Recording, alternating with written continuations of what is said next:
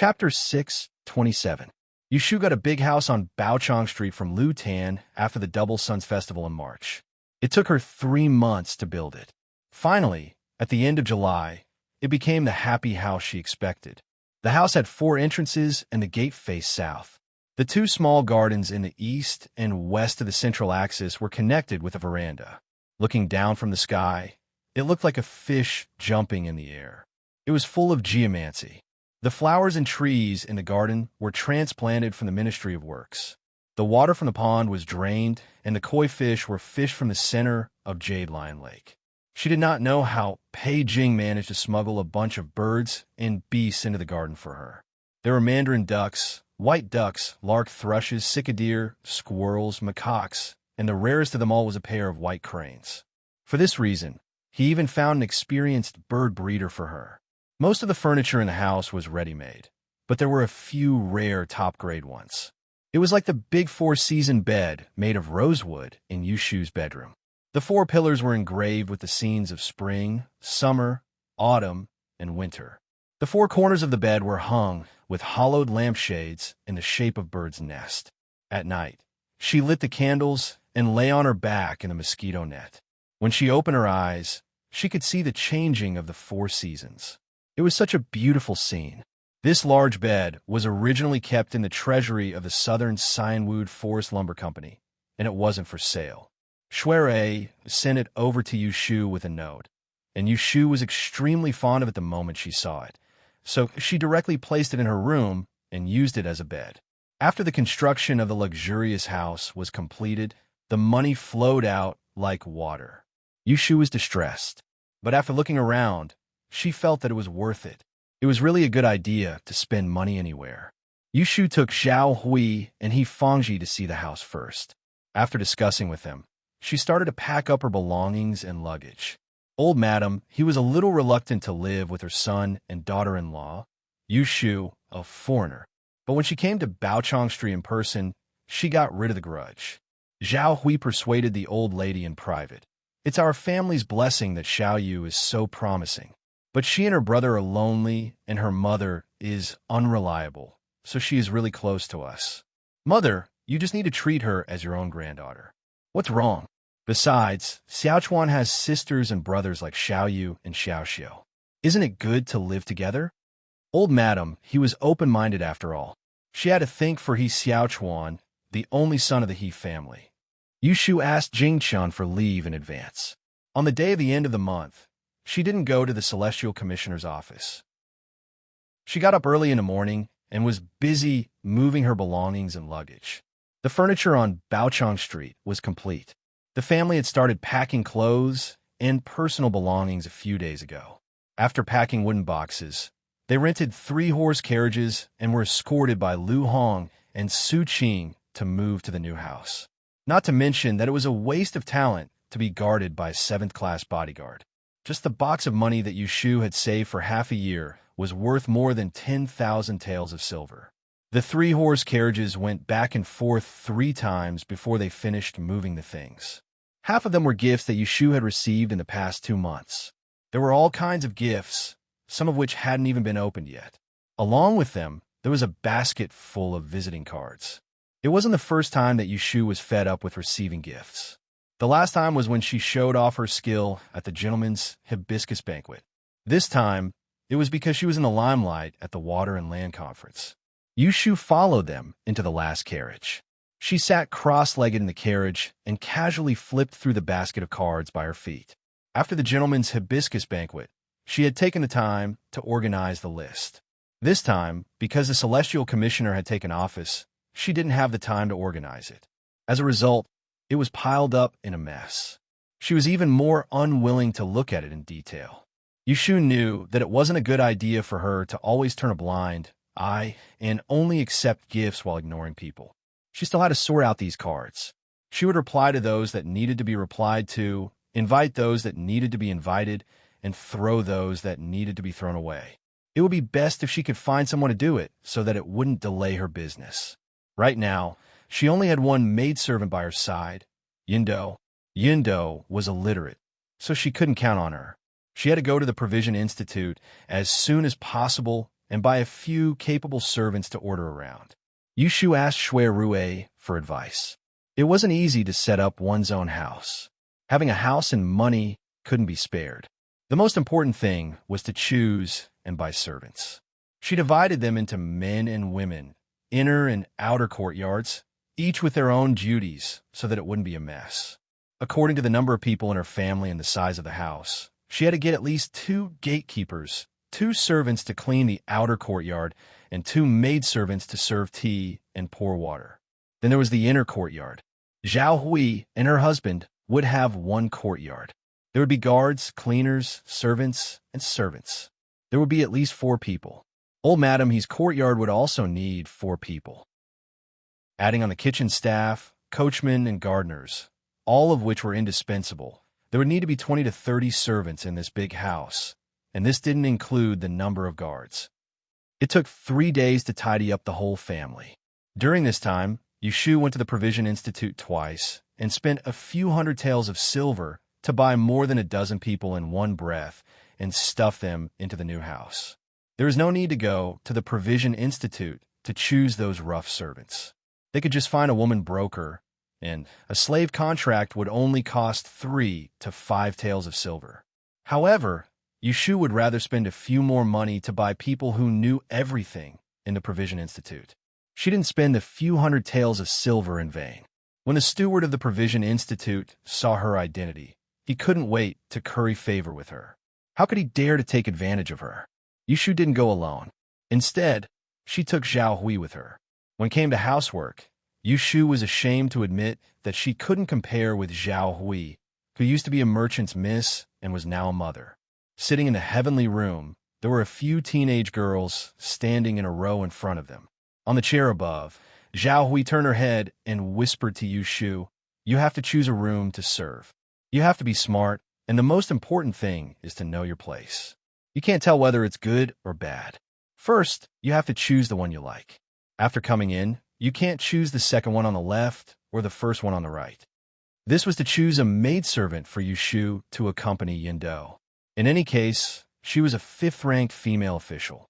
Compared to the example of a noble family, 2 maidservants were already shabby. Even Xian Lu, the daughter of a noble family, had 4 or 5 maidservants in the front and back of the house. Yushu still had the independent thoughts of a modern person. She didn't like others interfering in her private territory, but she had no choice. She became an official, so there were many chores that needed to be taken care of. If there was only Yindo, that little maidservant would be exhausted to death.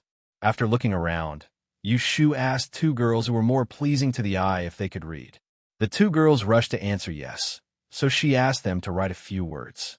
When she took the words in her hands, she saw that their handwriting was even worse than her beginners.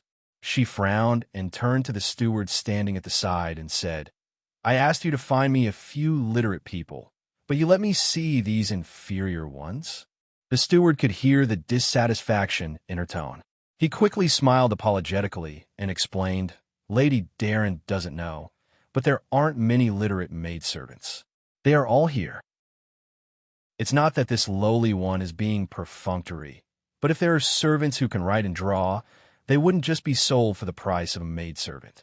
Those were all women that rich men would pay a high price to buy to play with. If I want you to find them, just find them for me. Are you afraid that I can't afford the money?" She mainly wanted to find someone to be her private secretary, so her requirements were naturally high. "Lady Darren is joking." The steward laughed dryly twice. "Then please wait a moment. This lowly one will be back soon." Saying that, he took a group of girls out. Some of them saw that they couldn't follow such a good master like Yushu, so their eyes showed disappointment. When they walked to the door, they couldn't help but look back at Yushu pitifully.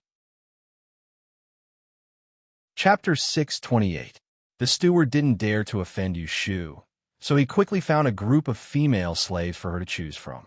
Among them, there were many young ladies from official families who had been convicted and sold. Not only were they literate, but they were also proficient in the 4 arts. On the way, the steward kindly reminded them, "The one who came back is the Celestial Commissioner, a female official of the 5th rank. She is quite famous in the capital.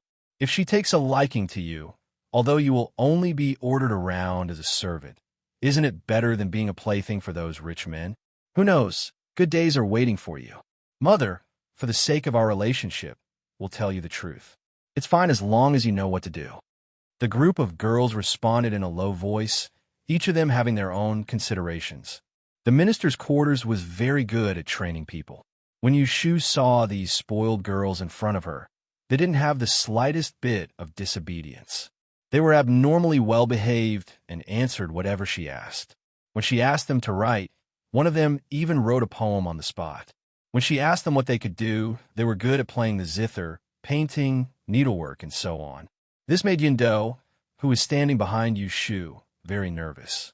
She was worried that her daughter would buy these maidservants who were several streets ahead of her, and then look down on her in the future.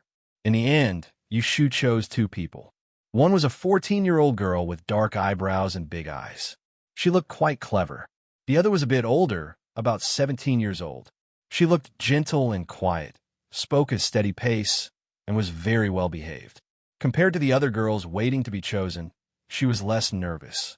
For these two people, the steward asked for a total of 180 taels. On one hand, he was careful because he was afraid that Yushu would think it was too expensive.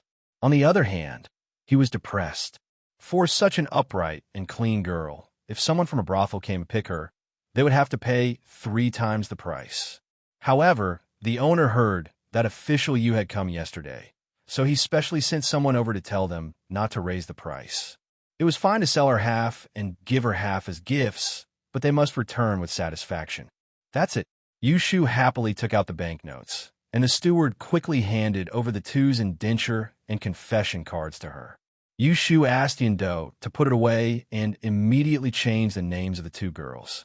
She couldn't think of any elegant words, so she used the meaning of the 5 elements. The older one was called enchanting, and the younger one was called Liner. Seeing that Yushu specially gave them new names, Yindo quietly pouted. Enchanting and Lin received 2 small bundles from the disciplinarian aunt under the envious gazes of their friends.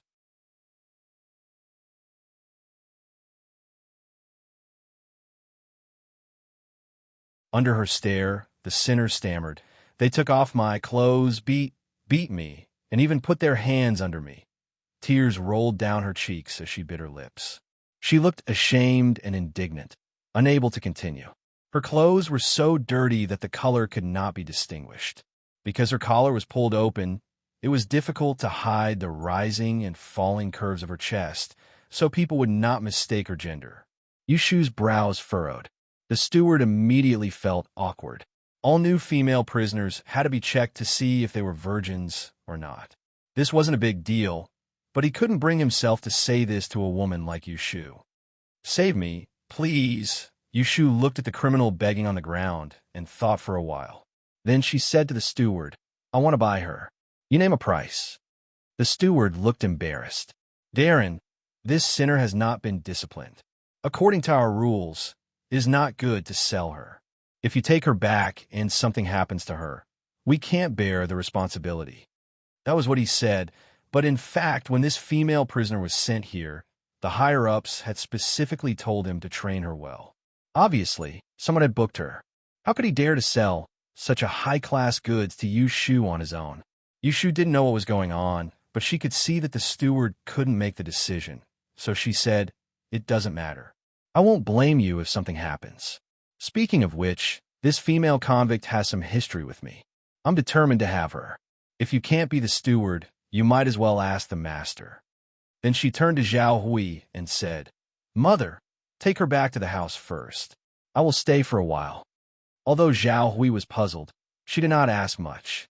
She nodded and left first.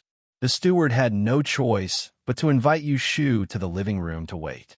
He sent the female prisoner over and then left in a hurry to report to the higher-ups. Yushu sat on a chair and looked at the female prisoner, who was kneeling on the ground with her hands and feet tied. She bent down and called her a Kue. Chapter 629. Yushu brought in Beikue out of the enclave and did not take out a single silver coin. Instead, she received an invitation from the owner of the enclave, letting her know who the backer of the enclave was. The name of the invitation was Lu Jiong, Prince Xiang's heir. That was to say, the enclave was the property of Prince Xiang's residence. Lu Jiong asked someone to send the invitation to Yu Shu without saying anything else. He did not mention anything about meeting her, a popular person, and acted as if he was doing her a favor. He was so solicitous for no reason, but Yu Shu could not figure out what he meant. She could only take him away first and mention it to Shui Rue later. It was not until they sat in the carriage that Baikue believed that Yu Shu really wanted to take her away. Regardless of the narrowness of the carriage, she knelt at her feet and kept repeating the word thank you. If it was not for Yu Shu sensing something was wrong and quickly pulled her up, this Donging girl would have kissed her shoes. Yu Shu pressed her to her side and roughly examined her body. She found many traces of torture. It was no wonder that she was humiliated in the enclave after coming out from prison and was scared out of her wits, wanting to escape. And Baikue was pulled around by Yu Shu and did not resist at all. She obediently knelt at her feet until Yu Shu pulled a cloak over her head, covering her naked body. Feeling warm, she could not help hugging her shoulders, trembling and sobbing softly. Yu Shu could not hear the sound of people crying, but seeing that she was really pitiful, she could not open her mouth to make her shut up. She could only pat her head like she was stroking a puppy and said, "Do you understand the official language?" And Baikue stopped crying and nodded her head hard. After saying that, she found that it was not right and quickly changed her words. "I understand." Yu Shu made an sound, patting her head from time to time as her mind wandered. She didn't know why she would take this child in. Rather than saying that she suddenly became kind, it would be better to say that it was a spur-of-the-moment action. If she really brought him out, she would owe Xiang Prince Fu a favor, and it would be too late for regrets. All right, I'll just treat it as doing a good deed every day. Her hand paused on the top of her head, and she tried to tell her, as succinctly as possible, the envoy from Dong committed the crime of deceiving the emperor. You were a criminal, and you were supposed to be locked up in that place, just now to suffer, but I bought you out. From now on, you are my slave. Your life is mine. I can keep you, but you have to listen to me. Otherwise, I'll send you back. Do you understand? The head under his hand shrank for a moment. Then he replied, Kue Z understands. Yu Shu was satisfied with her tactfulness. He didn't try to scare her anymore. Returning to the mansion on Baochang Street, Yu Shu brought in Baikue to her courtyard and called Yindo over. She handed the person over to her to clean up before going to Zhao Hui to ask for some ointment for her. Xin and Lin had just arrived. They were eager to show off in front of Yu Shu. Without her instructions, one fetched water and handed her a handkerchief. The other brewed tea and fanned herself, then helped Yu Shu change her clothes and shoes. When she sat on the couch, they knelt on the footstool and massaged her shoulders and legs. Yu Shu felt very comfortable being served, and she wanted to take a nap. She closed her eyes and actually fell asleep. This sleep lasted until the evening. It was Yindo who came in to wake her up. Yu Shu sat cross-legged. Just as she stretched, Lin tactfully added a cushion on her back. When Yindo saw the actions of the two newcomers, she felt depressed. It was originally her business, but now it was taken over by others. Looking at the girl enjoying it, how could she be happy? No, she had to work harder. She couldn't let the newcomers be inferior to her. Miss, that person has been washed and the ointment has been applied. Do you want me to bring her over for you to take a look? Bring her over. Under Yu Shu's command, Kue was brought before her in a short while. The Japanese girl who had changed into a maid's dress was not as exquisite as the one she had seen at the Landwater Conference. However, her fair skin and light eye color still made her stand out from ordinary people. Master. Once Kue entered the room, she knelt down with both knees on the ground. Her hands were pressed against the side of her face, and the tip of her nose was touching the ground. She knelt without any hesitation to show her respect. The maids in the room looked at each other in dismay when they saw such a great gesture. Yu Shu waved her hand and asked them to leave. She then called Kue to stand up and ask her questions. You're called Kue. Is it your real name? Master, my real name is Kue Z. Abe is a fake surname they gave me. She said with a face full of shame, I'm a lowly commoner and don't deserve to have a surname. Lowly commoner? Yushu asked suspiciously. Then who taught you to speak Chinese? I see that you speak it more fluently than that envoy called Yamada Jiro. It was my mother who taught me. She used to be a prostitute and was very smart. She learned Chinese from a benefactor. When I was young, she always told me about the Dan dynasty. She even taught me how to write calligraphy. Speaking of her mother who was a prostitute, Abe Kuei did not feel ashamed of her inferiority. Instead, she revealed a sorrowful expression. After listening to her background, Yushu suddenly suspected how she had followed the Japanese envoy to kidnap people. Was it because her eyes looked demonic and made it easier to bluff people? Yushu recalled the first time she met this child. Her hair stood on end when she was stared at by her eyes. That was why she paid attention and did today's good deed. What's wrong with your eyes? Was it hereditary or a disease? After asking this question, Yushu saw fear appear on Abe Kuei's face. She suddenly lowered her head and curled her body into a ball. It was as if she wanted to disappear in front of Yushu. What's wrong with you? Yushu was puzzled by her reaction. I beg Master to let me stay. Don't send me back. I beg you. Abe Kuei suddenly kowtowed to Yushu with her head on the ground. Yushu was startled by her actions. Then, she straightened her face and scolded. What are you doing? Shut up and get up. Abe Kuei was obedient. She shivered and held back her crying. She obediently got up and buried her head in her chest. She did not dare to look up at Yushu. Whatever I ask you, you answer it. Don't cry. Do you hear me? Hi. I asked you what's wrong with your eyes. Why are you crying?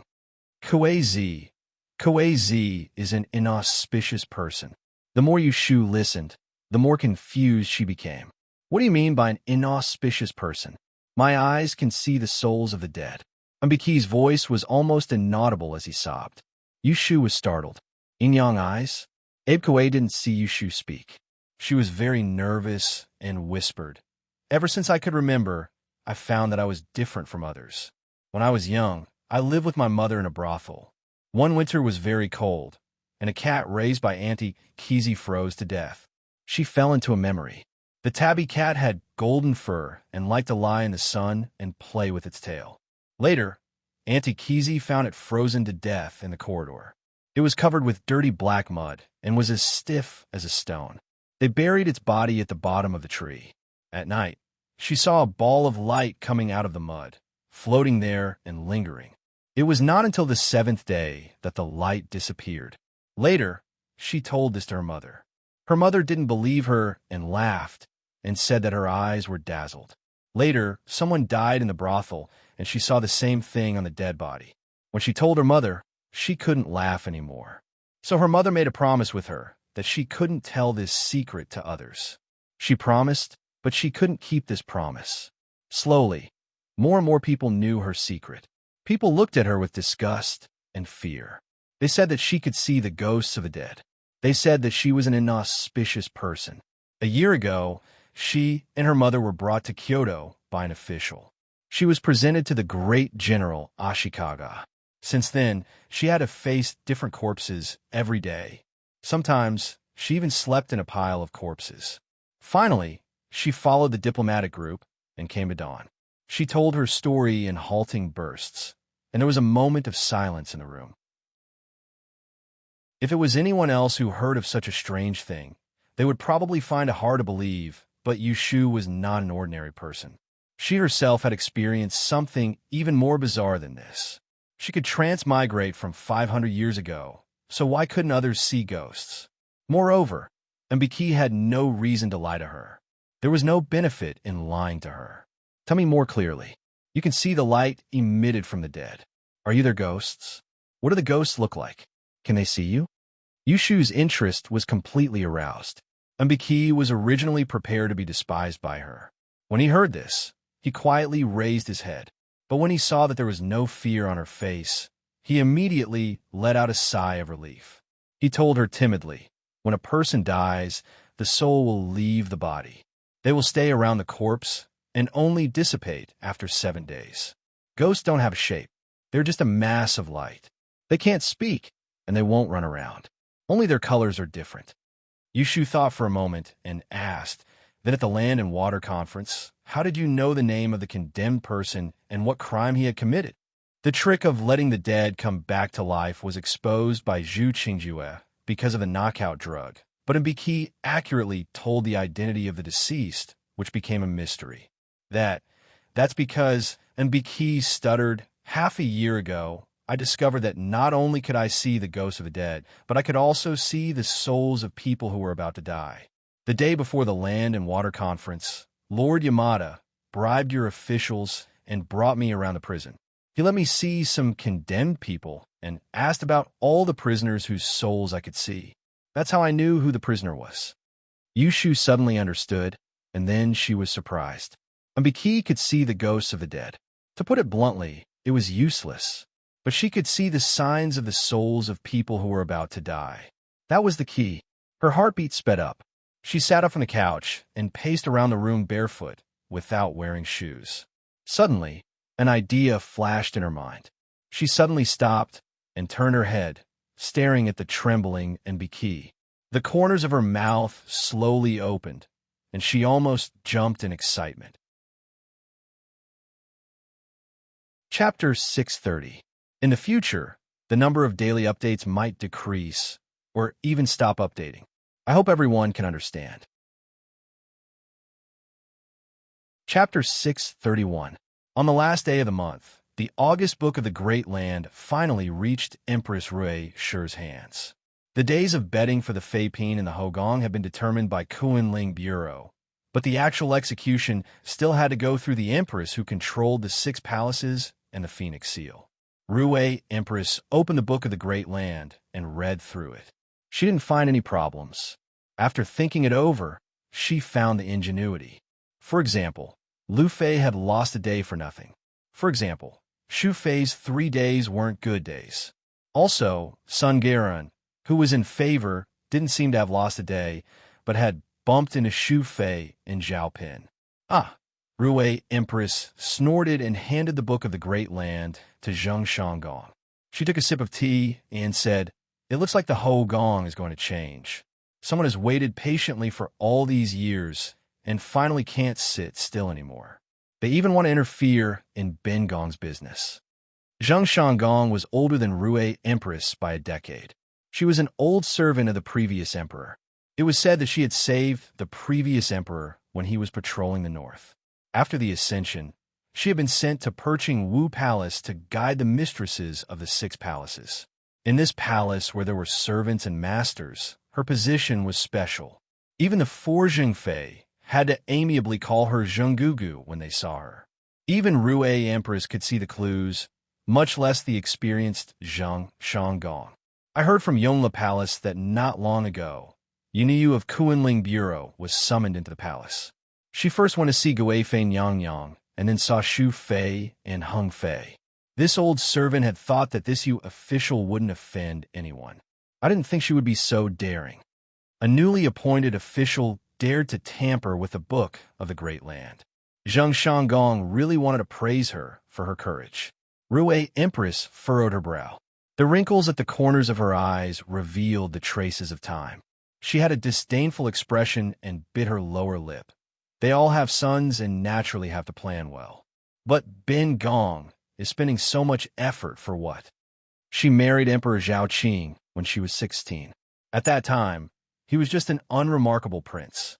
Who would have thought that after 3 years in the palace, although he was not conferred the title of king, he became a crown prince when the former emperor was in his old age. And in the crown prince's palace, several women with their own merits moved in. Xue Shi, who was younger and more beautiful than her, Yin Shi, who was richer than her, and Lu Shi, who was more gentle and considerate than her. The only thing she was stronger than them in was her identity as the crown princess. Emperor Zhao Qing loved beauties, and he was a passionate but unsentimental person. When she was young, she didn't care about meat and vegetables. Her eldest son was the son of a bed-warming maid in the crown prince's residence. When she saw the child being born, it wasn't that she didn't hate him, but he was just 1 year old. That child would die the next day. His eldest son had died early. Because of this, Emperor Zhaoqing was depressed for a period of time. But very quickly, he had a second son, the third prince, who was the third of his children. He was born to a concubine that he was very fond of. Not long after the child was born, he became the crown prince, so he loved the third prince very much. He even asked for the title of concubine for his birth mother, Lu.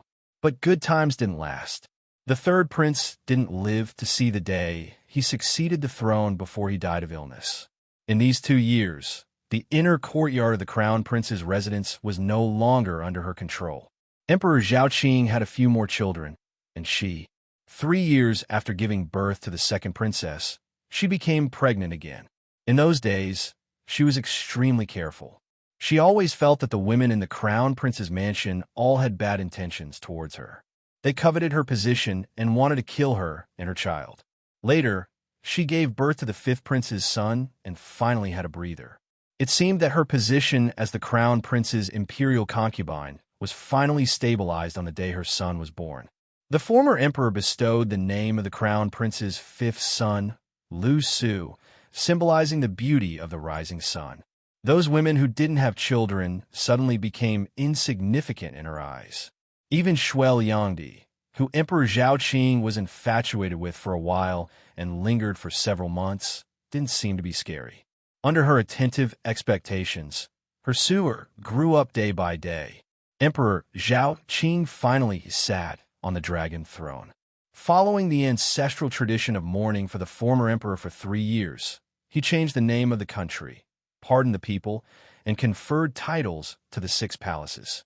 She smoothly became the empress, the motherly model of the country. But good times didn't last. Where Su'er was 4 years old, he drowned and died. She was extremely angry. Even when a young concubine provoked her in front of her, Emperor Zhaoqing's cold and heartless attitude couldn't compare to her anger at that time. She thoroughly investigated the 6 palaces and alerted the court. She wanted to find the murderer who murdered her son. Unexpectedly, in the end, she didn't find anything. It looked like the 5th prince had sneaked out to play and accidentally drowned. Other than that group of damned servants, there was no one else to blame. She went from anger to resentment. After all these years, she still couldn't forget it. She coldly watched the women in the inner palace fight openly and covertly and guessed which slut had killed her son. However, it was as if her eyes were shrouded in a layer of gauze. Layer after layer was pushed away, making it impossible for her to see clearly. Xu Fei, Ensure, was the daughter of the minister of the left. Her ancestry could be traced back 300 years. She was a branch left behind by the founding elder, Duke Pei. It could be said that her family had a long history. Her birth meant that as long as the Yin family didn't fall, Emperor Zhaoqing would never lack a place for her in the inner palace. Ensure had been born beautiful and talented, but she wasn't good at business. Her personality was cold and rigid, and she always liked to make trouble for Emperor Zhaoqing. So even though her family was the best, she had never received Emperor Zhaoqing's favor. She couldn't compare to Xue Shi, and she couldn't even compare to the ordinary Lu Shi. But what made people envious was that she had given birth to a good son. The 7th prince, Lu Hao, was skilled in both literature and martial arts. He was righteous and easy to approach. Adding on that he was studious and hardworking, he was the type of son that all parents in the world hoped for. So Emperor Zhaoqing greatly favored this son and had endlessly rewarded him from a young age. When the 4th prince's birth was low, and the princes before him had all died by the heavens and didn't have a son, he naturally paid the most attention to Lu Hao. Empress Rui felt that the most suspicious person was Xu Fei. But with Xu Fei's personality, she didn't seem like a woman who was skilled enough to kill without leaving any traces. Then there was Xue, noble consort. As the daughter of the right minister, she came from a prestigious family and had 3 generations of loyalty. She had been arrogant for a while in the crown prince's fu. This had to do with her father's prestige in the court, and the fact that her Tanhua older brother had been recognized by the previous emperor. But later, bad news came out of the Xue family. First was old Madame Xue's death from illness. Then that great young master, Xue, suddenly died on his way out of Jing. She had been in the Fu for 3 years without any news. Because of this, Shui became well-behaved, until she entered the palace and gave birth to the 9th prince. Before she could be proud again, Emperor Zhaoqing gave her another blow. Using the excuse that his body was weak, he sent the young Lu Tan to Mount Longhu to recover. This trip lasted for more than a decade. It was so long that Empress Rui couldn't help but feel sympathy for Xuan noble consort. Who would have thought that in the blink of an eye, the 9th prince would be summoned back to Jing and shock the world at the double Yang gathering? Even the 7th prince, who was older than him, had suffered a loss at his hands. Shui was a person with the position of Gui Fei on her head, but she was able to endure for so many years under all the rumors and be mocked behind her back. This kind of shrewdness, to be able to unknowingly kill her suitor, there was nothing wrong with it. But the problem was when the 5th prince had his accident, Xuan noble consort had just been diagnosed to be pregnant. Rui Empress had given birth to more than one child and knew the perseverance of a mother. When she was pregnant, her only thought was to protect the child. Even if it was for the sake of the child in her womb, she wouldn't allow any danger to appear by her side. Where would she have the extra thoughts to harm others? Nyang Nyang, your body hasn't been well recently. It is best not to think too much. Zheng Shanggong saw Rui Empress's thoughtful expression and guessed that she was thinking about the incident of the 5th prince's death. As he advised in a warm voice, he put the Book of Kuan into his sleeve, saying, Nyang Nyang doesn't have to worry about Sun Guiran. Maybe you will hear good news this month. As to the Imperial Lady of Kuan Ling Bureau, since the Holy One gave her a title, it is to honor this person. Rather than going against her, why don't we invite her in to form a good relationship and see what kind of person she is? What can Zhongcui Palace give her? We don't lack for her. Chapter 632. Yushu had rested for 2 days because of moving. As soon as she returned to the Celestial Commissioner, she received the Empress's order. She was not surprised at all. She packed up, gave a few words to Wen Xiao, and then went with the people sent by the palace. The Phoenix Perching Palace wasn't as cold and cheerless as Yushu had imagined it to be. Golden-colored glass, colorful paintings, exquisite sky flowers, and green-potted plants filled the corridors. In this early autumn season, there wasn't the slightest bit of desolation. The eunuch led her into the palace door, and a palace maid came forward to guide her all the way to the side hall facing the sun. In other palaces, other than the palace master who lived in the main hall, the left and right side halls were mostly occupied by low-level concubines. Only Shiwu Palace was occupied by the Empress alone. This was the privilege of the Empress. She knew that this Empress was not favored. She had sat on the Empress throne for many years, but she had no children. She gave birth to 4 children for Emperor Zhaoqing. The 2nd princess married the Tao Wan Guan Grand Scholar. The 5th prince died at a young age, and the 10th princess died a violent death. Now there was only a 9-year-old 14th princess by her side. The process of meeting the Empress was much more complicated than when Yushu visited noble consort Shui. She first changed clothes in the incense room in the side hall, and only had a thin shirt left. Her hair was almost scattered, and she had to comb it again. She had a special palace maid check her belongings and register them one by one to make sure there was nothing she shouldn't bring. Then she rinsed her mouth and lit a stick of incense in front of her. She sat quietly for a while and waited for an experienced old mammy to speak. Then she put on her clothes and went out. Yushu had already looked through the books in the Celestial Commissioner.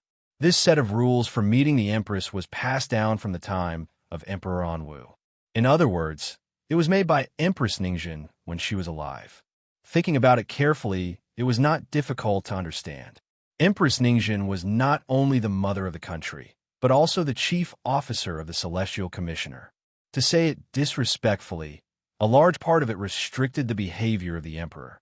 At the beginning of the founding of Da, and the customs and culture of the previous dynasty influenced the generation. Women's status was not as good as men. Many people thought that women should not interfere in court politics. There were many officials who attacked Empress Ningjin. By establishing such a rule, a lot of trouble was avoided. For example, this stick of incense in front of him had a purpose. It was called Three Thoughts Fragrance. It was said that in the past, there was a minister's wife who had some friendship with Empress Ningxin. Because her husband and son were convicted, she entered the palace to plead for mercy. With the determination to die, she smeared poison on the hairpin. Originally, she thought that if Empress Ningxin did not agree to her request, she would commit suicide in front of her.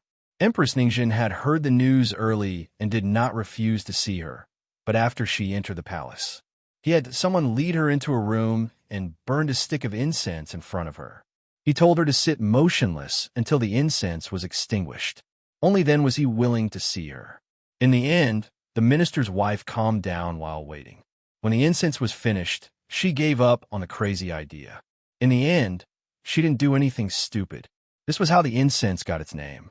This was a psychological tactic, but it was used in the rules of the palace. Yushu flipped through this piece of unofficial history in the collection of Taisher Library. She had to admire Empress Ningxin's wisdom. Of course, Yushu didn't have any bad ideas. She leaned against the back of the chair and closed her eyes to rest. She didn't care about the old nanny who was staring at her. There were a few palace maids standing in the room. They quietly raised their eyes to look at this legendary messenger Miao Ling and secretly thought that she was really extraordinary. Those who came to Phoenix Perching Palace for the first time to visit the concubine were all trembling with fear and trepidation. However, this one in front of them was very relaxed and didn't even have a drop of sweat.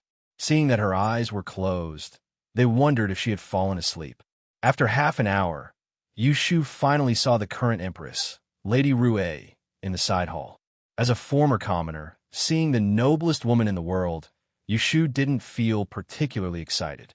Empress Rue's body was slender and thin. At first glance, she looked extremely weak. She was wearing a beautiful gold and luan robe, her long silk tail hanging on her feet. Large gold pearls and bright jade hung from her heavy bun. She wasn't as beautiful as Lady Shui, wasn't as arrogant as Lady Yin, and wasn't as amiable as Lady Lu. There was a faint smile on her face. When she spoke to Yushu, it seemed intimate, but there was an indescribable indifference. This subject greets the Empress. Long live the Empress. Yushu knelt down. After kowtowing, she heard Empress Rue speak. No need for formalities, grant a seat. Two palace maids carried over a chair. It wasn't a stool or a block, but chair with a backrest. Yushu glanced at the chair and instantly understood. The Empress had summoned her into the palace, not to make trouble for her regarding the Kuan book, but to express goodwill. Thank you, Nyang Nyang, for your grace. Yushu sat down on the chair. She raised her head and looked at Empress Rue. She didn't behave like those female officials in the books and the chambermaids. The old mama on the side saw that she was so unruly and frowned. She was about to scold her when she was stopped by a look from He Gong, who was standing behind Empress Rue. Ha! Empress Rue laughed and said to Yushu, I heard that envoy Miao Ling was originally from the south. Yushu replied, Yes, this subject is from Eyang. Eyang? Ben Gong has never been to the south. What are the customs of your hometown? Tell me about some interesting ones. Even though Empress Rue appeared to be approachable, her words couldn't help but contain a sense of superiority. Yushu knew that she was trying to find a topic to warm up and cooperated by talking about some of the things in Eyang City. Empress Rue was very interested and occasionally asked questions. In the end, when it came to food, she had the servants present 3 colored pastries. She said that the imperial chef had just made the pastries from the south this morning for Yushu to try. After drinking tea and eating pastries, Empress Rue felt that it was time to warm up the atmosphere and went to the main topic. Kuan Ling Bureau presented the Kuan book for the 8th month. Ben Gong has seen it. Did the envoy make it? Yushu wiped her hands with a handkerchief and answered seriously. It was after this subject made a divination, and the right commander Darren made the final decision. If Empress Rue couldn't see what was hidden in the Kuan book, she wouldn't be able to sit peacefully in her position. Yushu knew that she would ask, so she laid an ambush in her words. It sounded like Jing Chen's final decision wasn't bad, but who knew that the entire thing had been arranged by her alone. Jing Chun hadn't changed anything, stamped it, and submitted it to the palace. Pausing, a thread of unease appeared on her face. She asked, "This subject is frightened. Is there anything wrong with this month's koan book?" Empress Rue saw her unease, and her voice softened slightly. She said, "There's nothing wrong. But Ben Gong is in charge of the Fei Pin of the 6 palaces. There are some things that Ben Gong has to say to the envoy. Ben Gong's body had been unwell before and was only able to see you today. I heard that you have already met with the Nyang Nyang of the other palaces. They must have already explained some matters to you. There is only one point that Ben Gong has to mention again." Yushu stood and bowed, asking, "Please tell me, Nyang Nyang." Chapter 633. Yushu knew in her heart that the Book of Earth in the 8th month would definitely be against Empress Rue's wishes. Before entering the palace, she had speculated what countermeasures Empress Rue would have. Would it be like Shu Fei to intimidate her, or would it be like Lu Fei to move her with emotion and lure her, or would it be like Shui Gue Fei to not hide anything and clearly wanted to win her over? She hadn't thought that Empress Rue didn't threaten or entice her. Instead, she started to talk to her about great principles. His Majesty has a myriad of affairs to attend to every day. During the day, he has to meet with the civil and military officials and review memorials from all over the country. Only at night will he be free. Only when he returns to the inner palace can he take a short rest. If he is exhausted and meets some insensible and unlikable palace girls, wouldn't that be troublesome? The female envoy should know that the creation of the Book of Earth was a rule passed down from the time of Emperor Shingzhu. The original reason was for the Emperor's dragon body's health. If she blindly followed the rules and disregarded His Majesty's likes and dislikes, wouldn't that be putting the cart before the horse? His Majesty is the ruler. The female envoy is the subject. The subject cannot understand His Majesty's heart. How can I share the burden of the ruler? Rue Empress raised her voice in the last sentence. That slightly displeased expression was clearly questioning Yushu. But she didn't directly blame Yushu for tricking her in the Book of Earth in the 8th month. It wasn't that she didn't follow the rules, but that she was too well-behaved and didn't care about the Emperor's feelings, so she lost her role as an official. Hearing this, Yushu couldn't just sit there foolishly. She lowered her head and left the chair that she had just warmed up. "Your Highness is right. This subject was negligent." Yushu's mind was very clear. She couldn't challenge the Empress directly, so she could only say yes. Rue Empress saw her submit, and her expression softened. Her voice became gentle again. "It is good that the female envoy understands reason. Ben Gong isn't purposefully making things difficult for you. Considering that you are a new official, it is inevitable that you will make mistakes. In the future, you should be more flexible. Being rigid isn't a good thing. Just take the Kuan-Ling Bureau's Kuan book this month as an example. There are some arrangements that aren't suitable." Speaking of this, Yushu certainly had to ask the Empress to point out which parts were inappropriate. Rue Empress raised her hand, and He Shang Gong, who was standing at the side, handed over the Kuan book that had been copied in August. She flipped through it and said, "The newly promoted Sun Guiran in the palace is one with good fortune. His Majesty also likes her. Ben Gong saw that you arranged for 3 days. You are treated more generously than other people. This is not bad, but there is a problem with the day you chose. One day, she is behind Shu Fei. The other day, she is behind Zhao Pin. You probably don't know, but these two are both noble. As the day nears, it's hard to avoid jealousy and causing a headache for the Emperor." Yushu thought that Rue Empress would keep her in suspense, but she clearly sided with that Sun Guiran. Her words were simply telling her, Sun Guiran is protected by Ben Gong.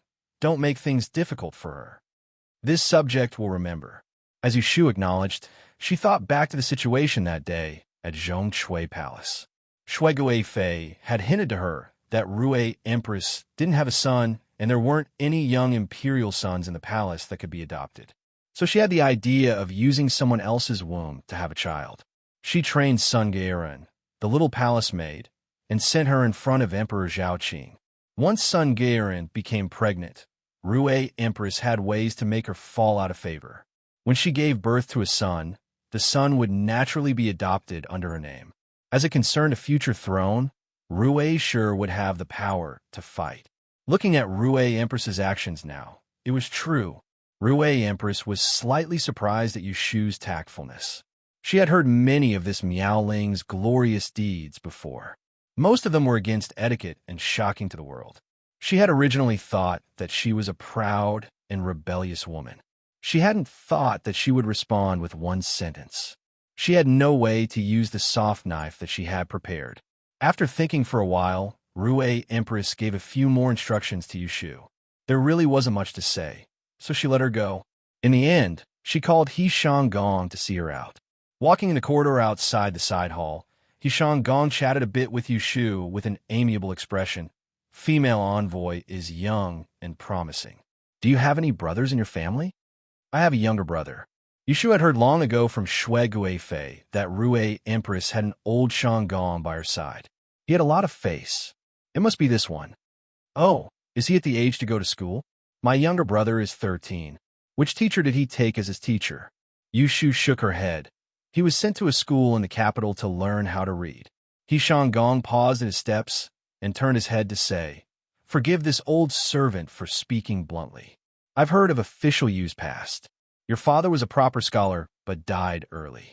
If he has a son, why doesn't he inherit his father's legacy? The young masters of Enling City, while they all go to school, all of them have a famous teacher. If young Master Yu is a scholar, he will naturally be taught by Darren. But if he is a scholar, at this age, he should find a famous teacher. Otherwise, wouldn't it be a waste of his future? Yushu had a thoughtful expression. She really hadn't thought about finding a virtuous and respectable teacher for Yu Xiaoxiu to discipline him. It wasn't that she didn't care about Yu Xiaoxiu's future.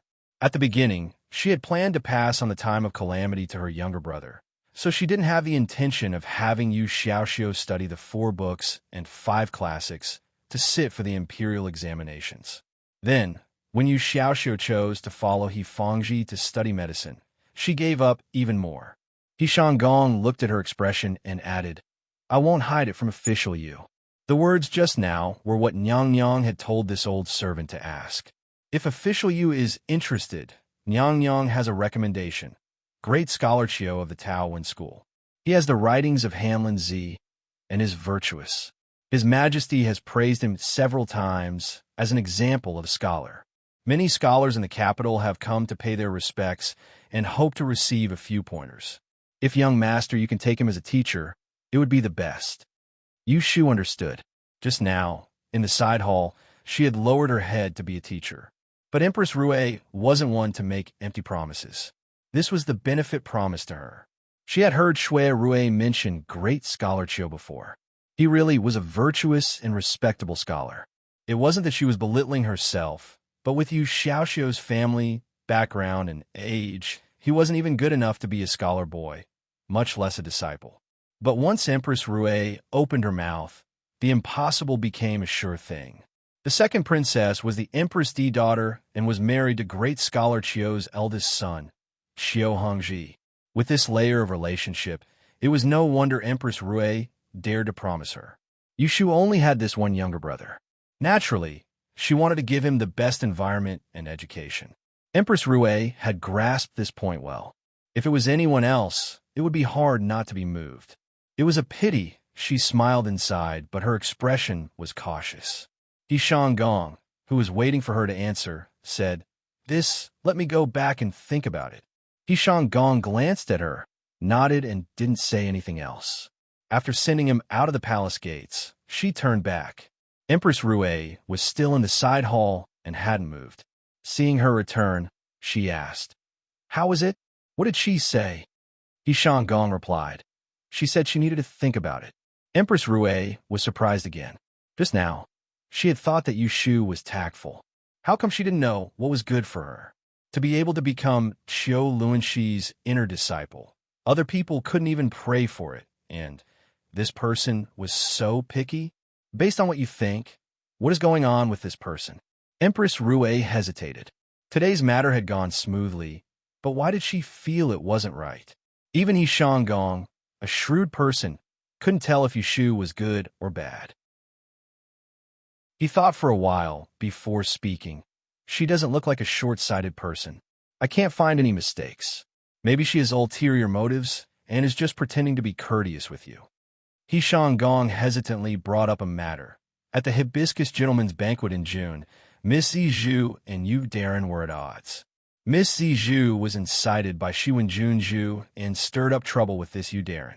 Duchess Jing almost threw her out. Adding on the rumors, Yu Darren is someone who hates evil. It's possible that he doesn't have a knot in his heart. The corner of Empress Rue's mouth curled up. She sneered. She dares to go against Ben Gong? Lend her 10 guts. Chapter 634. Yushu came out of Perching Wu Palace. The little eunuch led the way. She followed behind with her hands behind her back, thinking about the instructions she had just received from Empress Rue. She was in Kuanling Bureau and was a female official. She had to interact with the consorts in the Hogong. She couldn't just stay out of it. She couldn't curry favor from all sides, so she had to choose a good teammate. Of the 4 heavyweights of the Hogong, Consort Lu Xian had been implicated in the Imperial Envoy's headless case and had lost. Lu Yi, that boy, had no hope of inheriting the throne. Xu Fei didn't need to be said. Her Lao Qi, Ning Wang, was a good son, but Yushu had been ambushed by him multiple times. He was an enemy and not a friend. In the future, it could be a life and death situation. The possibility of turning an enemy into a friend was almost zero. As for Empress Rue, even though she was the mother of the world, she pitifully had no children. Seeing that Emperor Zhaoqing was getting old, she was forced to think of using someone else's womb to have a child. Even more, that son Gue might not even be able to have a son. It was very risky to stand with her. As for Imperial Consort Shui, she had the support of her maternal family, the Shui family. Lu Tan was a good boy, unlike Lu Yi, who was a pile of mud that couldn't be helped. Most importantly, there was the unspeakable relationship between Yushu and Shui Rue. All in all, there was the possibility of being on the same side as Imperial Consort Shui. So Empress Rue's speech to her in Perching Wu Palace was a waste of words. Yushu thought it over again and felt that it was best to be on the same side as Imperial Consort Shui. Once she stepped out of the palace gates, she threw Empress Rue's instructions to the back of her mind. She wasn't afraid of threats. She didn't care for rewards. Since Empress Rue hadn't taken advantage of her, why should she listen to her orders? The consorts with status in the Hogong learned that Yushu had been summoned into the palace by Empress Rue on the same day. When Xu Fei heard news, she immediately sneered. She hadn't seen the Book of Great Earth in August.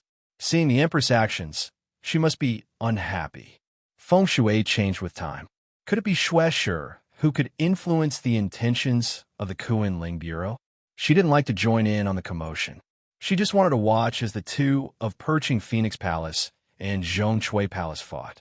Consort Lu listened to her trusted palace maid and said worriedly, "I don't know what the arrangements are for this month. Even the Empress has been alerted. Could it be that official Yu accepted the Empress's bribe and didn't do a good job?" Concubine Lu, on the other hand, was able to keep her composure. She rested her embroidery on her knees, and the needle and thread in her hands did not tremble at all.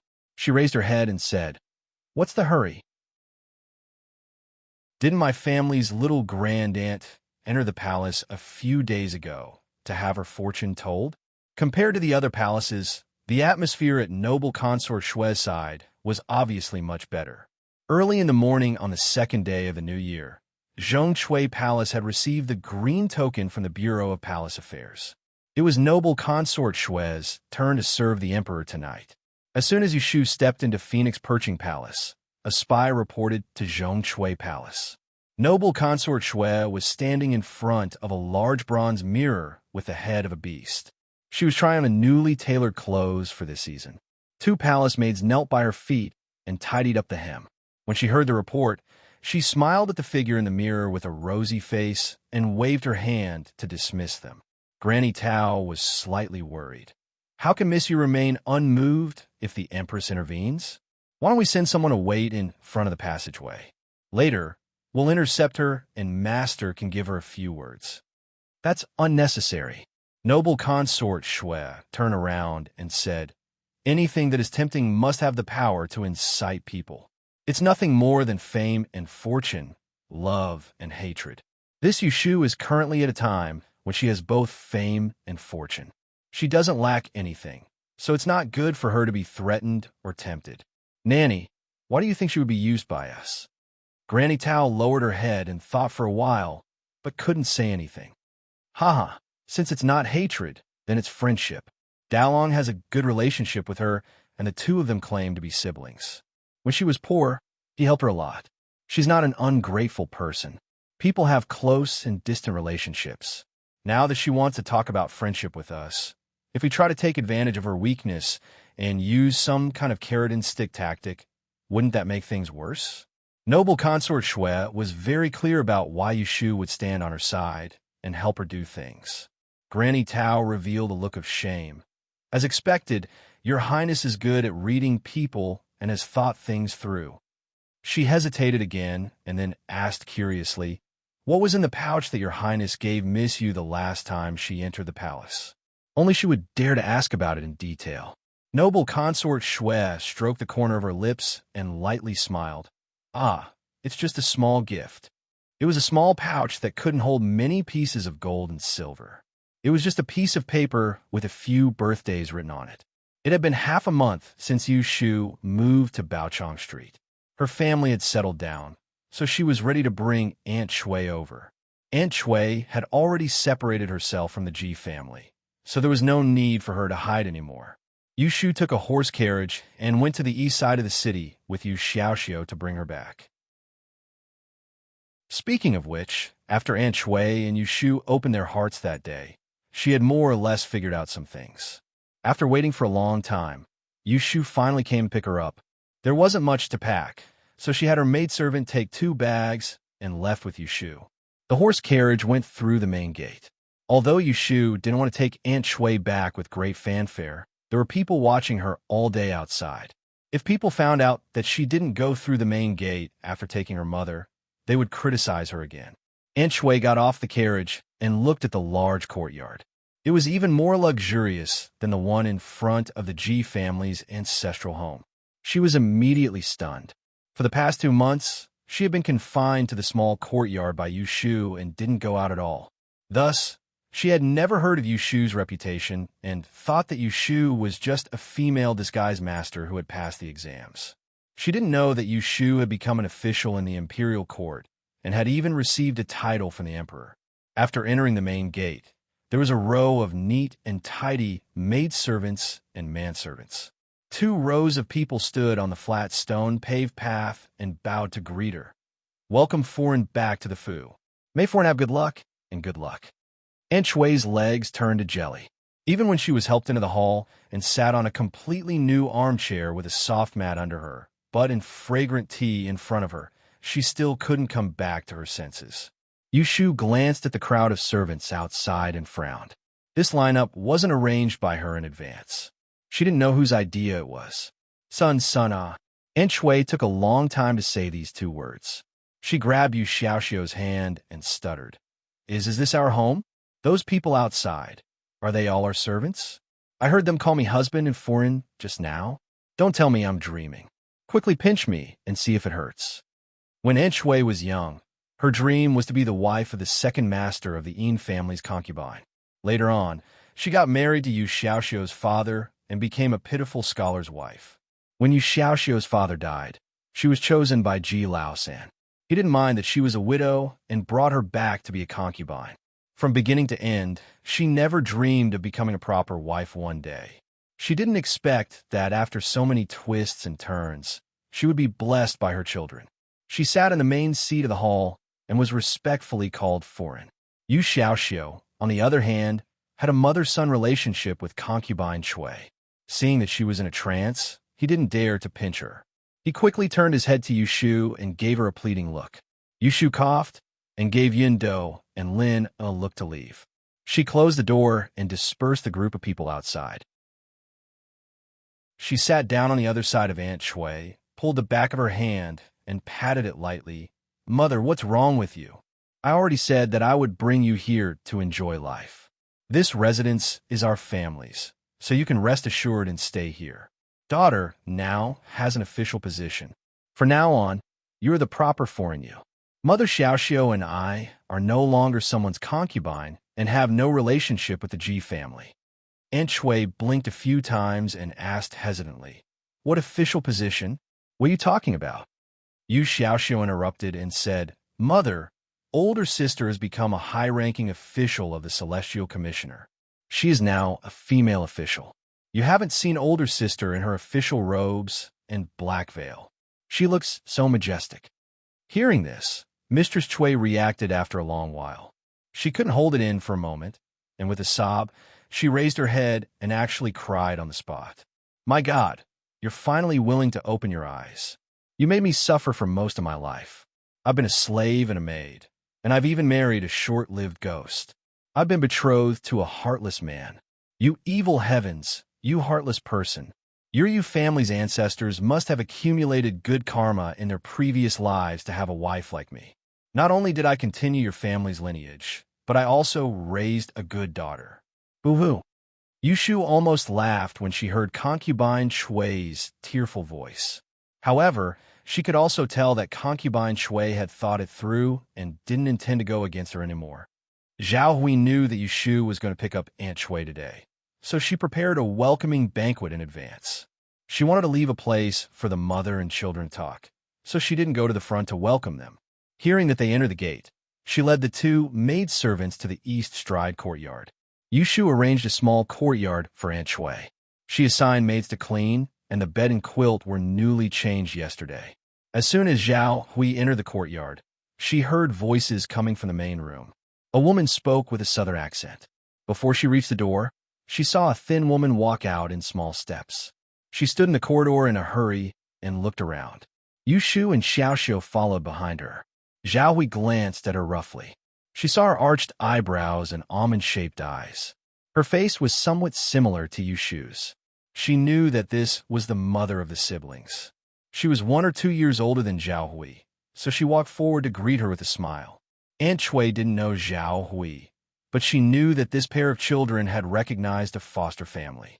On the way here, Yushu told her something again. It was nothing more than telling her not to be petty. The two families were a family, and they could live in harmony in the future. Aunt Shui didn't want her children to find other parents and show filial piety for no reason. However, she didn't care about Yushu's affairs. Now that her daughter had entered this big house and became an official, she felt like she was dreaming. She didn't want to find fault, so she just responded to Zhao Hui with a smile. The two women struck up a conversation. "You praise my daughter's good looks. I thank you for taking care of the children for me." Sister and sister immediately called each other, not at all distant, which surprised Yushu. In the afternoon, Fangji didn't come back from the clinic.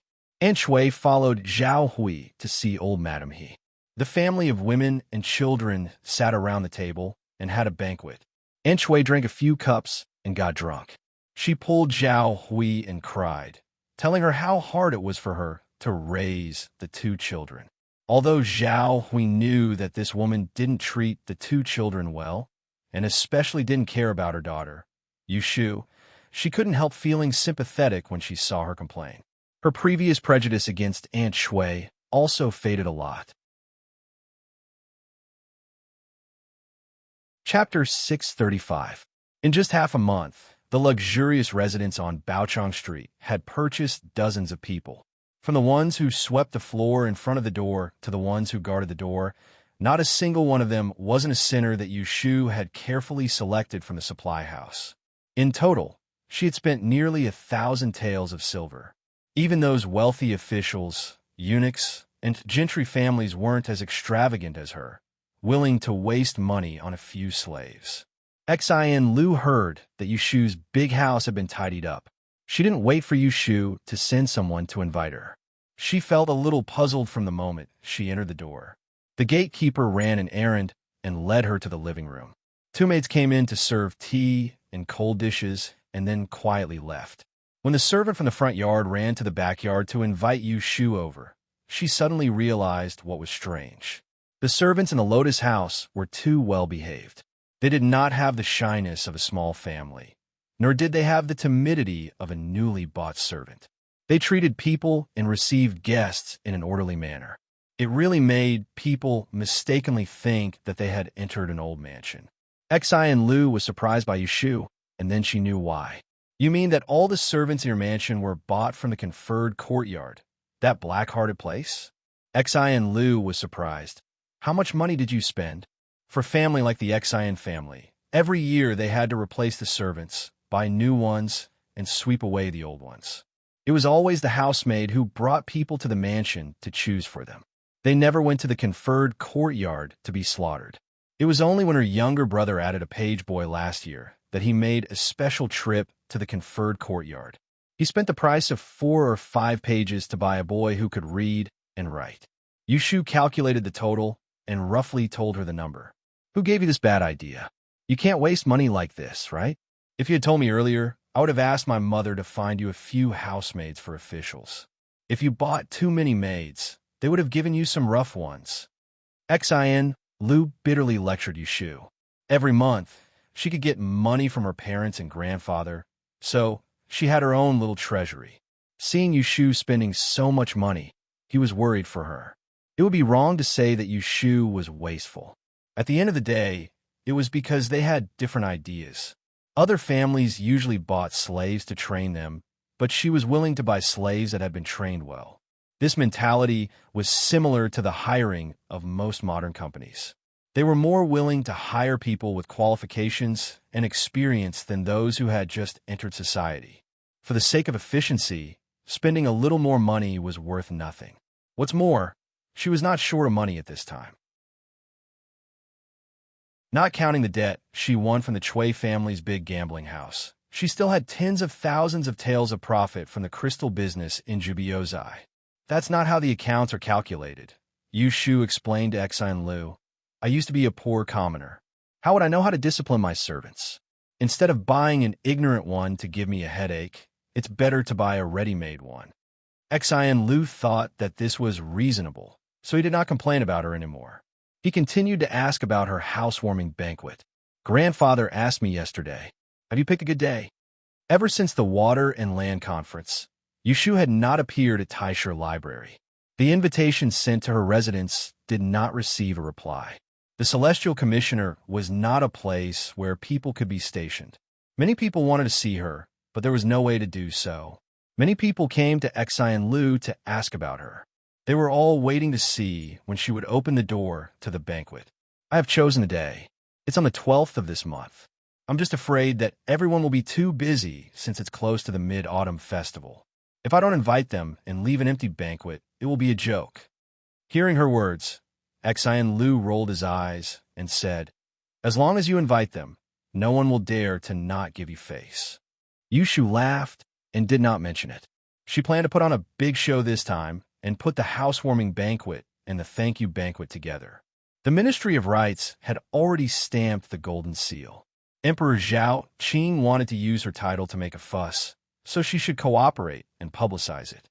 Next, Yushu proposed to bring Xian Lu to see her large garden. Xian Lu was dragged along by her, thinking that there was nothing much to see. It was nothing more than fake mountains and rivers, red flowers and green trees. However, after passing through a moon gate, there was only green mist in front of them. After a dozen steps, a plum-blossom deer raised its horn and took small steps, stepping on the fallen flowers on the ground. It passed in front of them, glanced at them, and continued to stroll, not the least bit afraid of strangers. Xian Lu widened her eyes and walked forward. She saw monkeys squatting on a mountain wall, big-tailed squirrels shuttling between the branches, and a row of exquisite bird cages hanging at the bottom of the corridor. Inside were thrushes, skylarks, and wrens. Everything was there. What attracted her attention the most was a pair of white jade canaries. They had the same white feathers and red eyes, and their cries were melodious. Her grandfather liked to play with birds. She would occasionally hear him recite a few lines from the bird scriptures, so she knew that these canaries were not ordinary rare. Xian Lu had seen her fair share gardens. She had even been to the Imperial Garden in the Imperial Palace. However, she had never seen someone like Yushu, who made her garden look like a wild mountain garden and raised a group of intelligent and adorable birds and beasts. This was the first time she had seen such a thing. Because of this, Xian Lu's interest in touring the garden increased. She dragged Yushu, walking here and there, picking flowers and weeds, playing with birds, and chasing foxes. She had a lot of fun. Before leaving, Xian Lu hugged a fluffy little rabbit that she had picked up in the grass nest.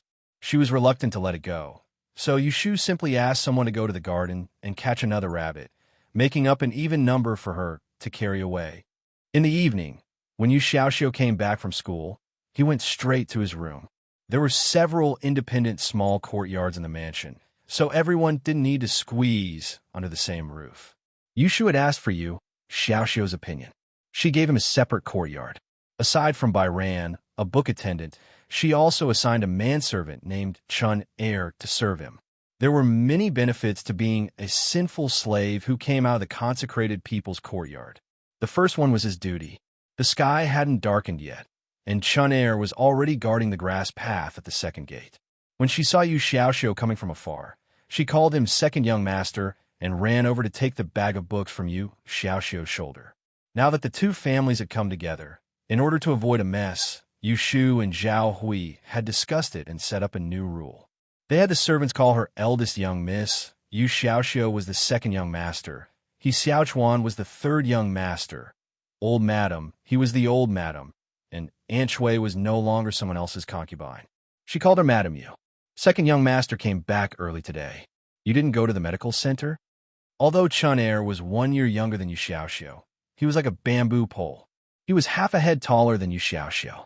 He held the bag of books with both hands and followed behind Yu Xiaoxiu with his back bent.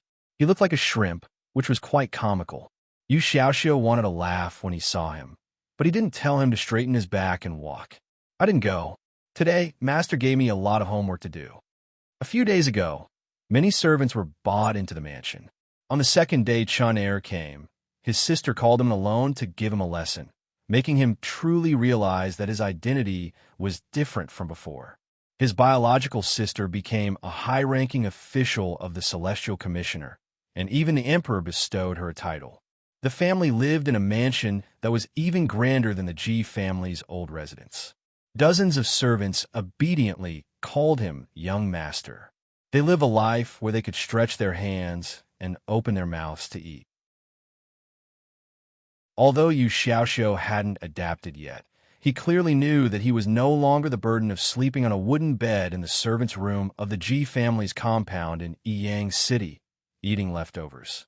Instead, he had changed from a half-servant to a master. The master and servant followed into the small courtyard. Bairan, who was wearing a brand-new silk gown, came out of Yu Xiaoxiu's study with a stack of red paper dotted with gold. When she saw them, she stopped to greet them. Second young master, school is over. Yu Xiaoxiu nodded and walked over to pick up the top invitation in his hand. He looked at it and asked, "Have you finished copying the name list my sister gave you?" Yushu had already sorted out the guest list for the 12th of August. Because all the servants in the mansion thought that Bairan's handwriting was the most pleasing to the eye, she gave him the task of copying the invitations. As a result, Bairan didn't follow Yu Xiaoxiu to Baichuan Academy to accompany him in his studies. Instead, he woke up early in the morning and stayed in Yu Xiaoxiu's small study to copy the invitations. He wanted to finish the task eldest miss had given him as soon as possible. "I've finished copying. I'll send it to eldest Mississippi." Bairan had grown a lot darker than when he was first bought. His originally weak little pretty face had a bit more heroic spirit. "Then go quickly and come back quickly. Don't delay dinner." Yu Xiaoxiu affectionately patted him on the shoulder. Even if there were many servants in the family, Bairan was different to him. This youth was smarter than him and was also a good scholar. He had once been a young master of a wealthy family, so there was no way he could order him around like a servant. Bairan softly snorted. He glanced at Chun Er, who was following behind Yu Xiaoxiu with a hunchback. She was wearing the same short-sleeved shirt that the mansion had just given to the servants. His heart was slightly bitter. He lowered his head and quickly left. Not long after Yu Shu sent Xian Lu away, Bai Ran sent over the invitations. She randomly picked a few and was very satisfied with the neat and beautiful writing. She called Yin Do, who was at the side, to give Bai Ran a piece of silver. Well done. In the future, I will add another set of paper and ink to Xiaoxiu's room. You should practice more when you have time. Don't delay it. A trace of happiness appeared on Bai Ran's slightly reserved face, and she quickly thanked Yu Shu. After receiving the reward, she withdrew and didn't stay for even a moment longer. It was dark outside. Lanterns were hung under the eaves of the courtyard. Bai Ran walked along the porch. He saw two people coming out from the opposite corner of the door. He recognized the one in front. She was the new maid of eldest Mississippi. Her name was Lin Er. The one behind had her head hanging down. He could only see half of her white neck. Bai Ran looked at her and quickly withdrew his gaze. He silently said in his heart, "Don't look at indecent things," and hurriedly went out of the courtyard. Xian led the recovered Akiko to see Yu Shu. She didn't pay attention to where Bai Ran went out. Akiko was more sensitive. She was walking when she suddenly stopped. She turned her head and stared at the direction of the empty courtyard. There was some doubt in her eyes. "What's wrong?" Xian saw her stop and look around. She pulled her and called her back to reality. Akiko quickly shook her head and timidly said, "Nothing." Chapter 636. The autumn had passed, and the weather had turned cold in the 8th month of the lunar calendar. Yu Shu generously asked Pei Jing to find a few capable tailors to buy a set of autumn clothes for the servants who had been bought in.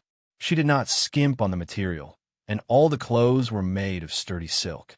She also gave each of them a pair of thick-soled shoes. And Bei Kuei wore a clean shirt with a small sleeve, and her hair was neatly combed into a pair of hair that hung behind her ears. She half knelt in front of Yu Shu with her hands clasped on her knees, so that Yu Shu could only see her bangs. With such an obedient and pleasant behavior, it was hard to imagine that she was a foreigner from Japan. Not long ago, Yu Shu brought her back from the concubine and asked about her background. After the incident, and Bei Kuei fell seriously ill. Taking into account that Bei Kuei had been tortured in the prison, she was placed in the backyard by Yu Shu and asked someone to take care of her. As for Bei Kuei's talent, Yu Shu wasn't in a hurry to use her. "This servant greets master and thanks you for saving my life. This servant has no way to repay you and is willing to work like an ox or a horse for you." And Bei Kuei ate, drank, and slept well at Yu Shu's place for a period of time. She didn't have to deal with the dead anymore, and Xian and Lin who took care of her, were gentle and kind. She was secretly glad that she had escaped from the abyss of suffering, and her gratitude towards Yu Shu increased day by day.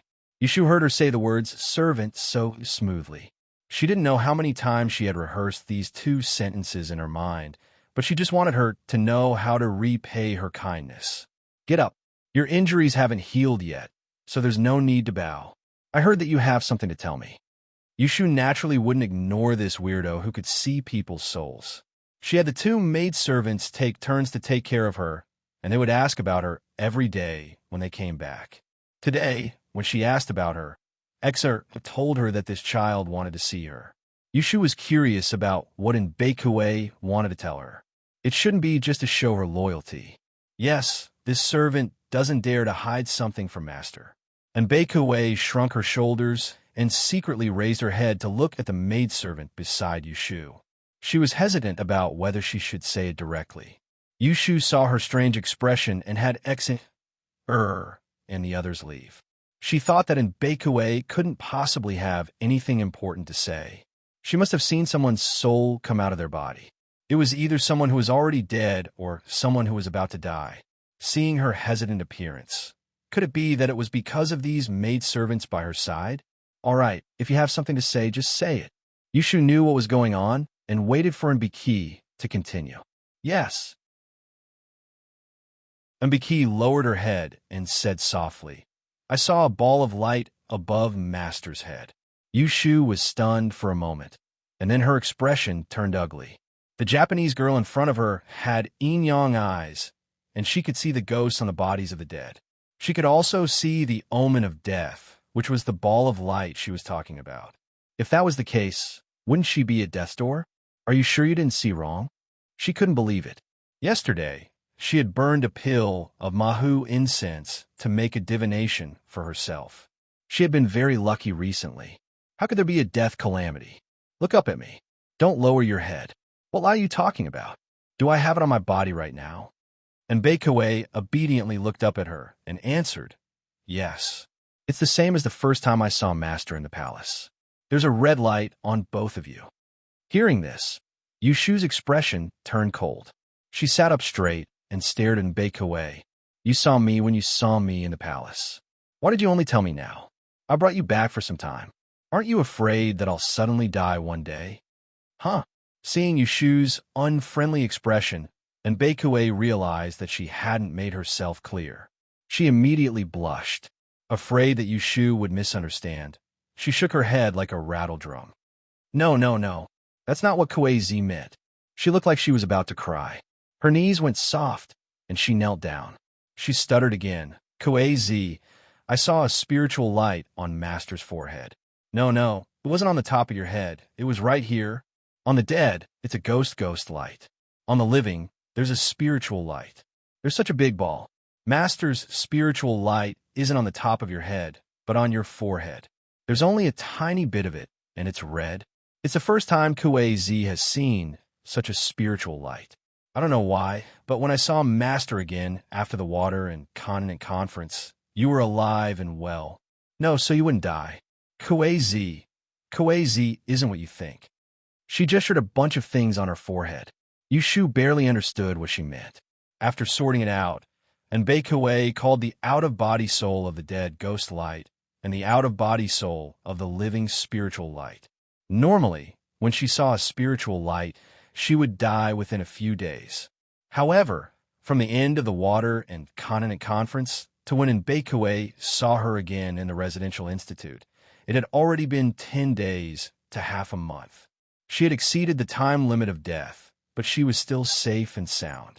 Therefore, Baekaway didn't think that the spiritual light she saw on her body was a sign that she was about to die.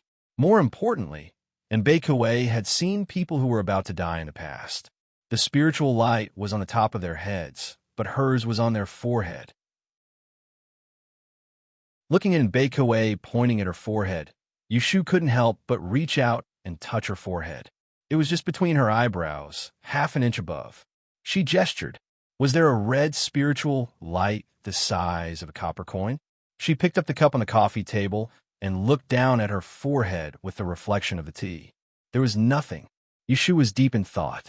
If Mbiki wasn't lying, then what she saw was undoubtedly her soul.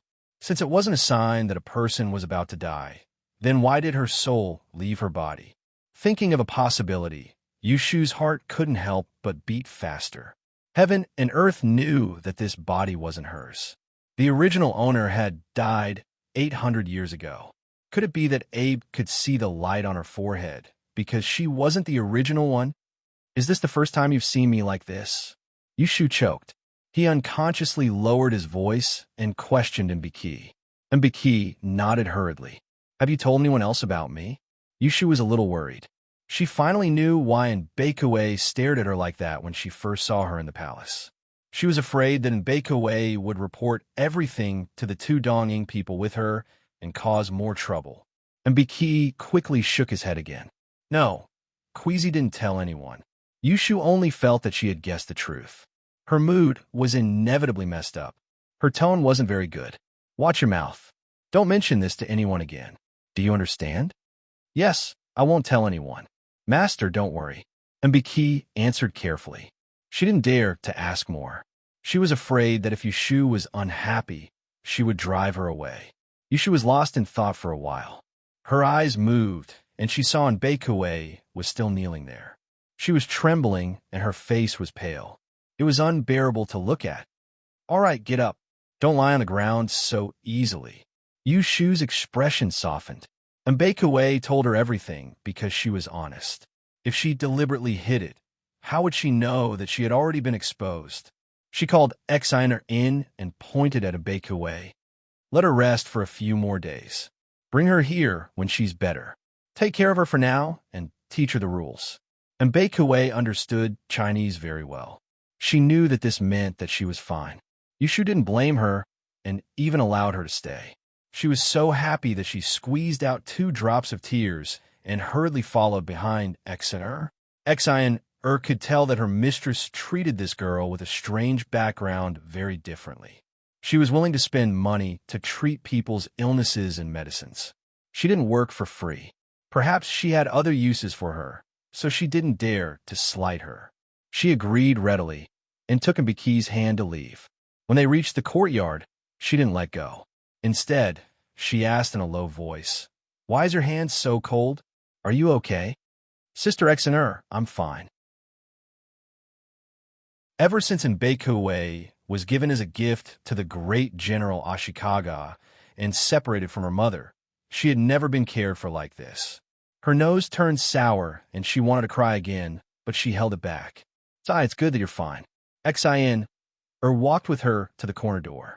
Seeing that there was no one around, she whispered to her, "I don't know what you did in the past, where you came from, or what crime you committed to be sold into the penitentiary. But since you're out, don't always think about the past. To tell you the truth, it's our good fortune to be able to follow a mistress like Mistress. Mistress is capable and kind-hearted. She's willing to treat us well.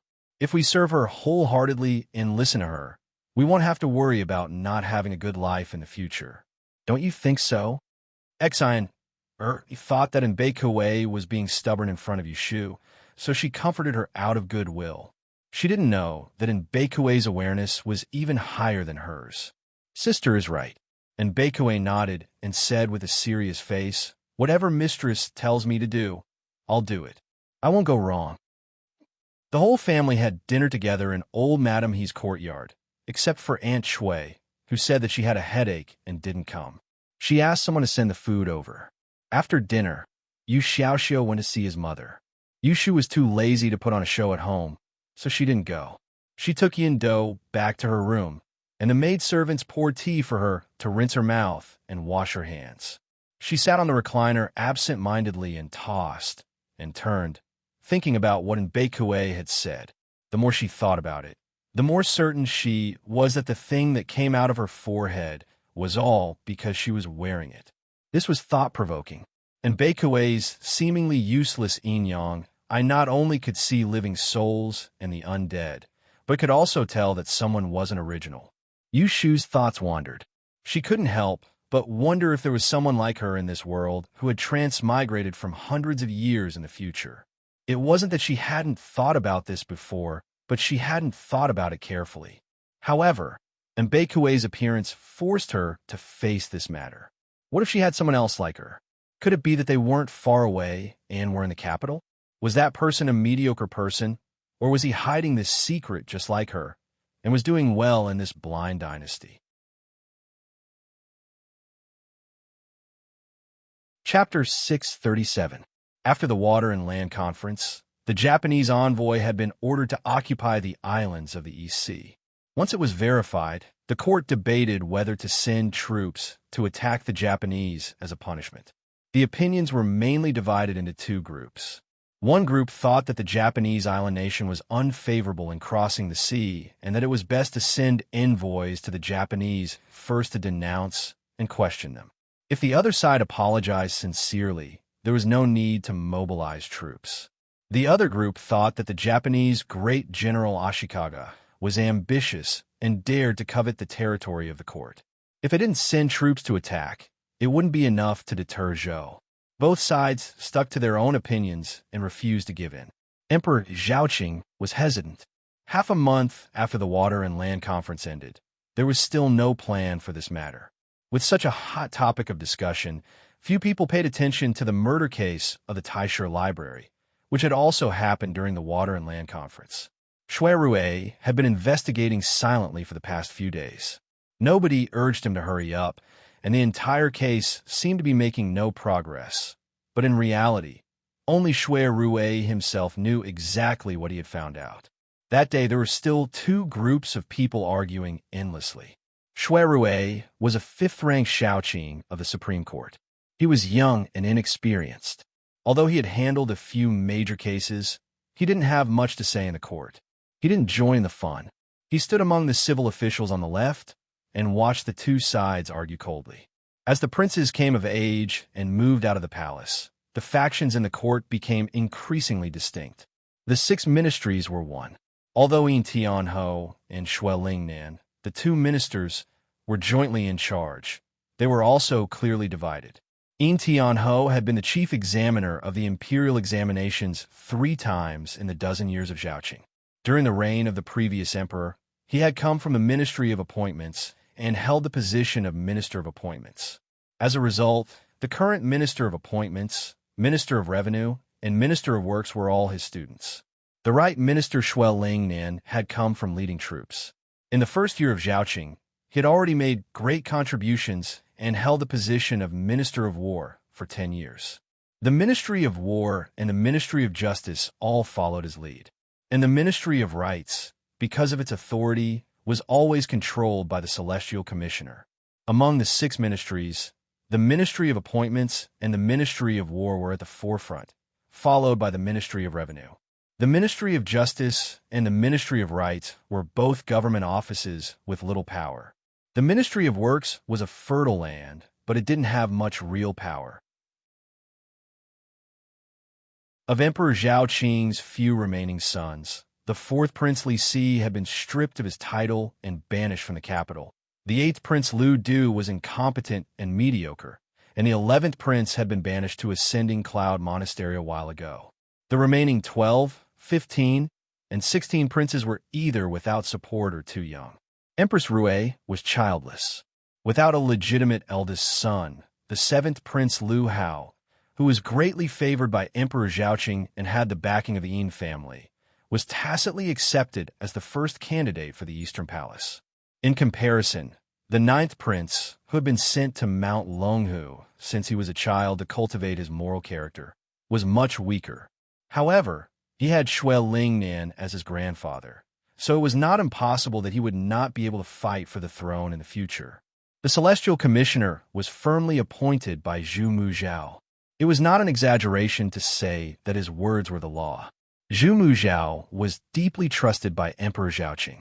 In recent years, the Zhu family had not had a woman enter the palace as a concubine, so they could be considered to be in the middle. Count Zhongyong's residence had not been as glorious as it had been in recent years, but the Rui family's connections in the capital could not be underestimated. This kind of connections was not built on scholarly honors.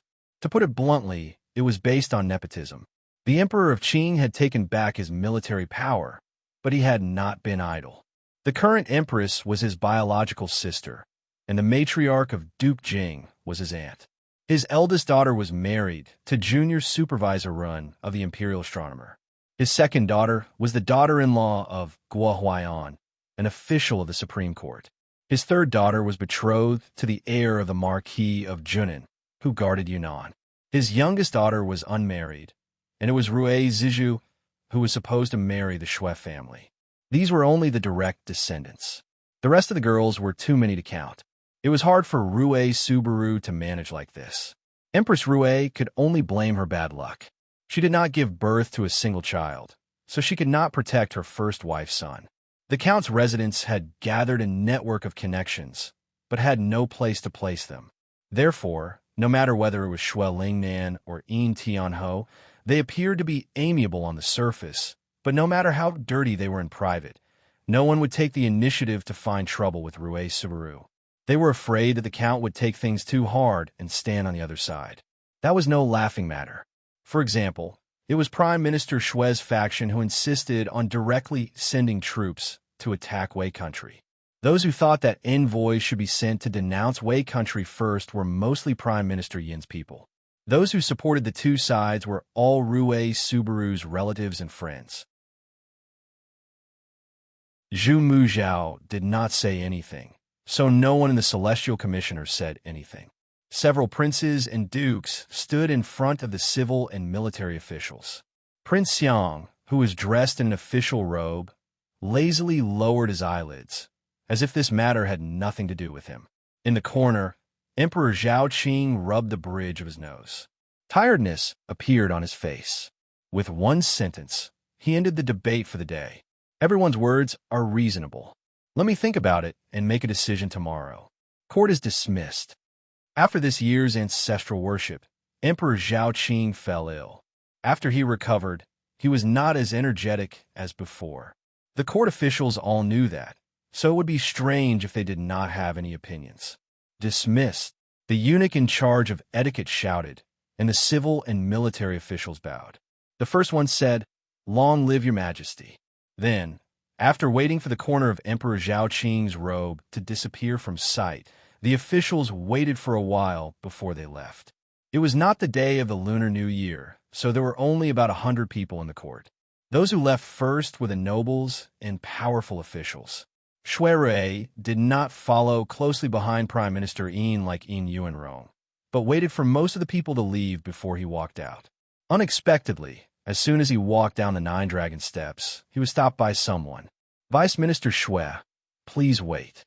Shui Rui turned his head and saw Ren Qiming dismissing a subordinate who was talking to him and walking towards him. His heart skipped a beat, and he guessed what was going on. "Vice Supervisor Run." Shui Rui cupped his hands and bowed slightly. "How was the investigation of the murder case in Taisher Library last month? Is there any progress?" Ren Qiming asked. Shui Rui sighed softly. "I am ashamed that I have not been able to find out the murderer's background." Ren Qiming said, "There have been a series of deaths in the library, causing the students there to panic. I will have to trouble Sir Shui to spend more effort on this matter. It is better to find the murderer as soon as possible." Hearing his words, if Shui Rui did not know about the case of a murderer, he would think that Ren Qiming was simply concerned about the safety of the students in Taisher Library. "Sir Ren, don't worry. I will not slack off." Ren Qiming nodded, turned around, and left. Shui Rui stood on the spot for a while until someone came up to strike up a conversation. Only then did he leave with that person. According to the schedule, it was Imperial Consort Shui's turn to attend to him today. After the court was dismissed, Emperor Zhao Qing did not even change out of his court attire. He strolled around the Imperial Garden for a while, and before the sky turned dark, he immediately set off for Zhongshui Palace. Along the way, he did not send the eunuchs to inform Emperor Zhao Qing, so when Emperor Zhao Qing stepped into the palace, Imperial Consort Shui was still sitting by the window, cutting flower branches. There was a pot of hibiscus that had just bloomed, and the pink flower leaves were glistening with silvery dew. However, it was not as beautiful as half of her face. Hearing the sound of footsteps, she turned her head and was startled. Immediately, she smiled like a flower and did not even bother to put on her shoes. Putting down her pliers, she got off the bed and was about to kneel down to pay her respects. However, her words were a little coquettish. "Your Majesty, why didn't you inform me that you were coming? I haven't even changed my clothes." If these two sentences were spoken by any other concubine in the palace, Emperor Zhao Qing would have fallen out with her, thought that the other party was being disrespectful, and walked away on the spot. However, facing the woman in front of him, he always had some tenderness and guilt that could not be dissolved. How could he not be happy? "Beloved, quickly get up." Emperor Zhao Qing did not wait for others to help him. He went forward to help Imperial Consort Shui up and pulled her to sit on the bed. With a pleasant expression, he said, "I walked over to your side unintentionally." He then looked up and down at the peach-colored unlined garment on her body. Her skin and bones that were exposed through the collar and cuffs were as white as crystal. He frowned and said to the palace maids kneeling below, "It's getting cold. Why don't you put on a few more clothes for your mistress? You're just sitting by the window to enjoy the wind. If she falls ill, I will not spare you." The palace maids serving in front of her were so frightened that they lowered their heads and apologized. Imperial Consort Shui gently shook Emperor Zhao Qing's arm and said in a gentle voice, "It's my fault for being afraid of the heat. Seeing that the sun is out today, I am too lazy to wear anything. They didn't listen to my advice. Now that you have come, you must stay and eat with me. In the morning, I ordered the kitchen to stew fresh deer tendons. This kind of weather is just right to eat." With just 2 sentences, the matter was over. Emperor Zhao Qing's attention was diverted. Imperial Consort Shui gave a look. Song Lan, the senior palace maid, hurriedly took a few servants, and quietly left. She secretly broke out in a cold sweat and then rejoiced. For the next few months, the Book of Heaven had been arranged according to Phoenix Perching Palace's wishes. Although the number of days that the mistress served in bed was not less, it was either next to the lovely new nobles or next to the Empress and fair consort Shu, the two big heads. Running over to eat with the mistress in broad daylight almost no longer happened. Fortunately, the newly appointed imperial lady favored our mistress. Otherwise, as the days passed, there would be less and less hope. Imperial consort Shui chatted with Emperor Zhaoqing for a while. She didn't talk about court politics or ask about his worries. She only picked out a few interesting things that had happened in Zhongchui's palace and told him. In the end, she even had someone bring out a large orange-red camellia to play with Emperor Zhaoqing. Emperor Zhaoqing saw that the flowers were well taken care of. After asking in detail, he discovered that this rare colored camellia had been cultivated by imperial consort Shui herself last year. Only when it had taken a good shape did she present it in front of him. Emperor Zhaoqing appreciated this interest and asked her. Everything was fine. Why are you in a mood to take care of these flowers and plants? Imperial consort Shui's smile froze. She lowered her head and gently plucked at the green leaves. With some reminiscence in her eyes, she chuckled lightly and said, Your Majesty, do you still remember that when I was still in my boudoir, you once asked my eldest brother to give me a pot of flowers? It was a camellia. In the blink of an eye, so many years have passed, but I still remember the blooming of the flower, just like the sunset glow of the setting sun. Then, her beautiful eyes turned to look at Emperor Zhaoqing. Pointing at the camellia between the two of them, she asked, Look, does the color of this flower look like the one you gave me back then? Emperor Zhaoqing was a bit dazed. He vaguely remembered such an incident, but he had long forgotten what color the flower was. Seeing that she was reminiscing about the past, he couldn't help but think of when he was young and spirited. He felt guilty and couldn't bear to ruin her mood. He only nodded and said, That's the color. It's good that you didn't forget. He then lovingly held it up and said, Since I gave you one back then, why don't you return it to me now? I like it, and we'll take it back to look at. How could noble consort Shui not agree? She happily gave it to him and said with a bit of heartache, Then your Majesty will definitely have people look after it. If it can bloom one more night, it will be one more night.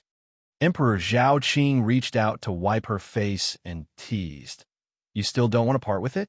How about this? The flower was raised with great care by you, so I can't take it for free. If you have any wishes, why don't you bring them up now? We will agree to them and treat it as an exchange. Noble consort Shui shook her head and said, Your Majesty has treated me well. I have nothing to ask for. However, Emperor Zhaoqing didn't agree. He insisted on her saying a wish and fulfilling it for her. The two of them pushed back and forth. Seeing that Emperor Zhaoqing was about to lose his patience, noble consort Shui timely relented.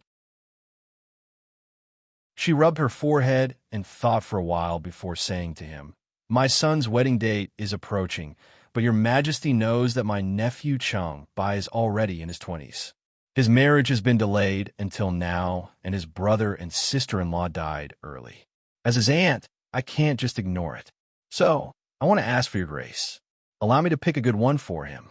In the future, when I choose a good family's young lady, I ask that your Majesty personally appoint the marriage. Emperor Zhaoqing hadn't thought that she would bring this up. It wasn't for herself or for Lu Tan, but for Shui Rui. There was some thought in his eyes, but it only lasted for a moment. Seeing the anticipation on noble consort Shui's face, he slowly agreed. We will do as you say. This concubine thanks your Majesty. Noble consort Shui immediately stood up in joy to give her thanks. She silently let out a breath. This matter had made her stifled for 3 years. Now, the Emperor had let it go. She didn't have to let the Empress disgust her for the 10th princess' death.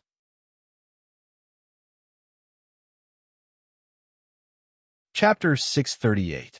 On the 6th day of the 8th month, Yushu's big house on Baochang Street officially hung a plaque on the door and opened the door to greet guests. This signified that she, The recently popular female disguise master had finally established her own house, from a female fortune teller to a female imperial official, and then to meowing messenger. In fact, before she hung it on the door, Yushu had hesitated about what words to inscribe on the plaque. She wanted to use her surname to establish a foothold, or she could use a fashionable and elegant name for her residence, such as Prince Yang's Dingbo residence. However, after she consulted Shui Rui's opinion, she still honestly chose the 2 words "Yu residence." She forced Shui Rui to write the words, so she didn't waste any effort to ask for any famous calligraphy. On the day of hanging it on the door, people lit firecrackers, burned incense, and prayed to the door god. There were many onlookers on the street, and they surrounded a section of the gate. They all saw an offering table on the doorstep. The table was full of offerings, incense, and candles. A young man wearing a bright green robe with big sleeves was facing the north, and his back was facing the crowd. He was holding 3 sticks of incense and kowtowing. There was a lot of discussion in the crowd. Some passers-by murmured, "How old is he to become the head of a household, and by such a big house? I really don't know which family spoils him." This remark was heard by the people next to him, and they laughed. A quick-witted person patted his shoulder and said, "Brother, don't talk nonsense. The owner of the house who is burning incense is not someone you can casually make up. Have you heard of the meowing messenger personally appointed by the emperor? Don't be fooled by her young age. She is a disciple of an immortal family. She can call the wind and rain and turn beings into soldiers." The person said in surprise, "Isn't the meowing messenger a woman?" Looking at the person burning incense in front of the door, he could see that the person's figure was more slender than that of a man. It was indeed a woman. Yushu opened a red carpet in front of the main gate and gave some instructions. Zhou, who brought a few servants with him to distribute the wedding cakes to the neighbors who were watching the bustle. The fist-sized cakes were filled with bean paste and peanut stuffing, filling up 2 large baskets. Every bite of the cakes added liveliness to the new house. On the day of hanging the door, Yushu did not intend to invite outsiders. She only sent someone to the minister's mansion to inform them. On this day, Shui Rui still came. It was bustling at the front. The main door was wide open, and the voices of people could be heard. The women folk stayed in the backyard and did not come out, but He Fangji and Pei Jing stayed in the living room at the front to keep them company and talk to Shui Rui. Yushu was now a 5th-rank official, and her rank was not lower than Shui Rui's. So He Fangji, a common doctor, and Pei Jing, a businessman, did not have to be reserved when they sat in front of the minister's mansion's eldest son. In addition, Shui Rui deliberately lowered his position and regarded himself as a junior, so the 3 of them had a lot to talk about. At first, when I met little Yu, I thought that she would be a successful person. Later, when I found out that she was a girl, I felt that it was a pity more than once. Who would have thought that she would be able to live up to expectations? Now, she has a scholarly title and an official position. Even as her uncle, thanks to her, my life has been getting smoother and smoother. Pei Jing felt honored when he mentioned Yushu, and he wasn't stingy in the slightest to fiercely praise this niece of his that he'd picked up for free in front of Yifangji and Shui Rui. Indeed, because Yushu got rid of Bai Qing and replaced him as the chief manager of the Taiheng Chamber of Commerce. And because Yushu provided the unique crystal business, he not only earned a lot of money, but also gained a foothold in the capital's Chamber of Commerce overnight. Even the chief manager of the Tongji Chamber of Commerce, which was known as the capital's first, had to smile and call him Mr. Pei. When Shui Rui heard this, he smiled and turned to look at the figure walking over from the direction of the main door. Seeing that Yushu had arrived, Yifangji asked her to entertain Shui Rui and led his brother-in-law to the back to see their son. Earlier, he had asked Zhao Hui to remind Yushu about the misunderstandings between men and women. Now that she was an official, she could go in and out of the court, so these small matters were no longer restricted. After Yushu's mansion was completed, this was the first time Shui Rui returned home. The 2 of them got busy. After not seeing each other for some time, the first thing she did was to take him to the garden.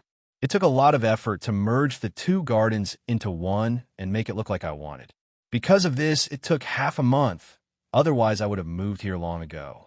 Last month, I wanted to invite you over to take a look, but I couldn't find you. Let's go. I'll take you to see the scenery. Shui listened to her boasting, as if her garden was not worse than the Dingbo Hall that the emperor gave to the Prince of Xiang. He secretly laughed at her exaggeration, but didn't say it out loud. As soon as he stepped into the garden, he didn't feel anything out of the ordinary. Instead, the air seemed to be exceptionally fresh. However, after following her for half a circle in the garden, he heard a clear cry. Turning his head, he saw a pair of red-crowned cranes with white feathers standing by a small pond not far away, foraging for food. Finally, he couldn't help but reveal a look of surprise. How can you raise something like this? Cranes are mascots. Not to mention that these things are not easy to get. Many rich and powerful people in the capital try to raise them in captivity. But after the summer, these birds had to migrate for the winter. If they were kept in a cage, they wouldn't eat or drink until they starved to death.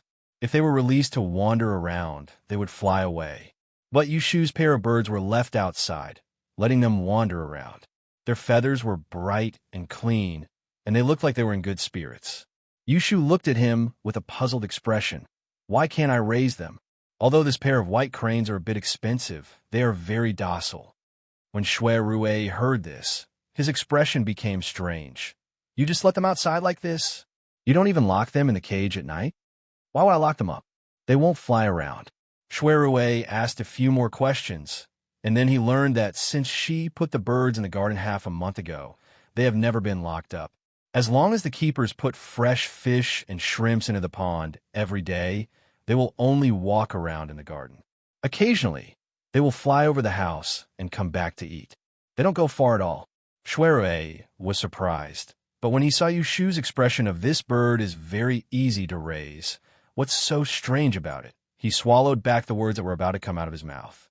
Then he began to pay attention to the layout of the garden.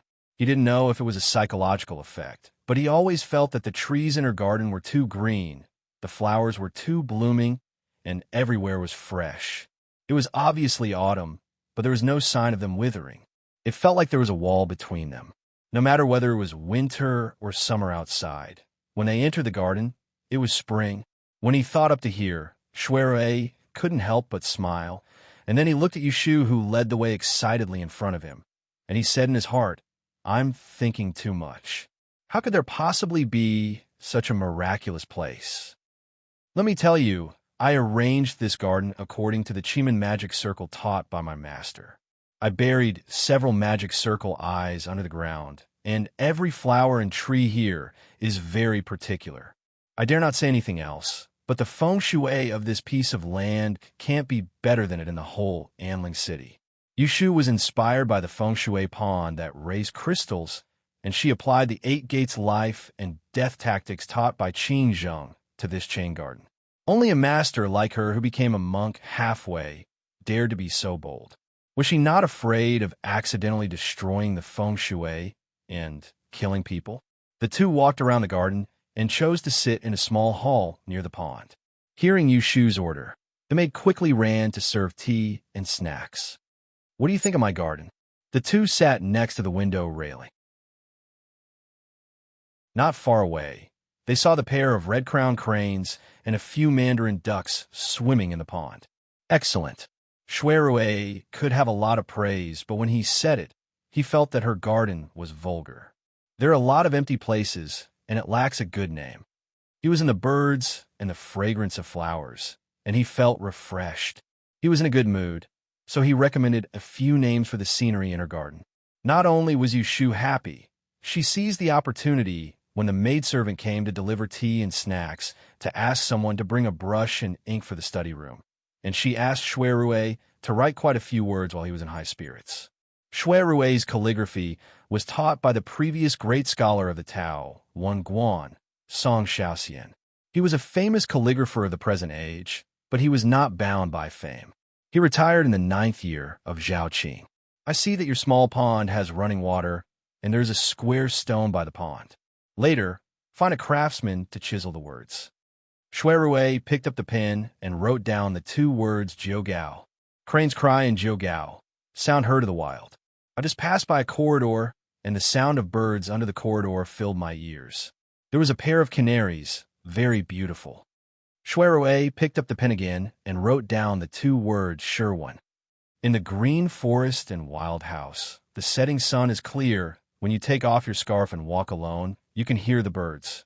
Then, in one breath, Shuai named the attic in the garden, the pavilion, the cave door, the mountain rock, and the small hall they were sitting in. Yushu, who was illiterate, couldn't tell good from bad, but she knew that the names were very meaningful. Thank you, eldest brother. Yushu joyfully counted the stack of words that Shuai wrote for her.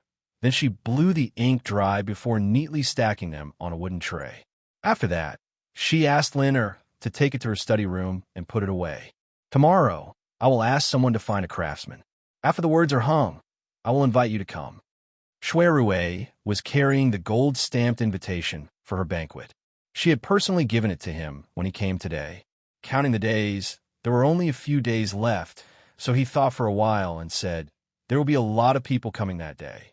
In order to prevent those careless people from casually barging in and spoiling the flowers and plants in your garden and frightening the birds and beasts, I'm afraid that you won't have enough people. How about I assign a few people to guard the garden for you? He was very clear about the situation of the new Yu residents. A few days ago, Lu Jiang had mentioned to him that she had generously bought people from the concubine's courtyard. It was a worry-free method. However, the people who came from the concubine's courtyard were well-behaved, but they were not powerful enough. If they met people who pestered endlessly, they might not be able to deal with them. She had already shown him the guest list for her banquet. There were all kinds of people coming.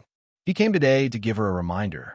Yu Shu, on the other hand, was worried that there were villains mixed among the guests, and if they knew some unusual tricks, they would do something to her garden and ruin her feng shui. So when she heard Shuai was willing to help, she didn't think too much before agreeing. That's for the best. I was worried that there would be a lack of people to order around. At this point, Yu Shu stopped playing around and thought about serious matters. She looked at the maidservant who was walking away and turned to ask Shuai, "How's the investigation of the Taisher library case going? Is there any news?" Chao Yuling died, and Zhang Shuiyuan died. The murderer was suspected to be the same person, but he was hiding it well. Shuai had a smile on his face just now, but now he restrained the corners of his mouth. He looked at her and said quietly,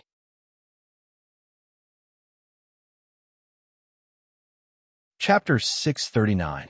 Emperor Zhao Qing ate lunch in noble consort Shui's palace. After resting for a while, he heard a palace servant report that the great advisor was waiting outside Tian Hall. Emperor Zhao Qing had a good nap and had just woken up. He was lying on his side on the bed and saw noble consort Shui sitting in front of the dressing mirror and combing her hair. Hearing that Zhu Muzhao wanted to see him, he closed his eyes to rest for a while before sitting up. He said to noble consort Shui, "Zhen will go and see. If you have nothing to do, why don't you take a walk in the imperial garden? Don't stay cooped up in the palace and wait." The women in the palace, when it was someone's turn to serve in bed, they would stay in the bedroom the whole day, not daring to take even half a step outside, for fear of delaying the emperor's arrival and losing his grace. When the emperor was coming, when he was leaving, he would not follow their wishes. So how could they dare to ask too much? Emperor Zhao Qing had spoken because he felt sorry for noble consort Shui and didn't want her to wait. In the past, she would have said something he liked to hear, politely declined, and then obediently waited in the palace. Noble consort Shui put down her comb with a smile and walked over to help him change. "I will listen to your majesty." But she had been well-behaved for so many years and was tired. If she continued to endure, she wouldn't be able to convince herself. After Emperor Zhao Qing left, the chief palace maid Song Lan, who served noble consort Shui, came in with a copper basin. She saw her mistress sitting alone on the soft couch and laughing. She didn't know what she was thinking, but she seemed to be in a good mood. She secretly relaxed. Just now, the emperor had left in such a hurry that she thought something had happened and wouldn't be able to come tonight. Noble consort Shui saw her come in and returned to her senses. She gathered up the robe that Emperor Zhao Qing had put on her before he left and waved at her. Go, bring over the newly prepared clothes for this season. Ben Gong will pick some. In a moment, we will go to the Imperial Garden to relax. Song Lan obediently went out to give orders. In less than 10 minutes, she had laid out all the clothes of various colors and materials in front of her mistress. After washing up and putting on makeup, noble consort Shui, who was dressed in a golden silk dress, was so beautiful that all the palace maids in the room lowered their heads and didn't dare to raise their eyes, for fear of being dazed by her beauty. Song Lan had already brought along a few competent palace maids and eunuchs. She had brought along tea, fruit, cushions, and utensils. She sent a quick-footed eunuch to clear the way and escorted noble consort Shui out of Zhongsue Palace. There was some distance between Zhongsue Palace and the Imperial Garden. Imperial consort Shui rode on a palanquin carried by 4 people on the way. When she met 2 groups of young concubines who came out to visit, she leaned against the side of the road and saluted. Only when Imperial consort Shui's carriage was far away did she dare to leave. It didn't take long for the commotion to spread to all the palaces. When they reached the fork in the garden, the eunuch who led the way ran back. Song Lan saw the figure and frowned. She quickly walked up and pulled him to the side. She whispered, "Why are you so flustered? Is there anyone in the garden?" "Jie," the young eunuch panted and said. This lowly one saw the Empress Jade carriage parked outside the garden. Her complexion changed slightly as she heard her mistress asking, "What's the matter?" Song Lan walked forward and moved to the side of Imperial consort Shui's legs. She stood on her tiptoes and whispered, "The Empress is there. Mistress, should we go forward or turn back?" She had been an ignorant little maid in Zhongsue Palace for 10 years. To be able to be ordered around by Imperial consort Shui as her confidant, her eyesight must be top-notch. There was a reason for her to be so careful. Ever since that incident 3 years ago, when the 10th princess died, their mistress would always avoid the Empress. Other than going to Phoenix Perching Palace on the 1st and 15th day of the month to visit, they would avoid the Empress if they could. But it was rare for her mistress to be in such a good mood. They had already walked to the entrance of the garden. Did they have to turn back? Song Lan complained in her heart. If they really turned around and left, who knew what the rumors would be like in the palace tomorrow? They would repeat the same old story and talk about the headless case of the 10th princess falling from the building. They would say that it was the young miss of the Shui family who killed the 10th princess. So Imperial consort Shui still didn't have the face to see the Empress. Go forward. Song Lan didn't react for a moment. She raised her eyes and saw Imperial consort Shui's beautiful face. Her long eyebrows slanted to her temples, her eyelashes reflecting the spring in her eyes, bright and dazzling. Song Lan's heart shook. She was slightly panicked but also slightly excited. She lowered her head. Yes. In the Imperial Garden, Rue Empress was looking at the red leaves near the Thousand Autumn Pavilion. Sun Gui Run, who had been favored recently, was sitting at the side. There were also a few beauties and Xiaochang below them. They obediently listened to their conversation, occasionally making a sound, covering their lips as they smiled. Imperial consort Shui held Song Lan's hand as they walked into the garden. From afar, she saw the harmonious scene of the wife and Xie. A cold smile floated at the corner of her lips, and her steps didn't even pause. The palace servants guarding along the way didn't dare to stop them at first. They watched as Imperial consort Shui's procession majestically walked towards the pavilion, until the great Taijian of Phoenix Perching Palace bowed and stood out, blocking Imperial consort Shui not far from the pavilion. Nubi greets Imperial consort Yang Yang. Did you come out to tour the garden? Imperial consort Shui didn't even glance at him. Song Lan self-consciously said, Ning Gonggong's words are laughable. Why does our Yang Yang need to greet a servant like you when she comes out? Disregarding the grievances between the 2 mistresses, Song Lan also hated this eunuch Ning. When she had been a little palace maid, she had worked in Fengqing Palace. Once, a palace made of the same rank had broken a vase. Because she had recognized this eunuch Ning as her adoptive father, she had found eunuch Ning to make the decision. In the end, the fault had been placed on her head. If it wasn't for Tao Momo, who was passing by, interceding for her, she might have been buried somewhere. This lowly one wouldn't dare. Eunuch Ning complained, but inside, he didn't care. Who didn't know that Imperial Consort Shui was like a cat when she saw the Empress? It's just that the Empress is currently admiring the scenery in front. Afraid that random people would come in and disturb her, she told Nubi to stand guard here. If Imperial Consort Nyang Nyang wants to go over, please wait here for a moment. Allow Nubi to go and inform her. Song Lan heard the phrase, random people, in his words, and her face flushed in anger. A lowly eunuch dared to beat around the bush and insult their mistress. She really wanted to give him 2 slaps. Before she could shout, Imperial Consort Shui spoke first. No need. Since the Empress is also here, Bin Gong will personally go and greet her. Finishing, she waved her hand for Eunuch Ning to leave. Eunuch Ning didn't dare to listen to her. Half a minute ago, when Imperial Consort Shui's sedan had arrived outside the Imperial Garden, someone had come to report. He had been careful and secretly sent a palace made to report to Rue Empress. But Rue Empress only replied, I understand, and didn't give any clear orders. Her meaning was for him to think of a way to stop her and not let her go over.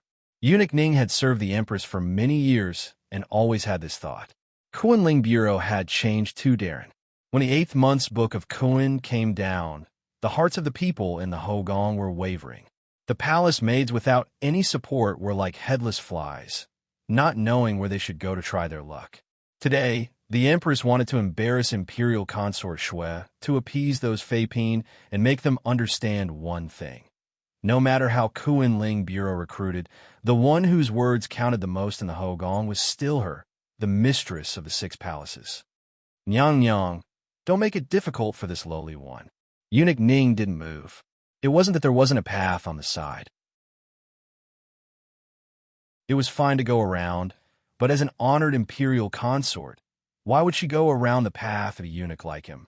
But he hadn't expected that in the next moment, Imperial Consort Shui would actually move a step to the side and go around him. Eunuch Ning stilled.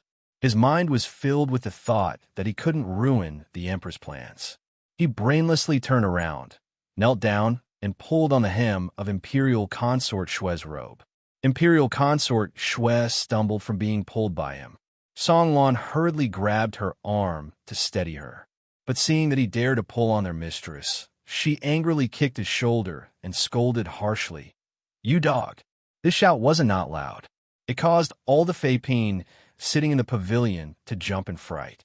It wasn't that no one had seen Imperial Consort Shui and her entourage walk over, but the Empress hadn't made a sound, so they had pretended to be deaf and dumb, waiting to see a good show.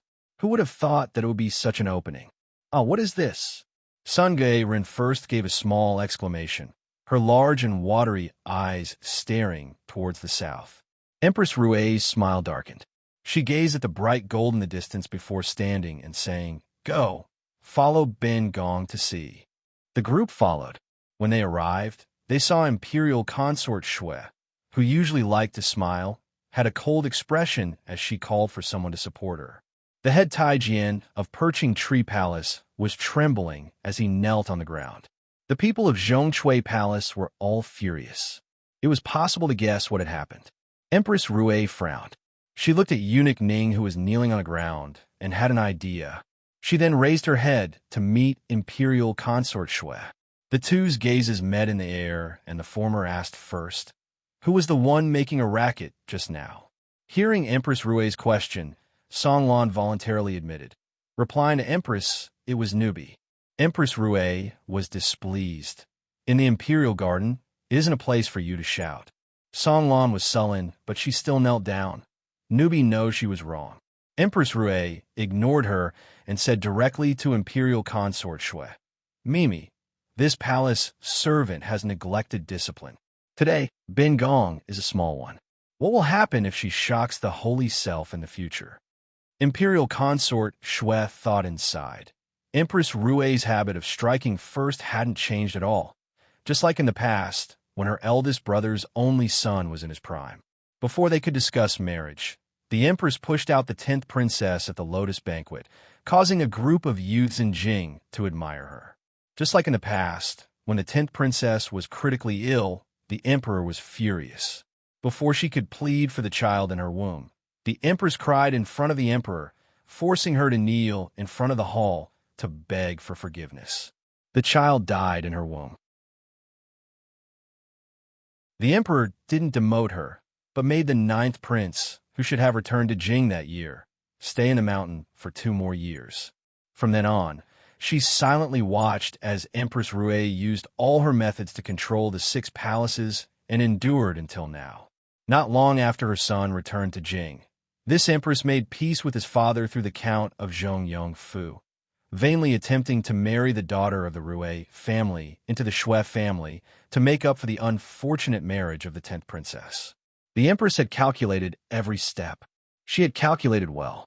Liu Fei was old. Xu Fei was useless. As long as she could suppress her, this Gui Fei, the Hogong, would be under her control. If she continued to endure, when that little noble one became pregnant, maybe this Empress Rue really would have a way to adopt the imperial son and let him succeed the throne. Shui Gui Fei looked at Empress Rue, who was sternly denouncing her.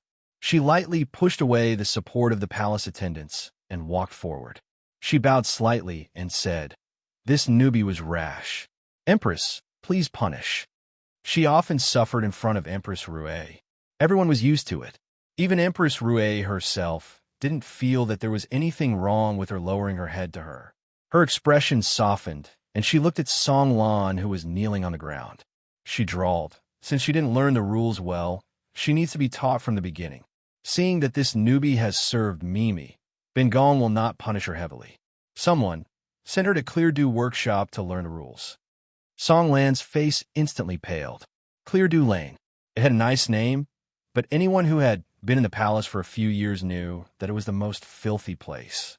Palace maids who made mistakes were sent there not to learn the rules, but to be abused by the old eunuchs who were in charge. Song Lan didn't dare to turn her head. She was afraid that she wouldn't be able to resist begging for mercy from her mistress. That would make her soft-hearted, and she would lower her head and apologize to the Empress in front of all these palace consorts. This was probably the Empress' original intention. Song Lan bit her lip and lowered her head deeply. She didn't make a sound. There was only one thought in her mind. She couldn't beg for mercy. She couldn't let the Empress have her wish. Just at this time, she heard a gasp. Nyang nyang. Immediately after, there was a commotion beside her. Everyone squeezed behind her. Song Lan dazedly turned her head to look and saw Shui Gui Fei being propped up by a crowd of palace servants. Her head drooped to the side and she had fainted. Nyang nyang. Seeing this scene, Rue Empress paused for a moment. Then she thought that Shui Gui Fei was pretending. She wouldn't have fainted so easily. She couldn't help but laugh in anger. She thought that the once proud Shui Yangdi would use such an unconventional tactic. Rue Empress felt indescribably proud. After calming down, Rue Empress methodically started to order the palace servants around her. She pretended to be anxious and said, "Quick, send Shui Gui Fei back to Zhong Shui Palace and then call for the Tai." She hadn't expected that Shui Gui Fei's fainting in the Imperial Garden wasn't a defense, but a counterattack. A counterattack that had been silent for 3 years. Emperor Zhao Qing of the Hall of Tai and was discussing the matter of the Lifebreaker with the head supervisor. They had just talked about the continuous murders in Taisha Library. "Have you found the culprit?" Emperor Zhao Qing wasn't looking for Shui Rue, who was in charge of the case, but the person in charge of the Celestial Commissioner's office. If someone who didn't know the truth was here, they would find it strange. But there was only the ruler and the official in the room. There wasn't even a Taijian to serve tea and grind ink. "There is some progress," Zhu Muzhao said. According to the reports of the 2 spies that this official left in Taisha Library, the culprit must be hiding in the library. The most suspicious person is an old servant that does odd jobs in the library. This official has already sent people to keep an eye on him. When we find out who is the mastermind, we can catch them all in one fell swoop. When Emperor Zhao Qing heard the news, he wasn't happy. Can't we capture the culprit and interrogate him? Quickly kill those traitors so that the troublemaker dies and the Xin Nu Lu Run book can see the light of day again. Your Majesty, do not be impatient, Zhu Muzhao urged. This matter cannot be rushed. Emperor Zhao Qing became silent. He looked at the official who had advanced and retreated with him in the past, the official who had helped him ascend to the throne. Thinking of the future, his emotions wavered. The atmosphere in a room had just become quiet when a report came from outside the hall. Your Majesty, there is an emergency. Emperor Zhao Qing frowned and summoned the person in. He didn't avoid Zhu Muzhao. The eunuch who came to deliver the message kowtowed and entered the room. He hurriedly said, Your Majesty, Imperial Consort Nyang Yang has fainted in the Imperial Garden. The Imperial physician diagnosed that Imperial Consort Nyang Yang is pregnant and is suffering from anxiety. I'm afraid that the dragon's seed will be lost. The eunuch said the last few words with a trembling voice.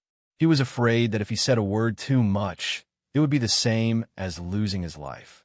Emperor Zhao Qing sat there in a daze. He suddenly stood up and walked out anxiously. In the blink of an eye, he was out the door.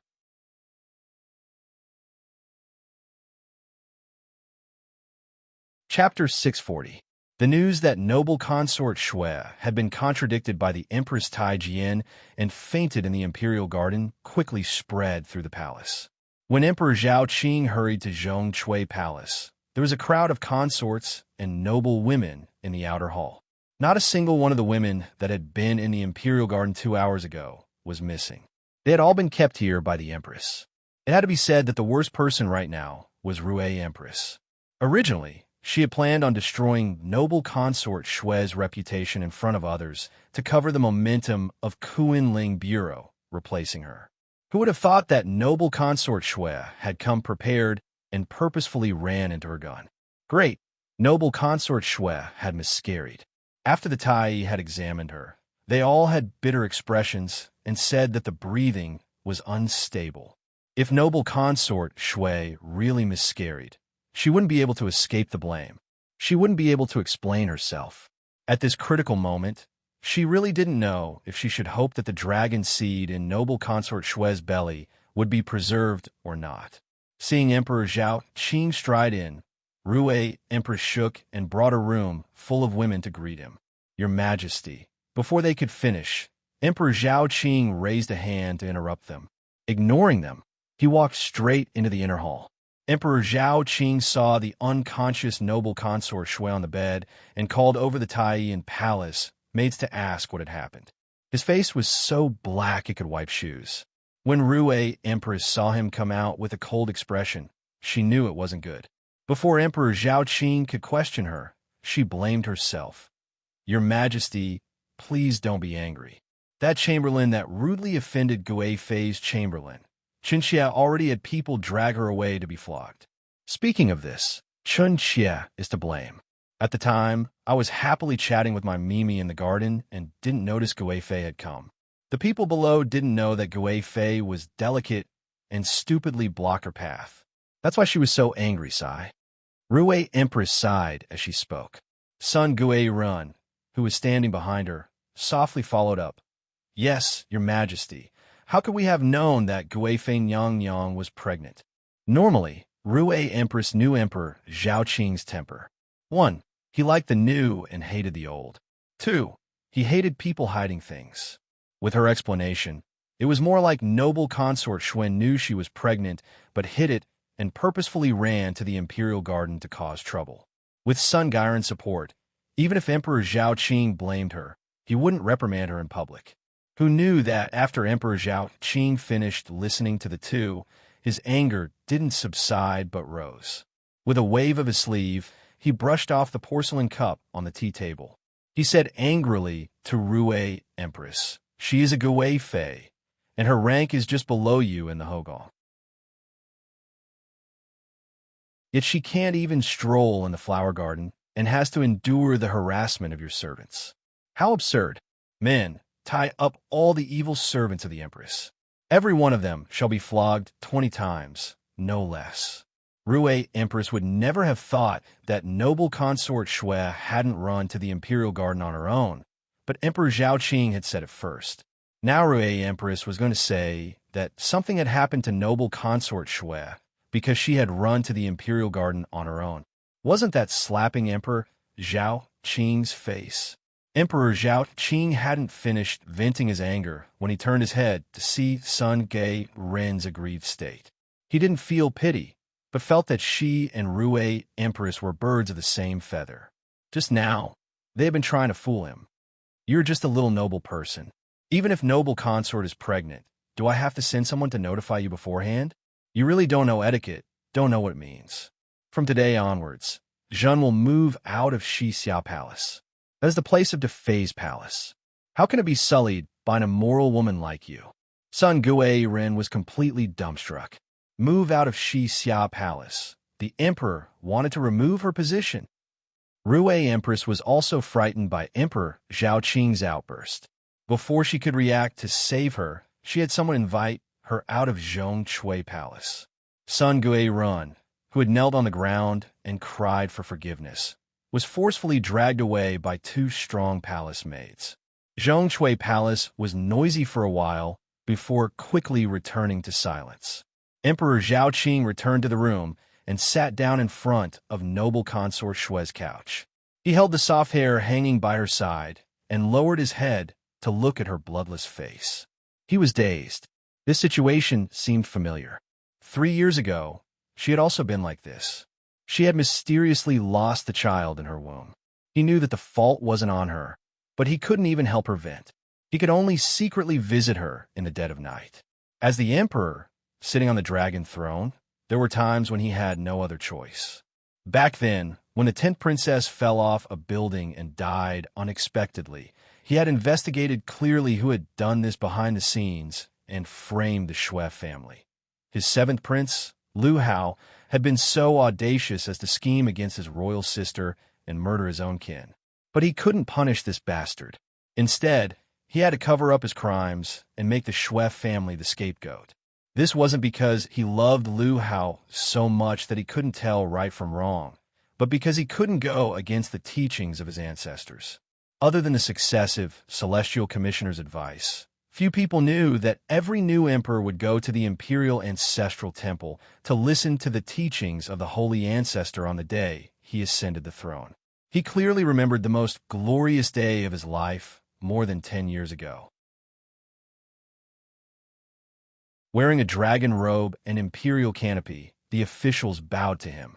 He held a heart full of ambition and stepped into the imperial ancestral temple and knelt in front of the ancestral tablets. Emperor Zhaoqing's thoughts couldn't help but drift away. The storm in the palace wasn't deliberately suppressed. That night, the news leaked out of the palace. When they heard the news, the most worried was Empress Rue's family, the Zhongyong Count. Count Rue couldn't sit still.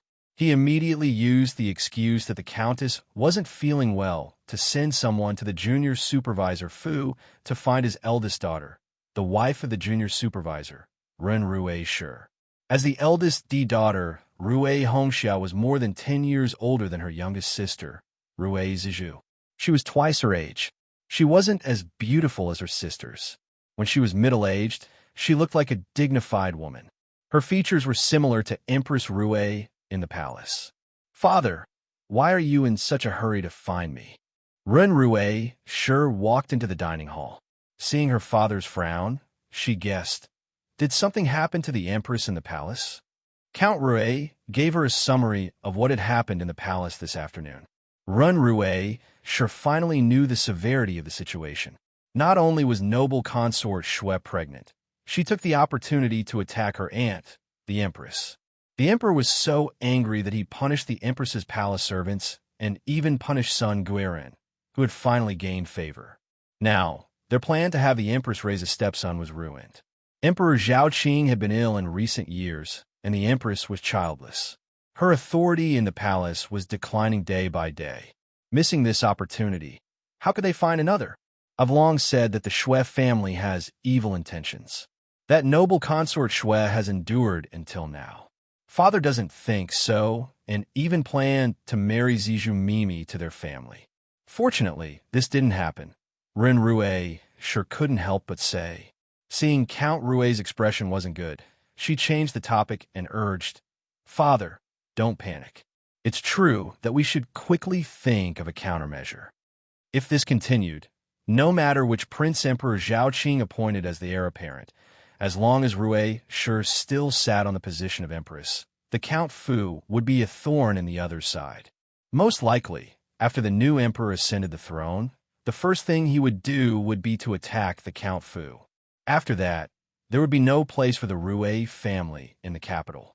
Count Rue said, "Your aunt sent someone to send a letter. She has an idea to deal with the urgent matter and wants me to make a decision.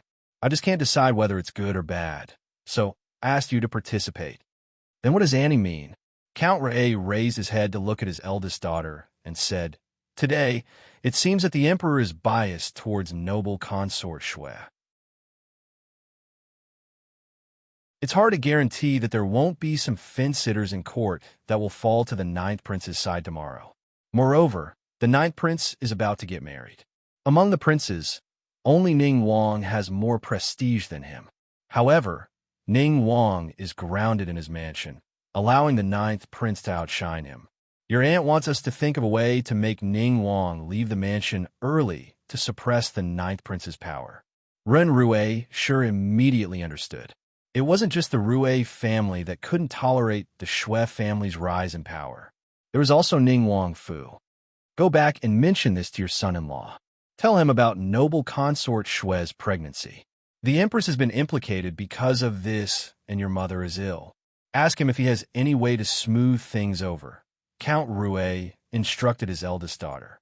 Even though his eldest son-in-law was inflexible, he was still a smart person. It might not be easy for him to abuse his power for personal gain, but in this situation, if he was asked for help, he definitely wouldn't refuse his father-in-law. As the adjutant of the Celestial Commissioner, Ren Shiming had the right to ask about the rewards and punishments of the imperial family. It wouldn't be difficult for him to have Ning Wang release his house arrest early. Ren Rue sure thought about her husband's cold face and then looked at her father's confident face. She hesitated for a moment before agreeing. After they were done talking about business, Count Rue asked his eldest daughter to visit his youngest daughter's room. He said with some hatred, "This girl, your mother slightly revealed that she was going to marry into the Shui clan, and she's already taken a liking to that brat Shui Rue. Now that the marriage has failed, she's actually hiding in her room without eating or drinking. What a good-for-nothing. Go teach her a lesson on my behalf. Turn her around as soon as possible, lest she embarrasses me when she goes out in the future." Ren Rue sure went to the rear courtyard to talk to Rue Zizhu. The sisters hadn't seen each other for a long time. When Ren Rue sure saw Rue Zizhu, she could see that she had lost a lot of weight. Her eyes were dark, and she looked listless. She was shocked. "What's going on? How did you end up like this?" When she married out, her younger sister was still a baby. They didn't spend much time together, but the elder sister was like a mother. Every time Ren Rue sure obtained something good, she would never forget to send a portion to the Fu. When they saw each other, they would talk to each other gently. So when Rue Zizhu saw her, she couldn't help but cry. "Jijia, help me ask father why the marriage with the Shui family couldn't go through. What is wrong with me that he dislikes me?" The little girl was stubborn. Ren Rue sure had been young and could understand her feelings. Moreover, she had seen the Dalong of the Shui family before. He was a handsome scholar that could make girls fall head over heels for him. Ren Rue sure gave a look and asked all the servant girls in the room to leave. She closed the door and coaxed her. "Silly girl, you are beautiful and have been sensible since you were young. How could you be disliked by others? In my opinion, it is the Dalong of the Shui family who doesn't deserve you. Don't cry. Your little face is all wrinkled from crying." Madame Rin quickly appeased Rue Zizhu and called her personal servant girl to fetch water. She personally helped Rue Zizhu wash her face and said jokingly, "You've only seen that Shui Rue a few times and talked to him a few times. How would you know what kind of person he is?" It's not to the point where you have to be a ruler. Believe it or not, if you don't think about him for a while and stop crying, it won't be long before you even remember what he looks like. Rue Ziju's mind became clearer after crying. Hearing her elder sister's words, she didn't refute. She just said sadly, "You don't have to say nice words to coax me. I know it's my own wishful thinking.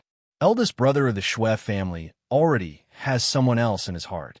I just don't feel reconciled. How can I be inferior to him?"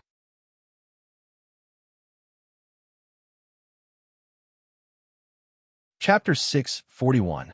The dragon fetus in noble consort Shui's belly was saved. Emperor Zhao Qing was overjoyed and sent a large pile of rewards to Zhong Shui Palace. No matter how many women in the palace were jealous, Empress Rue was completely quiet.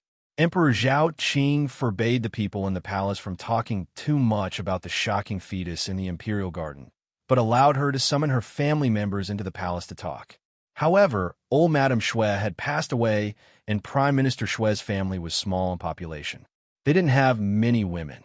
In the end, only Xiang Wang Fei and Shui, second Tai Tai, Xi and Shi, were summoned into the palace.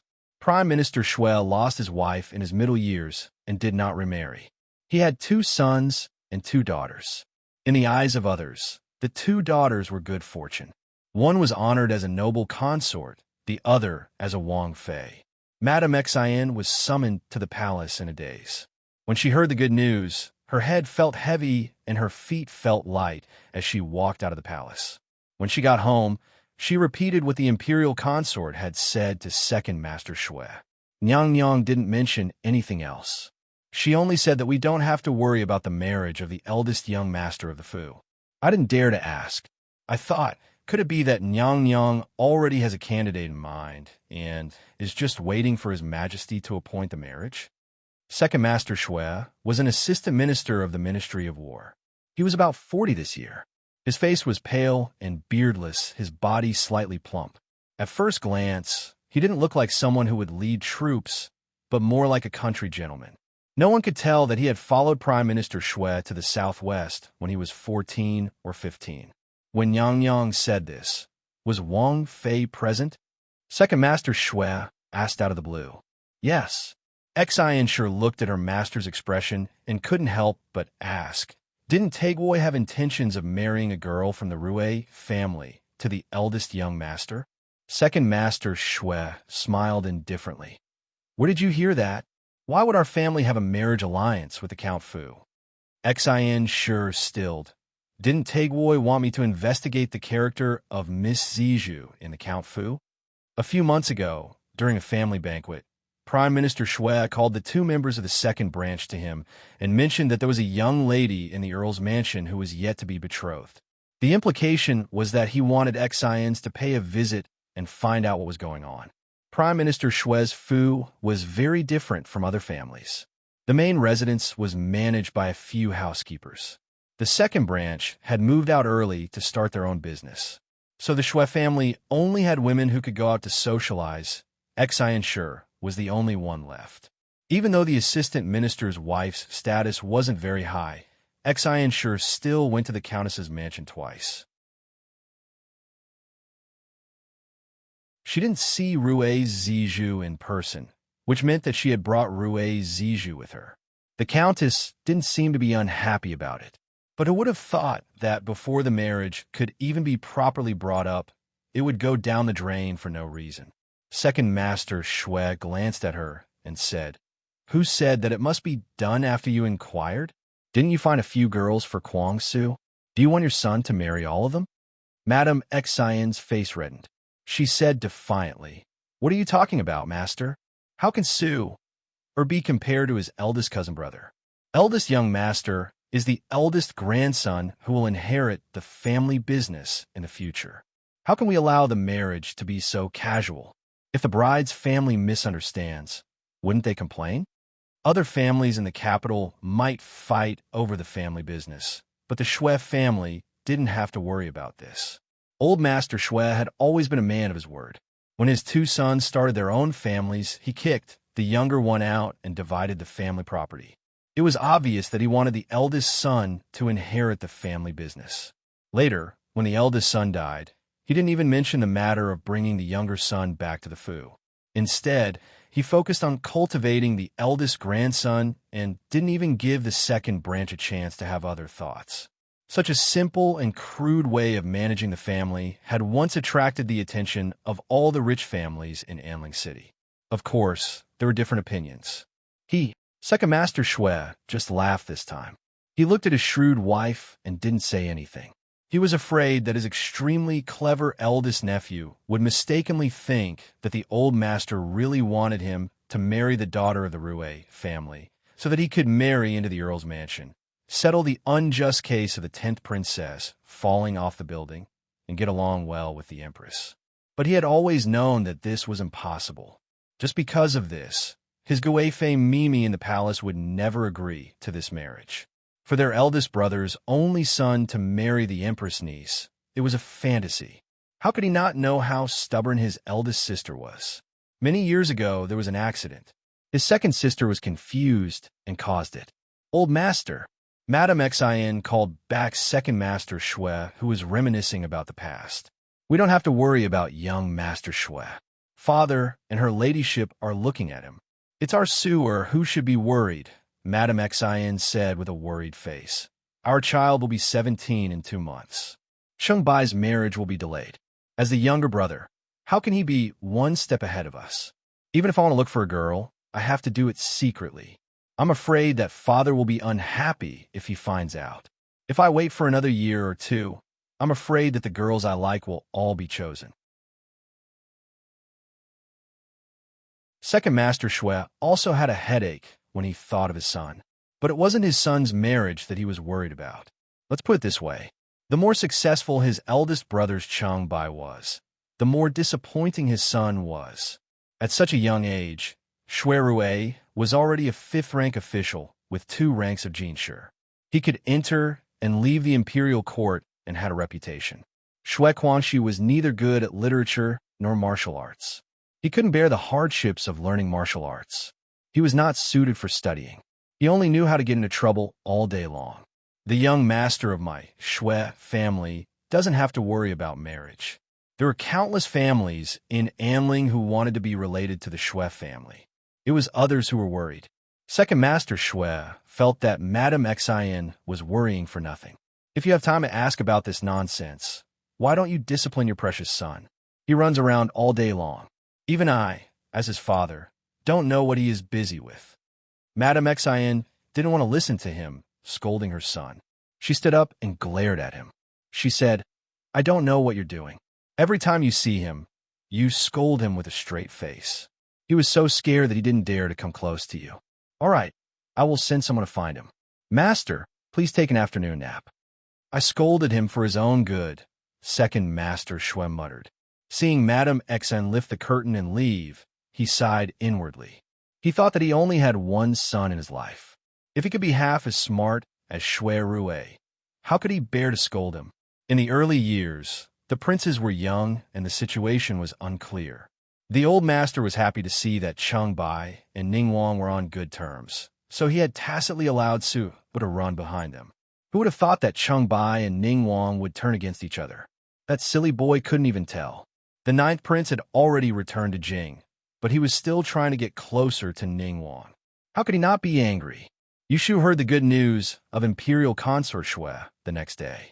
It wasn't that someone specially came to inform her. The news came from Su Qing when she was strolling in the Celestial Commissioner's office. Since Yushu had 2 more bodyguards by her side, they went to the Celestial Commissioner's office during the day.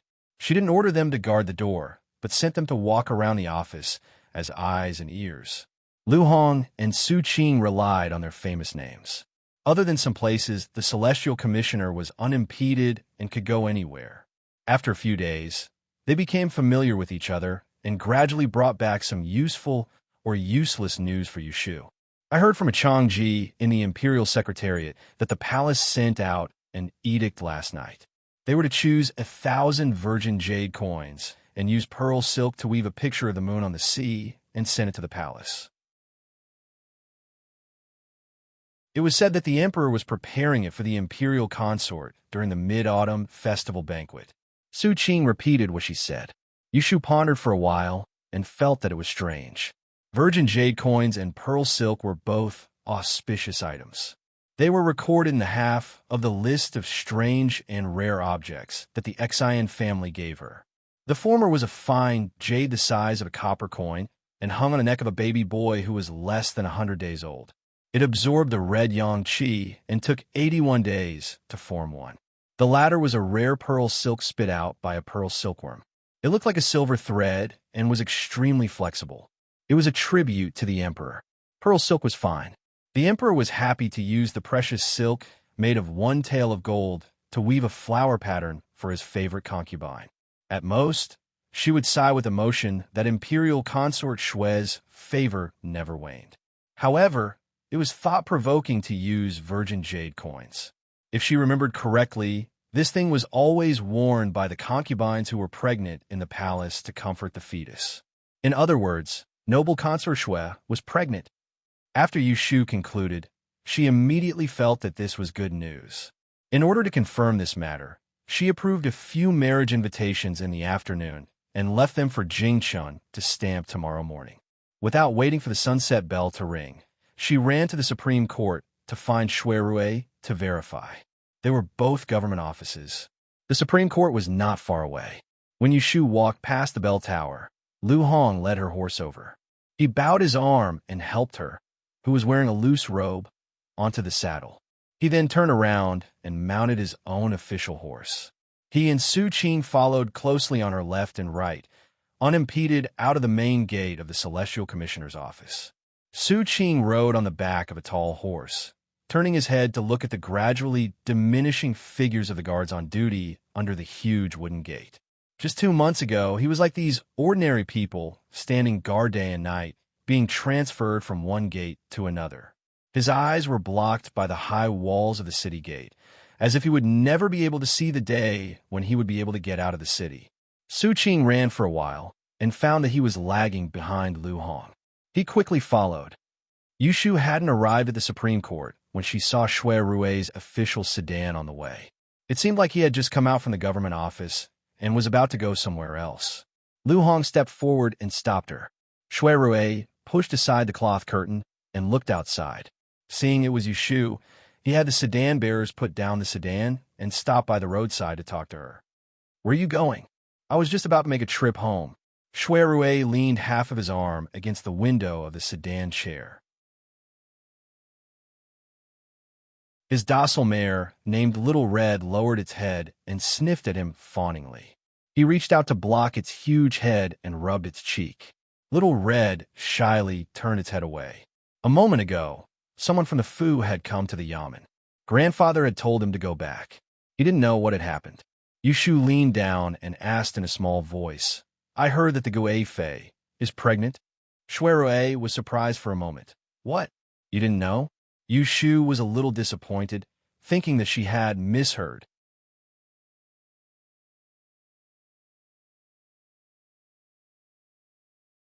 Chapter 642. Yushu came to Wanji Tower and asked what Xian Lishan was doing, as usual. "Mr. Xian has been in the furnace room for a day. Do you want to go and have a look?" Xian Lishan promised to make Tishio incense for Yushu. Because the tedious refining process couldn't be done by others, all the spices and herbs were semi-finished. Yushu simply asked people to clean up an empty room on the first floor of the backyard and added all the tools according to Xian Lishan's requirements. Since then, he stayed in a room for half a month, and she didn't see him every time she came. Yushu waved her hand and went upstairs. The private room on the second floor had prepared her clothes, shoes, and socks for the season. She changed out of her official robe, washed her face, and lay on the bed in the middle of the hall. She asked Xiao Qing to make a pot of frozen spring marrow. This was a treasure that only Wangji Tower had. The tea was cold, but not greasy. The green liquid was like wine and had a faint sweetness, just like wine. After drinking a cup of tea, Yushu felt much more relaxed. These 2 days, she had been dealing with the Kunling Bureau's stacks of marriage documents. In order to figure out who the girl was, she had been researching the marriage relationships of the rich families in Enling City. She felt dizzy. "Miss, you must be tired. Why don't you take a nap? I'll wake you up when it's time for dinner. Xiaodai squatted and massaged Yushu's legs. Seeing that Yushu's eyes were half closed and opened them from time to time, Xiaodai persuaded her. Yushu thought about how Shui Rue had to return to the Prime Minister's residence, and it would take at least night for him to return. Thus, she answered with an N and closed her eyes.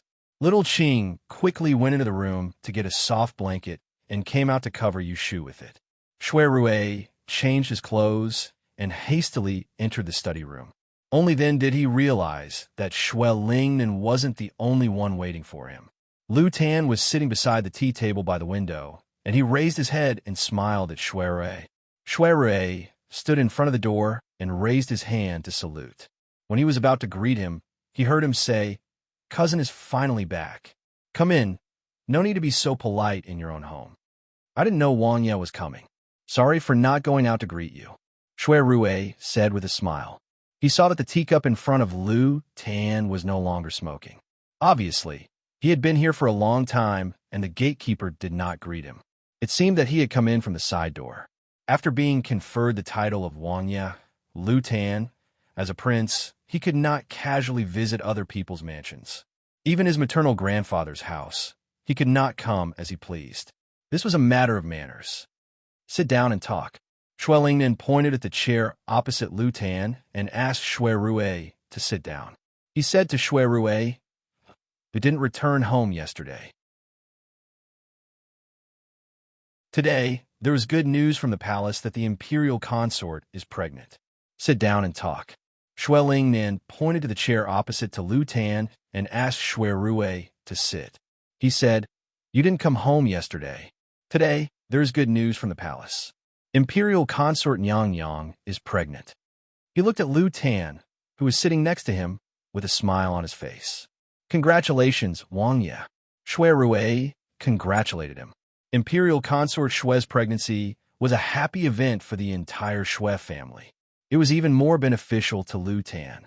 Regardless of whether the child was a boy or a girl, Imperial consort Shui's position in the inner palace would be even more stable. Now, the child depended on the mother. The Empress had no children. Consort De died early. Consort Shu was not favored. Consort Xian was demoted. No matter how glorious Imperial consort Shui was in her early years, she was no longer as delicate and favored as the young palace maids. Who would have thought that after more than 10 years, she would be pregnant again? It was really unexpected. For the Shui family and the 9th prince, this was great news. For others, it was bad news. Shui Lingnan continued. "This morning, your second aunt went to the palace to visit her ladyship. I heard from her ladyship that the pregnancy was diagnosed yesterday. The emperor did not mention it in court. It seemed that he was waiting for the mid-autumn festival banquet to announce the good news. It's fine if you know about this. Don't go out and announce it to others." "AI, why is grandfather sighing?" Shui Rue asked despite knowing the answer. Shui Lingnan only shook his head. Lu Tan continued. "It's like this. I heard that news leaked from the palace. Mu Fei encountered the Empress in the Imperial Garden yesterday and fainted from anger. This alerted Fu Huang and was diagnosed to be pregnant. Because of this, the Emperor punished all the servants in the Empress Palace, harshly shaming the Central Palace. He also punished a few nobles, causing people to harbor resentment. I don't know when there will be more trouble. Right now, Mu Fei's pregnancy is not stable. I'm afraid she has been plotted against." Shui Rue heard his worry and did not think much. He thought that Gui Fei had really fainted in front of the Empress. It was 80% intentional. With his aunt's scheming, if she could not protect the child in her belly, she would not act rashly. But he did not hide his words from Lu Tan. He followed along and said, "Wang Ye's worry is reasonable. It's just that her ladyship is in the palace. We are not at ease, but have no way to do anything." Lu Tan had made a special trip here. How could he be done with just a few words of complaint? He had said things so clearly in front of his grandfather. It was clear that he had something he needed his help with. What do you mean by having no way to do anything? Has cousin forgotten Lian Fong, miss? She is currently working in the Kuan Ling Bureau and is related to the Inner Palace. Why not ask her to help Mufei predict fortune and misfortune? Only then can grandfather and I be at ease. As expected, Luton had set his sights on Yushu. Shui Rui did not need to ask in detail to know what he was planning. Originally, Lu Tan had called himself Prince Jing and privately recruited Yushu, a fifth-level female official. Although it was not easy, it was not difficult. It just so happened that Yushu had been in the limelight at the Land and Water Conference and received the favor of Emperor Zhao Qing. She had obtained a title bestowed by the emperor and was praised by others. This was not something that Lu Tan could move. There was such a rare talent in front of him that he could not use. How could Lu Tan be satisfied? After going around in a circle, he could only start with Shui Rui.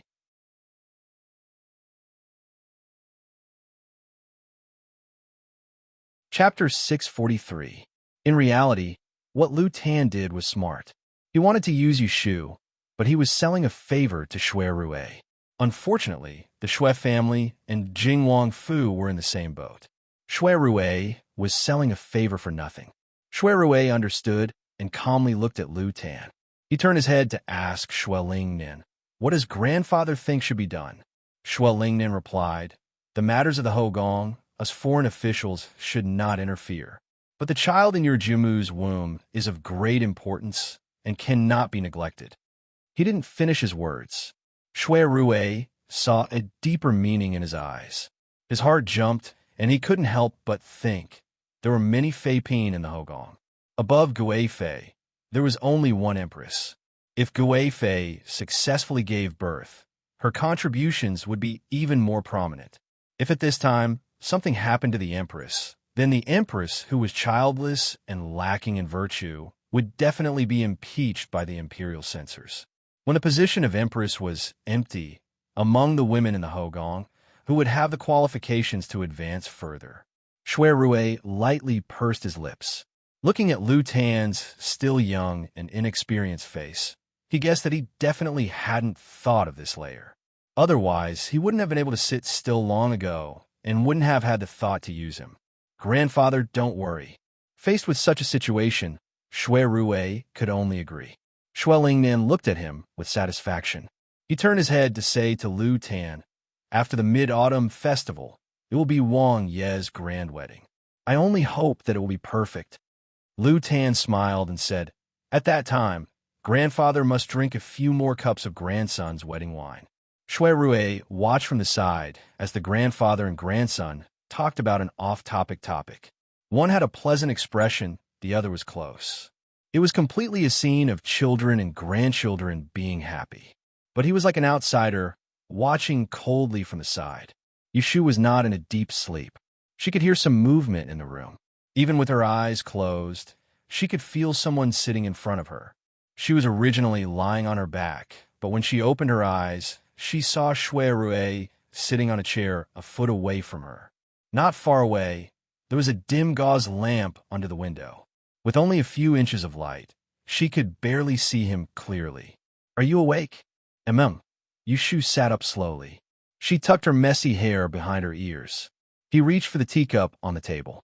Shui Rui picked up the teapot before her and refilled half of the tea in her cup. After quenching her thirst, Yushu propped her head up and looked at him. "What happened at home?" Shui Rui replied, "The imperial consort is indeed pregnant." Yushu sat up straight and her eyes widened. "Really?" Shui Rui nodded. At first, Yushu was amused. Then she found that he didn't seem to be smiling. She asked, "What? You are not happy?" Shui Rui asked her in turn, "Why are you so happy?" "This is a good thing," Yushu stated matter-of-factly to him. "First, I am a female imperial official at Kuenling Bureau. Whichever Nyang in the palace is favored will affect me. Of the empress and the other Fei Pin, I favor the imperial consort the most. Now that she has the grace of the emperor, of course I am happy to see it happen. Second, I don't want to see Ning Wang gain power. Of course, it's better if the ninth prince gains power." Hearing her honest words, Shui Rui sighed. "You are really honest." Yushu poked him. "It's your turn to speak. Why aren't you happy?" Shui Rui could have used a roundabout way to tell her what Lu Tan had entrusted to him. and first made it clear that he was in a difficult position and that he had no choice. He did not want her to think that he had any intention of doing anything for her, but he did not. He told her just as plainly, "I want you to help divine fortune for the imperial consort and ensure the safety of the child in her womb." The people outside all thought that she could predict life and death. Only he knew her background. What she was truly skilled at was determining fortune and misfortune. Shui Rui was more confident than Lu Tan. As long as she was willing to put effort into this matter, then the child in the imperial consort's womb would be safe. Absolutely safe. Also, this was a shortcut that could free him from the heavy shackles that were the Shui family. Yushu considered for a moment before agreeing. "Yes, I want to know the imperial consort's birthday. Tomorrow, I will divine for her until she gives birth." She readily agreed. Shui Rui didn't feel relaxed. He said in a low voice, "Think carefully. Participating in this matter is different from you agreeing to tamper with the Book of Kun." Yushu didn't understand the hidden meaning in his words. In her opinion, these two things were both to help Imperial Consort Shui. What different could there be? Shui patiently explained to her, "Once you start to divine for the Imperial Consort and find out that someone is plotting against her, I want you to tell me the details as soon as possible. Think about it now. Who doesn't want to see the Imperial Consort give birth safely?" Prince Ning, the first person that Yushu thought of, was the two-faced dog lord. If you can know in advance when Prince Ning will make a move, how much chance do you think you can make him go for wool and come home shorn? Yushu's eyes brightened. This was the drama where Prince Ning failed to send someone to harm the Imperial Consort. After the matter was exposed, he was stripped of his title and driven out of the capital by the emperor in a rage. 3 years ago, there was no evidence that Prince Ning framed the 10th princess. As time passed, it was difficult to pursue it. This time, if I can catch Prince Ning in the act, I won't let him go. Shui Rui said in a low voice and asked her, "Think again. Who else? The Empress?" "Yes, there's also the Empress," Shui Rui said slowly.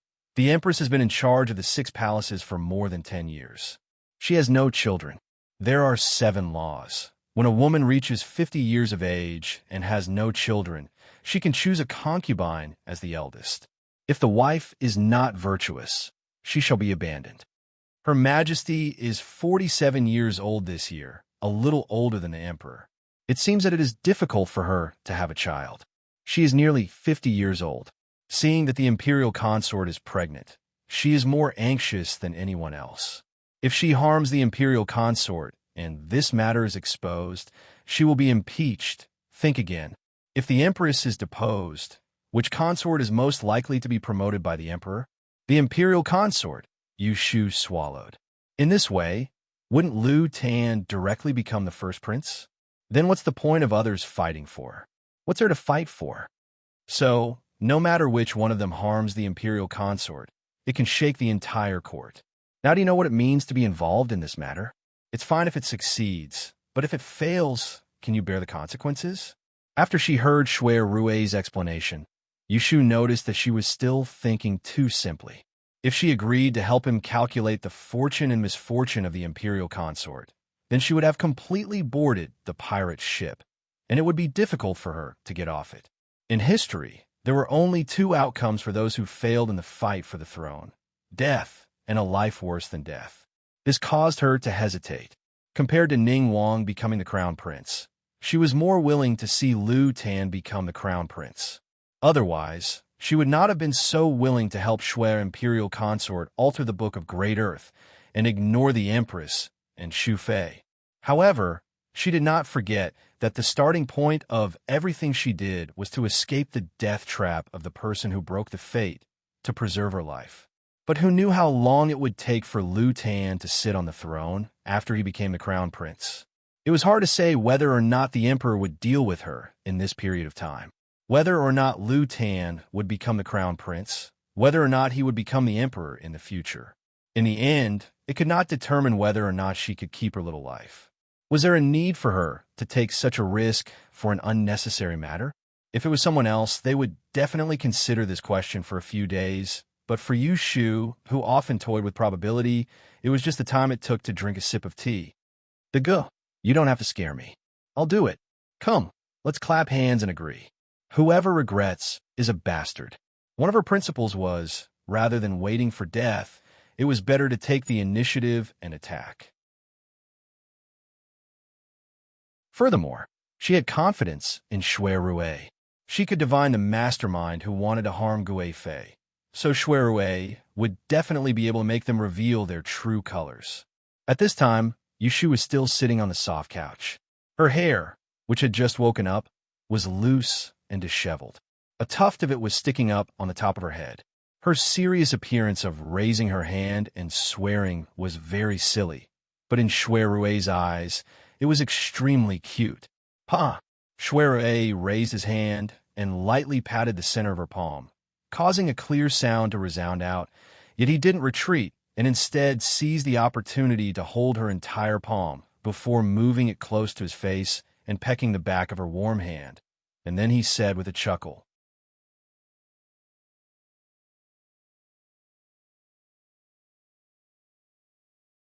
Chapter 644. On August 12th, Yu's mansion hosted a banquet. Baochang Street was crowded with people. Most of the guests had arrived at dusk. Fortunately, Shui Rue had arranged 20 diligent servants for her in advance. Otherwise, she would not have been able to receive all of them. After the Water and Land Conference, Yu Shu became famous. In just a month, even the common people knew that there was a messenger meowing in the court.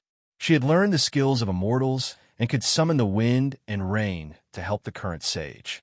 There were countless dignitaries in Enling City who wanted to see Yu Shu, but only a few actually got to see her. Therefore, when there was an opportunity like today, those who got the invitation would not be absent, and those who didn't get the invitation would think of ways to smuggle in. The number of guests was much more than what Yu Shu had expected. In the end, she had no choice but to add 20 tables at the last minute to accommodate all of them. He Fangji and Pei Jing were helping her to entertain the male guests in the front courtyard, while Shui Rue introduced them one by one. Xian Lu came in advance with her mother, second Madame Xian. Before she got married, second Madame Xian was the daughter of the Dong family of the Imperial College. She came from a family of scholars and was very popular. Even without the title of honorary lady, it was enough for her to accompany Zhao Hui to entertain the womenfolk who came today. After all, Yu Shu's seniority was there. There were not many female guests today. The one with the highest status was Yu Shu's boss, the wife of Celestial Commissioner Ren Qiming, who had the title of honorary lady, Madame Ren Rue. The matrons of the various families had all done their homework before coming and knew a thing or two about Yu Shu's background. They knew that the amiable-looking and restrained madam he in front of them was the adoptive mother that Maid Yu had adopted, not her biological mother. Most of them chose to play dumb because they didn't see Yu Shu's mother. There were also some who were quick with their words. Why didn't I see Madam Yu on such a good day? The room, which was filled with laughter, suddenly became quiet. Zhao Hui was a little slow. When everyone was looking at her, she said with a fake smile, Xiao Yu's mother got a cold yesterday when she went out to the garden. She only took the medicine after prescribing a prescription. She's resting in her room now. Most of the people could tell that this was a perfunctory excuse. Of all times to be sick, she had to be sick at this time. However, when they thought about the identity of this Madame Yu, they realized that she seemed to be a concubine of the down-and-out Yishueji family. It was very unpresentable. After Maid Yu had a meteoric rise, it was normal for her to despise her birth mother's background and not want her to see guests. Madame Xian immediately came out to smooth things over. She got sick early in the autumn. She needs to take good care of herself. Otherwise, she won't be able to stand it when the weather turns colder. Everyone nodded in agreement. Originally, the matter was already over, but there was someone who didn't want to let it go. Speaking of Lady Yu, I met her once at Assistant Minister Yin's residence a few months ago. Zhao Hui looked at the woman sitting at the head of the table. She remembered that second Madame Xian had just introduced Madame Ren to her. This Madame Ren was a third-rank lady of honorary title, so she couldn't neglect her. Zhao Hui didn't know how to answer, but someone else answered for her. It was the one who had asked about Aunt Shui just now. So, Lady Yu and Assistant Minister's wife are familiar with each other? Everyone pricked up their ears and heard Madame Ren say with a smile, "How would I know that they are familiar with each other? Before Lady Yu got married and had children, she used to be a maid in Madame Yin's house. The two of them were master and servant, and only reunited after more than 10 years. I heard that Madame Yin intended to marry Miss Yu to the third young master of her family. The two families almost became in-laws. At that time, Miss Yu had just taken the Dian examination and became teacher E. Who would have thought that she would have such a good fortune later? Like everyone else, Zhao Hui heard about this for the first time. After Madame Ren finished speaking, she looked at the strange expressions on the faces of the women in the room. Only then did she realize that Madame Ren's words were wrong. What did she mean by, Yushu almost married someone? Not to mention whether there was such a thing, she also mentioned that Yushu's future at that time was not what it was today. It made people think that the two families had originally agreed on a marriage, but later Yushu became successful, so she went back on her word. After hearing Madame Ren's words, Yushu almost became a villain who forgot her roots for power. If these words were spread out, how could she talk about marriage in the future? Zhao Hui was an emotional person. When she came to her senses, she instantly blushed with anger. She wanted to refute Madame Ren, but she didn't know where to start. She could only reply with one sentence. I didn't know there was such a thing. Madame Ren was about to speak, but she was interrupted. The third young master of Assistant Minister Yin's house? Did the young supervisor's wife hear it wrong? Xian Lu was a straightforward person. She didn't see second Madame Xian winking at her. She stared at her and said, How could the Lotus Room like him? He's just an ignorant and incompetent playboy with a bad reputation. Bah! With her interruption, everyone finally remembered who the third young master of the Yin family was, and all of them began to feel suspicious. Madame Ren was choked by a little girl and frowned at Xian Lu, who spoke. Second Madame Xian secretly scolded this wicked girl for being so troublesome. She put on a smile and said to Madame Ren, This girl has been spoiled by the elders. She doesn't know how to control her words. Lady, please don't blame her for being a child. Since she was a child, Madame Ren didn't want to argue with Xian Lu. She turned to Zhao Hui and said with a smile, Look, I accidentally said a few more words and made people dislike me. If Madame He doesn't know, just take it as a joke. Although Zhao Hui was angry, she remembered that it was a happy day today. She couldn't argue with a third-ranked lady. It would be worse if it got out of hand. Seeing this, the madams of the other families laughed and skipped the topic. Anyone with eyes could see that Madame Ren was deliberately finding fault. They just didn't know how maid messenger you had offended her to the point that she had to come all the way to expose her and embarrass her. Seeing that Zhao Hui didn't dare to argue with her, Madame Ren picked up the teacup in front of her and covered the corner of her mouth with a sneer. She thought, if it wasn't for Sister Zizhu, she wouldn't have shown up today. Who cares if she's a female fortune teller or a meowing messenger?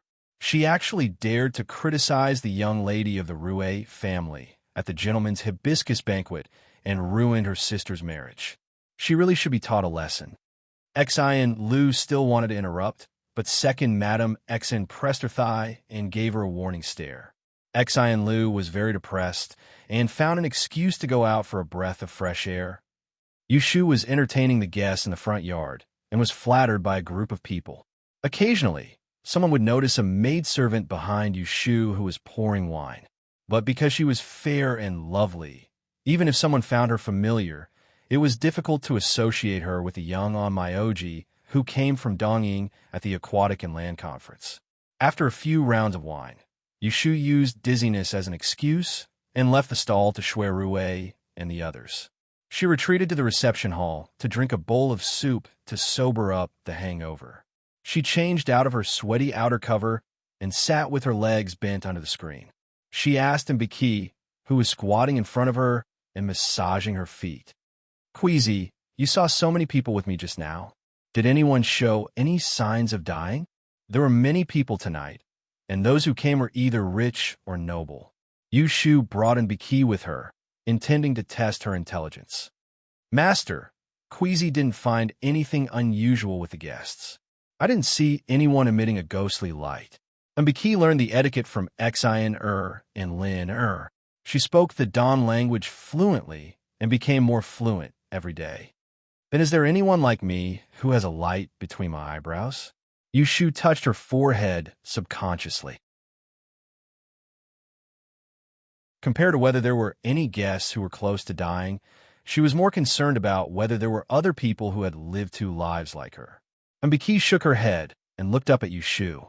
She said respectfully with a serious face, "Master, such an extraordinary person is 1 in a million." Seeing that she was flattering her so obediently, Yushu smiled and patted her head. At this time, Xian Lu came over. After sitting for half a cup of tea, Yushu listened to Xian Lu talk about the situation of entertaining guests in the backyard. She only raised her eyelids when he talked about Madame Ren. Madame Ren's way of talking about you is clearly to discredit you. Even I can tell what others will think of you. They will really think that you almost married that rotten persimmon Injitson, and now that you have a bright future, you look down on him. You should think about how to explain it later. Don't let people misunderstand.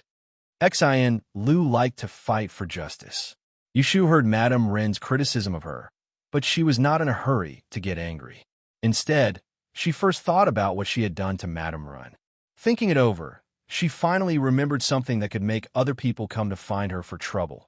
2 months ago at the Dingbo Hall's Hibiscus Gentleman's Banquet, Miss Ray of the Countess Mansion, together with Princess, Shi Wen, and the others, splashed dirty water on her, and in the end they were scolded by her.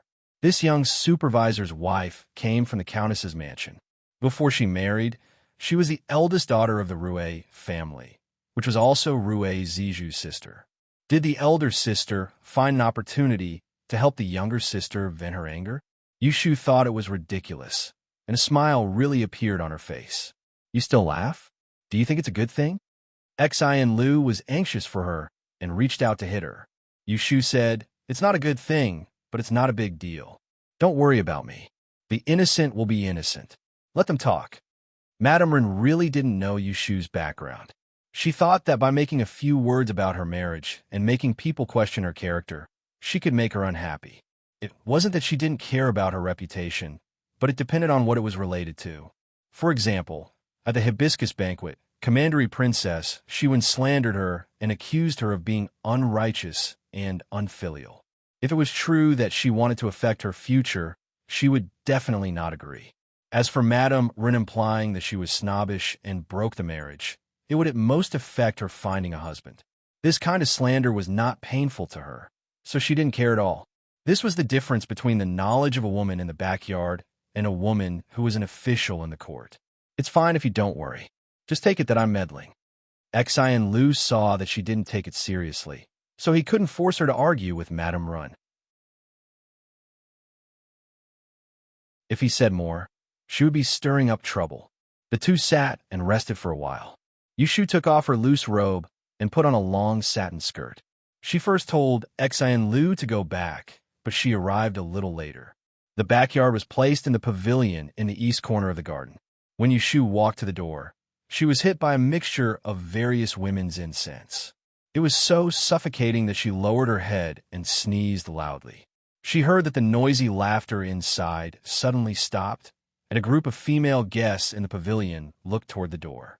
Yushu covered her nose and raised her head with a smile. She raised her hand and bowed to the crowd.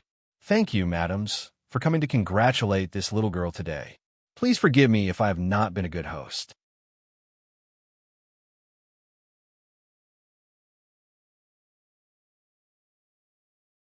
Chapter 645. Yushu only stayed in the backyard for a short while. She greeted the womenfolk and then went back to the front. This made Madame Ren, who wanted to quarrel with her, lose her plan. Madame Ren had long heard that this female fortune-teller was unwilling to be at a disadvantage. She even dared to scold Royal Princess Shi Wen. Madame Ren thought that if someone went to learn from Yushu, she would definitely not let it go. The bigger the trouble, the worse her reputation would be. Unexpectedly, Yushu came in a hurry and left in a hurry, as if she didn't know that someone was talking behind her back. Second Madame Xin saw that Yu Shu smiled and greeted all the high-ranking women present, and then left as if nothing had happened. She secretly breathed a sigh of relief. Then Xian Lu came back and quickly pulled her daughter to the corridor and whispered, "Where did you go just now? Mother told you to remember that you can't repeat what Madame Run said to Miss Yu in front of her." These words could only be told by family members. If others said half a word, it would be deliberately stirring up trouble. Xian Lu said carelessly, "Why didn't you say it earlier? I already told her." Second Madame Xin choked and slapped her back. "Who told you to speak too fast?" Xian Lu gritted her teeth in pain, but didn't dare to make a loud noise. She looked at her mother with grievance and was unconvinced. "I'm the best friend of the Lotus Master. Why didn't I tell her when someone said bad things about her behind her back?" Second Madame Xian couldn't do anything to her. It wasn't easy to educate her at home, so she could only wait until they went back to deal with this wicked girl. Thinking of Yu Shu's normal expression just now, she said to Xian Lu with disappointment, "Learn from others. You only know how to play all day long. You don't have a good memory." After Yu Shu held a big housewarming banquet, there were more voices in the capital talking about her, the female official. People's focus was obviously different. Some people praised official Yu for her cheerful personality and eclectic personality. Some people secretly criticized her for not being dignified enough and not having the cultivation of a woman. Some people envied Maid Yu for holding an important official position at a young age and that women were not inferior to men. Some people ridiculed her for being too shrewd and arrogant. In short, it's a mixed bag. There was also some gossip mixed in. It was said that female envoy Yu's mother had been a maidservant in Prime Minister Yin's household and was the mistress of the current Assistant Minister Yin of the Ministry of Revenue. After they reunited, Lady Yin didn't mind female envoy Yu's pitiful life and arranged a marriage for her youngest son. At first, female envoy Yu was greedy for power and had agreed. Who would have thought that in just a few months, she would enter the court and gain the favor of the emperor? She looked down on the ignorant and incompetent young master of the Yin family and went back on her word.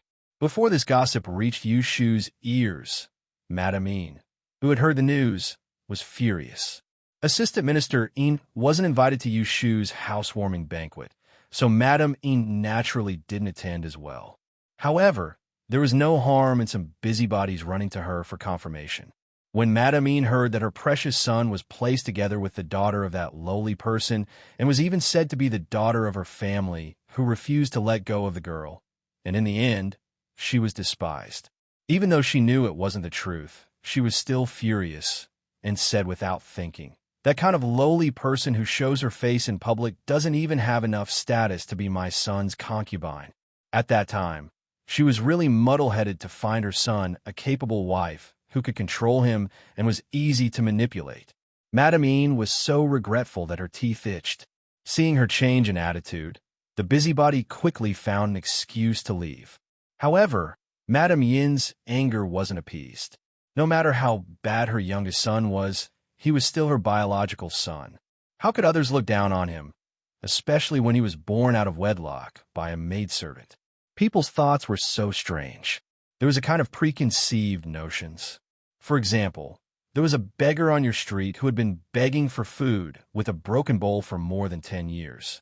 Then one day he passed by your door on a big horse in bright clothes and said hello to you. No matter how you greeted him with a smile on your face, you must think in your heart, "Humph, he's just a stinky beggar. What's there to show off?" Aunt Shui, who used to be Madame Yin's maidservant, was this stinky beggar in Madame Yin's mind. No matter how good her daughter was, there was always a lingering sense of superiority in Madame Yin's heart.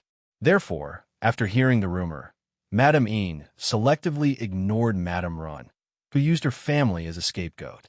Instead, she blamed Yu Shu and her daughter who didn't know what was good for them. Near the Mid-Autumn Festival, Assistant Minister Yin couldn't get away from the Ministry of Revenue and didn't return home for 2 days. Madame Yin inquired about the address of a Yu's mansion. Without discussing with him, she took advantage of the evil atmosphere and sent someone to Baochong Street to find Aunt Shui to talk about the old days. At the same time, she invited a few ladies and madams who were on good terms to her home for tea. Speaking of which, concubine Shui wasn't able to come out on the day of the banquet at the Yu residence to show off her prestige as the mother of a high-ranking official, so she had been holding back her anger and privately complained to Yu Xiaoxiu. What's there to be afraid that I'll be shy and make a fool of myself in front of the guests? I think your sister just dislikes me as her mother and doesn't want me to come out to meet people. She told me the truth so that I can go back to my small courtyard and don't make things difficult for her. Of course, this was just a casual remark. Being able to live in this big house as a proper madam and enjoy the treatment of being surrounded by people, Aunt Shui was very unwilling to go back to the past. There was only one bad thing. Yu Xiaoxiu had to go to school every day and went to find Zhao Hui, who was always looking after the child. They didn't go out at all. She didn't even have someone to gossip with. Therefore, when Madame Yin's servant found the gatekeeper of the Yu's mansion and asked someone to go in to inform her, Aunt Shui received the invitation and almost happily asked someone to reply. Aunt Shui freshened up and sent a little servant girl, Xiang Sui, to the front to find someone. When Zhou Hu, who was the steward in the front yard, heard that Madame was going out, he didn't dare to neglect. He immediately asked someone to tie a stable mule cart and chose a clever manservant to follow. Aunt Shui sat in the cart happily and said to Xiang Sui, "You girls only think that I'm a disgrace." Even the wife of the assistant minister came to me for tea.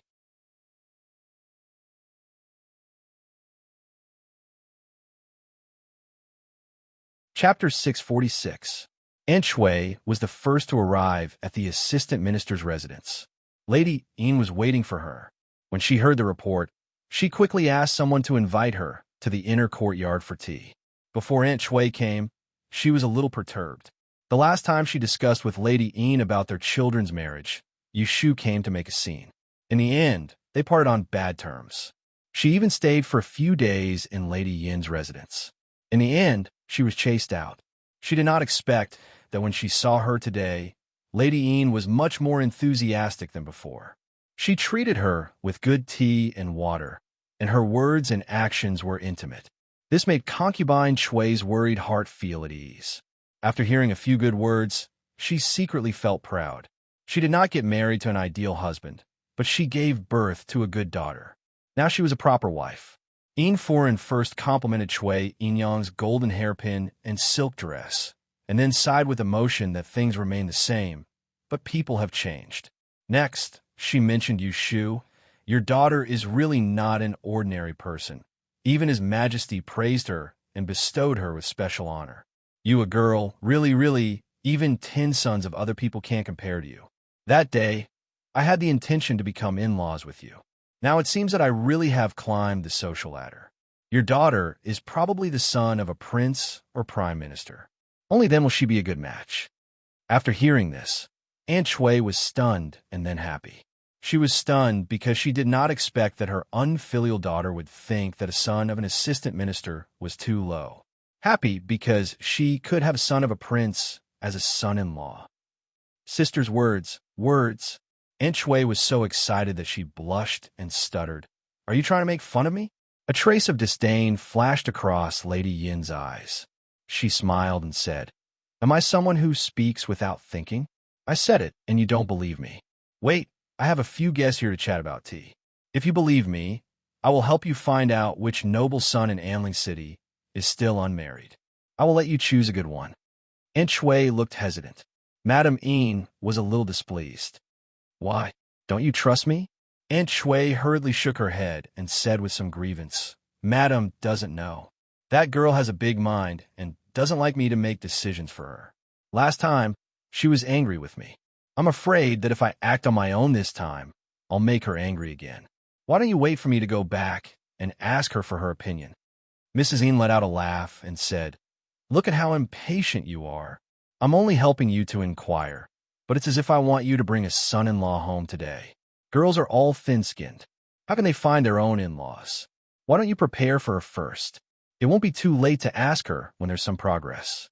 When concubine Shui heard this, she hurriedly agreed.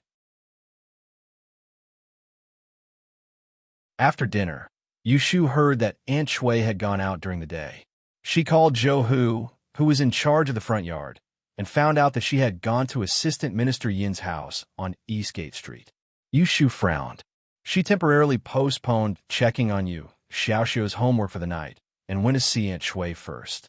After Aunt Shui was brought here, the mother and daughter didn't see each other every day. They didn't even eat together. Even Xiaoxiu abided by filial piety and came to see her every night after school or when he came back from the medical center. Aunt Shui was trying on new clothes in the room. She wasn't allowed to show up at the government banquet the day before yesterday, so Yushu gave her a box of expensive hairpins and beads. At this moment, she held a long green jade bead bracelet and gestured it on her body. Suddenly, she heard Xiang Sui call Miss behind her. She turned around and saw Yushu standing at the door looking at her. She felt guilty and almost dropped the thing in her hand. Did Mother go out today? Yushu didn't question her. She wanted to maintain a peaceful relationship with her birth mother. Towards the simple-minded Aunt Shui, her minimum requirement was to not cause trouble for her. Ah, yes. Aunt Shui turned her head to put the bead bracelet back into the jewelry box. She didn't want Xiang Sui to see the uncomfortable expression on her face. Where did you go? Did you buy anything on the street? If you ran out of money, I'll ask Lin to send it over later. Aunt Shui wasn't stupid enough to think that she could hide where she went during the day from Yushu. She squeezed a smile and said, Assistant Minister's wife invited me to have tea. I stayed at her residence for a while and hurried back. Yushu pretended to be surprised. Assistant Minister Yin's residence? I was chased out by him last time and fell out with him. Why are you still in contact with him? Aunt Shui said unhappily, I didn't ask anyone to chase me out. It's all your fault. Seeing that Yushu was frowning in displeasure, she didn't dare to continue to blame her. She didn't even dare to mention that Lady Yin had given her advice. Yushu asked a few more questions. Aunt Shui only said that Lady Yin had invited her to have tea and complimented her on her clothes and jewelry.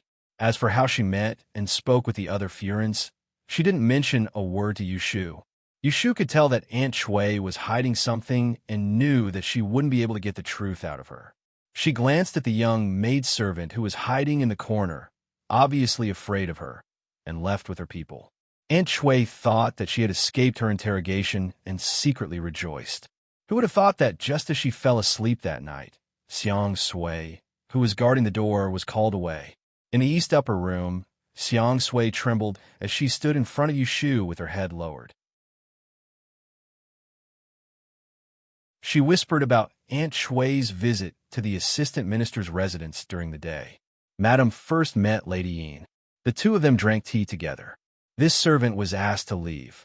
Not long after, a few other Furins came. I don't know what they said. They stayed for about an hour until the sun set. Then Madame was sent out by Lady Yin. Yushu understood that this girl had been beaten last time and didn't dare to coax her. Seeing that she couldn't say anything, she asked someone to bring her out. She thought that she might have been overthinking this time.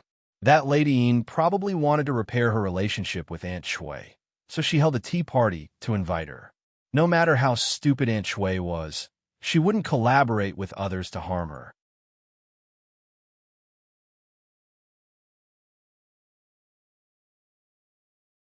Chapter 647. On the 15th day of the 8th lunar month, the Mid-Autumn Festival Banquet was held. All officials above the third rank could bring their families into the palace for the banquet. Yushu was lucky enough to be among them because of her royal title. Before the palace gate was opened, the road outside the city gate was lined with carriages, horses, and soft sedan chairs. Yushu had arrived early, but she tactfully stayed at the back and didn't squeeze with the others.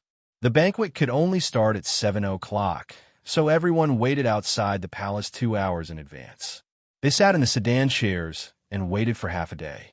When they were bored, they got off and stood for a while, looking for acquaintances to chat for a while. Different from the pilgrimage, the officials who entered the palace on the Mid-Autumn Festival were all in casual clothes. Fortunately, Yushu had met this group of people at the Land and Water Conference, so she recognized their faces. Several sedan chairs passed by Yushu and stopped to greet her. If she met someone she was not familiar with, she wouldn't mistake it for an awkward silence and could always say a few words. There was a carriage coming from the south. Along the way, people made way for it, and it caused quite a commotion. When Yushu saw Shui Rue following behind on a horse, she knew who was sitting in the carriage. Prime Minister Shui's carriage passed by Yushu's face without even pausing for a moment. Shui Rue stopped the horse and got down from the carriage. There were so many pairs of eyes in the surroundings, but the two of them did not get too close to each other. After exchanging a few simple words, Shui Rue led the horse and walked forward. Yushu stood in the same place and watched until the carriages disappeared. She estimated the position with her eyes. It was about half a street away. This was her current status, the difference between her and the first-class officials in the court. There's really nothing to look forward to, Yushu muttered. What hopeless! Yushu heard the voice and turned around. Her eyes fell on the carriage parked by the side. She faked a smile and said, I said I stood for a long time, and my legs are numb. I don't know how long I have to wait. Yes.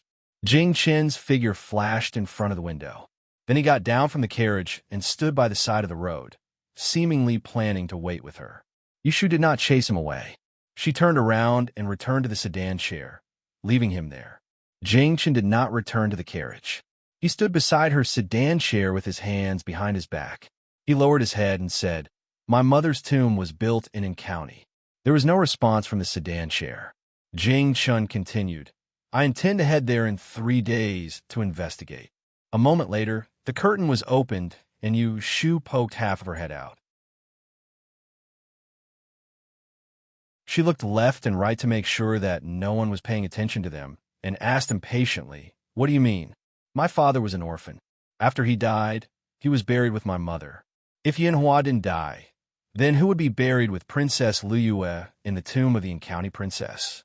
Or there was only the County princess in the tomb.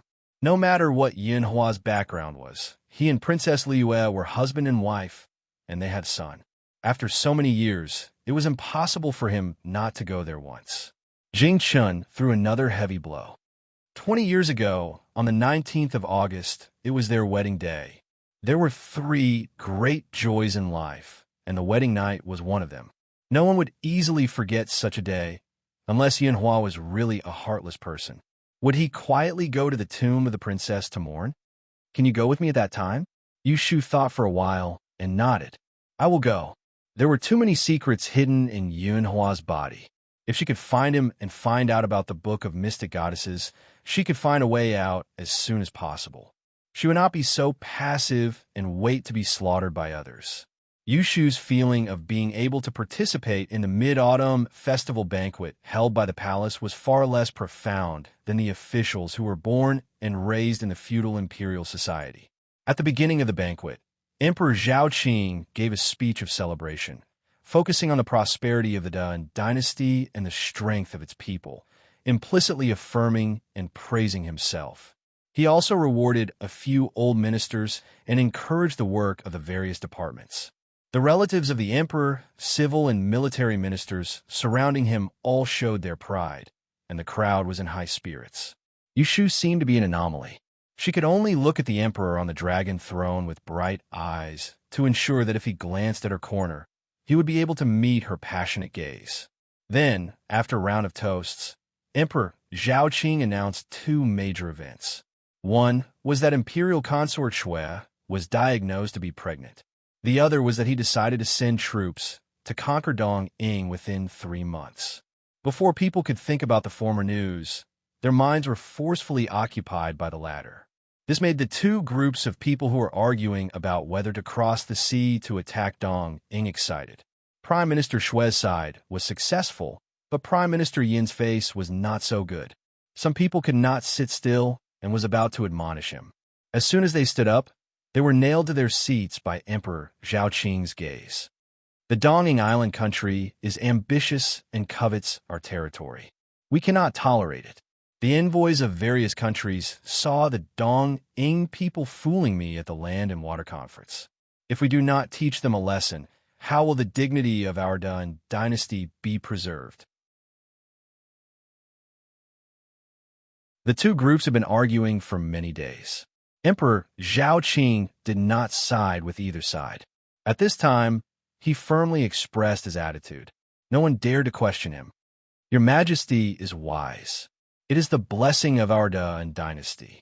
I saw the golden dragon Dong Fong Kong raise its head yesterday. It is obvious that this battle will be a great victory. The Tidian was the first to stand up and chimed in.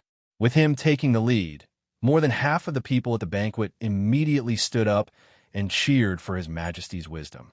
Many generals and old officials who used to lead troops immediately expressed their willingness to lead troops to battle and share the burden of His Majesty. They looked like they were willing to die 1,000 deaths. Yushu guessed what these people were thinking. Most likely, they felt that with the strength of the Yin dynasty, attacking a small country like Dong Ying would be a piece of cake. This was a good opportunity to gain merit for free. They had to fight for it. Anyone who did not go would be stupid. Oh, except for those who were seasick. Emperor Zhao Qing was very satisfied with everyone's reaction. He pretended not to see Prime Minister Yin's hesitant expression and announced, "Today is a festival. We'll not talk about national affairs for now. After tomorrow, we will discuss the matter of sending troops." Then, the banquet quickly returned to a happy and harmonious atmosphere. Yushu was thinking about the trip to the princess tomb in a few days when someone sitting next to her poked her arm with a chopstick and reminded her in a low voice, "Official Yu, His Majesty is talking to you." Yushu turned her head and saw Emperor Zhao Qing's smiling face in the distance. She quickly stood up and didn't pay attention to what the emperor had just asked her. She showed an embarrassed expression. Emperor Zhao Qing didn't blame her for being distracted. He just thought that she was too far away and couldn't hear him clearly. He ordered the chief eunuch, "Why did you arrange a seat so far away for our meowing messenger? Someone, add a seat closer to official Yu." Yushu was a 5th-ranked official. It was normal for her to be seated near the door in a banquet filled with 1st, 2nd, and 3rd-ranked officials. However, Emperor Zhao Qing was happy to give her a high regard, so no one could say anything wrong. As a result, Yushu suddenly sat at the head of the hall from the last seat. Coincidentally, Emperor Zhao Qing casually pointed and placed her in front of Ren Qiming's seat.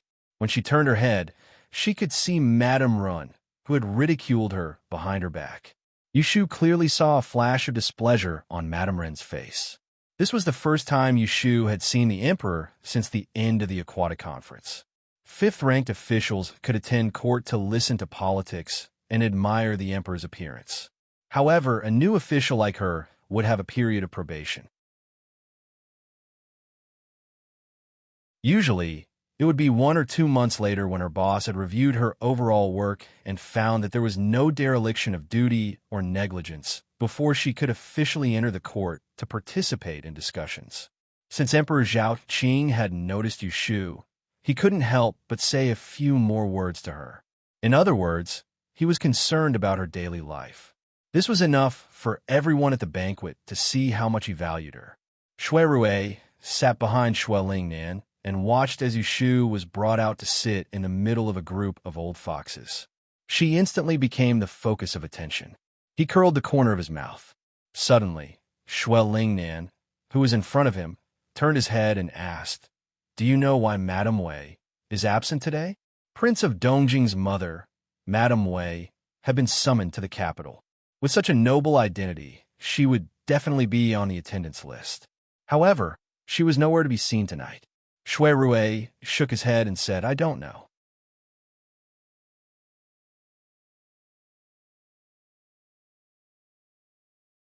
Chapter 648.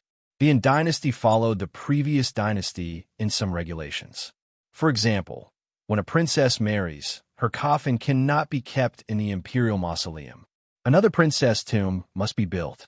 If the prince's son-in-law died, the couple must be buried together. Royal Princess Liyue and the current emperor had the same mother, so the former emperor doted on her very much. He ordered the imperial astronomer to choose a feng shui treasure cave for her, which was near in Xian, 30 miles west of Enling. Emperor Zhao Qing was obviously in a good mood at the palace banquet tonight. When the moon was up, he took a group of close officials to the imperial garden to admire the moon. Emperor Zhao Qing was in a good mood and ordered people to recite poems and perform. Yushu was among them, and was fortunate to see a rare scene of several loyal officials. Prime Minister Shui, who looked serious, actually played a lively flute. Rin Qiming, the black-faced deity, actually knew how to use two swords. Prince Xiang knew how to play the waist drum. Earl Rui even danced a short horse dance to Prime Minister Shui's beat. In short, all the officials that Emperor Zhao Qing cared about were picked out one by one to make him smile. No one was spared. Yushu quietly took 2 steps back and stood in an inconspicuous place. On one hand, she despised this group of unscrupulous officials. On the other hand, she seriously thought if she had any unique skills that could be used. What if Emperor Zhao Qing called her name? Zhong Shui, palace noble consort Shui, sat in the attic with a few layers of soft mattresses under her. She was dressed lazily and lightly powdered. She didn't wear the splendid clothes of the previous festivals. Because she was pregnant, Emperor Zhao Qing personally exempted her from going to Shiwu Palace to flatter the empress and celebrate the festival with the other concubines. The Zhong long tortoiseshell table was filled with platters of fruits. Just the platters of mooncakes with different flavors, sweet, fragrant, savory, lotus, and meaty. There were more than 20 of them. There were only 8 platters for the Gui Fei. The extra half was given to her by the emperor, and the other half was given to her by the imperial kitchen. There were many servants in the palace. The news that noble consort Shui was beaten in Shiwu Palace had spread throughout Yeding. From the top to the bottom, everyone rushed to curry favor. The people in the imperial concubine's palace had been stifled for the past few years. Recently, they could finally hold their heads high. Lu Tan sat on a stool on the other side of the long table, motionlessly looking at his mother who was personally peeling oranges for him. The wine glass in front of him had been replaced with tea. Before coming over, he had deliberately changed his robe that smelled of alcohol to prevent her from breathing in. It was a rare festival, so Emperor Zhaoqing allowed the princes who had left the palace to build their manors to reunite with their mothers, except for the 4th prince and the 11th prince who had been kicked out of the capital. Lu Tan had left the capital at a young age and returned once every 3 years. The number of times he had seen noble consort Shui in the past 10 years could be counted on one's fingers. However, this didn't change the fact that he admired noble consort Shui. There was almost no topic of idle conversation between this pair of mother and son. Noble consort Shui did not complain to him about the secrets of the inner palace, and Lu Tan did not tell her much about the matters of the previous court. However, it was almost time for the entrance to the inner palace. Tao Momo, who was watching the hourglass, reminded him. Only then did Lu Tan mention to noble consort Shui that he intended to ask Yu Shu to tell her fortune and seek her approval. Noble consort Shui's eyes, which had been as gentle as water all night, wavered slightly. Looking at her son, who had unknowingly lost his immaturity, she asked, "Who gave you this idea?" Lu Tan replied, "It was your son who was worried about Mu Fei." Noble consort Shui instantly smiled like a flower. "Then let's do it this way. Bureau Kunling has my order card, but without your imperial father's verbal orders, I don't think they would dare to act on their own.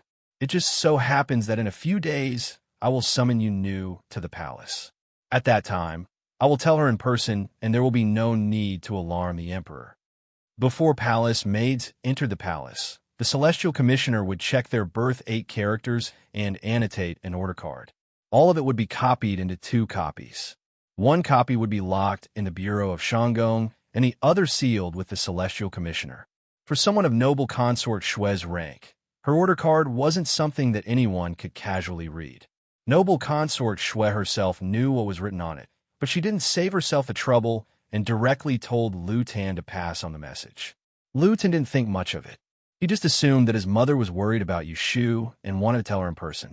Seeing that it was getting late, he didn't linger and stood to bid farewell. The chief palace maid of Zhongsue Palace, Song Lan, let him out. On the doorway, he met a palace maid who hurriedly ran in. She crouched down and bowed to him, then quickly left at Song Lan's signal. Lu Tan turned his head and saw her run into the pavilion where noble consort Shui stayed. What had happened? He couldn't stop thinking about it until he walked out of the back palace, which was filled with many corners and corridors. As for noble consort Shui, because she had just heard a piece of news, she changed her clothes and went to sleep. The seventh prince, who was under house arrest in Ningguang Fu, somehow managed to obtain Emperor Zhao Qing's permission to enter the palace without a word. He didn't participate in the banquet before the court, but stayed in Yongle Palace for half an hour. On the second day after the mid-autumn banquet, Emperor Zhao Qing reiterated his decision to send troops to conquer the Dong Ing last night. He had the civil and military officials nominate a leader. When the court was about to end, he found an excuse and lifted Ning Wang's house arrest. The headless case of the imperial envoy in Pei County caused the 11th prince, Liu Yi, to fall from his horse. Liu Hao, who had set up the trap, also didn't benefit. Because he was involved in the case, he was grounded by Emperor Zhao Qing for 3 months. In less than 2 months, he was released. The officials in the court were not at all surprised. After all, it was common knowledge that Emperor Zhao Qing favored the 7th prince. Thus, that afternoon, the gates of Ningguang Fu, which had been closed to all visitors, resumed its traffic. It was as if the desolation of the past few days had never passed. Yushu had heard the news from Shui Rue. She hadn't been able to speak in time in the palace last night. In the morning, Shui Rue had sent someone to the Celestial Commissioner to send a message and arrange for the two of them to find a nearby restaurant to spend their lunch. He got off easy. Yushu frowned and took a sip of wine. That time in Pei County, Liu Hao had almost plotted against Shui Rue and her and killed an imperial envoy. Just like that, Liu Yi had been made a scapegoat and had been imprisoned for a few days. Autumn was cold. Shui Rue moved away the cold dish in front of her and replaced it with cooked meat. He didn't want her to feel uncomfortable at night with nothing to pad her stomach after drinking cold wine. It was agreed that he would be imprisoned for 3 months, but he was released early. Doesn't the imperial censor have anything to say? Shui Rue shook his head. Right now, everyone is focused on the conquest of the Dong Ing. With the affairs of the country at hand, no one has anything to do to make Ning Wang uncomfortable. Then he really came at a good time. Yushu didn't want to mention Ning Wang, the scheming person. She turned and told Shui Rue that she was going to encounter with Jing Chun to investigate the princess tomb. When Shui Rue heard this, he objected. No, I don't agree with you going. Yushu didn't understand. Why? This is a rare opportunity. Maybe we can really capture Yanhua? Shui Rue sneered. If Jing Chun can think of it, do you think that the emperor and the great emperor can't think of it? If Yanhua can be captured so easily, he would have been captured alive long ago. Would he wait for you to think of it? If you go this time, not only will you not be able to see Yanhua, it is very likely that someone will take the opportunity to kill you. Don't forget that Ning Wang is eyeing you and wants you dead. Yushu also had her reasons. I have thought about what you said, but it is different this time. Isn't there Jing Chun? Jing Chun's return to the capital caused such a big commotion. If Yanhua is still alive, it is impossible that he doesn't know. The princess has been dead for 20 years, and only this son is left in the world. Would he not want to see him? In the capital, it is heavily guarded. He might not dare to show his face. When he goes to an isolated place like in county, he might reunite with Jing Chun. It was rare for Shui Rue to disagree with her. This is what you think. Didn't you say that Yunhua is very likely to be your senior brother? He already has a wife in his hometown, but he abandoned his wife and son to go to the capital. He also tried to get close to Princess Liyue because of the Book of Mystery Fairy's 6 wrens. Do you think such a fickle person would take the risk just to see his son? After she finished listening to his analysis, Yushu instantly became gloomy. Even though what Shui Rue said was the truth that had been deliberated upon, it was still difficult for her to imagine that the eldest senior brother, who was praised so highly by Taoist Qing Zheng, the Yunhua Zi, who was revered by the people of the world for 20 years, would be a heartless person who was afraid of death. I think he is not the person you said he is. Yushu looked at Shui Rue's expression. She had an illusion that he, who had always been calm, seemed to have a prejudice against Yunhua, but she could not tell where this prejudice came from. Yushu knew Shui Rue for a long time, but she rarely saw him make such a subjective evaluation of a person. There was no smile on Shui Rui's face at this moment. His gentle gaze suddenly became aggressive. "So you're saying that you must go?" Yushu hesitated for a moment and braced herself to say yes.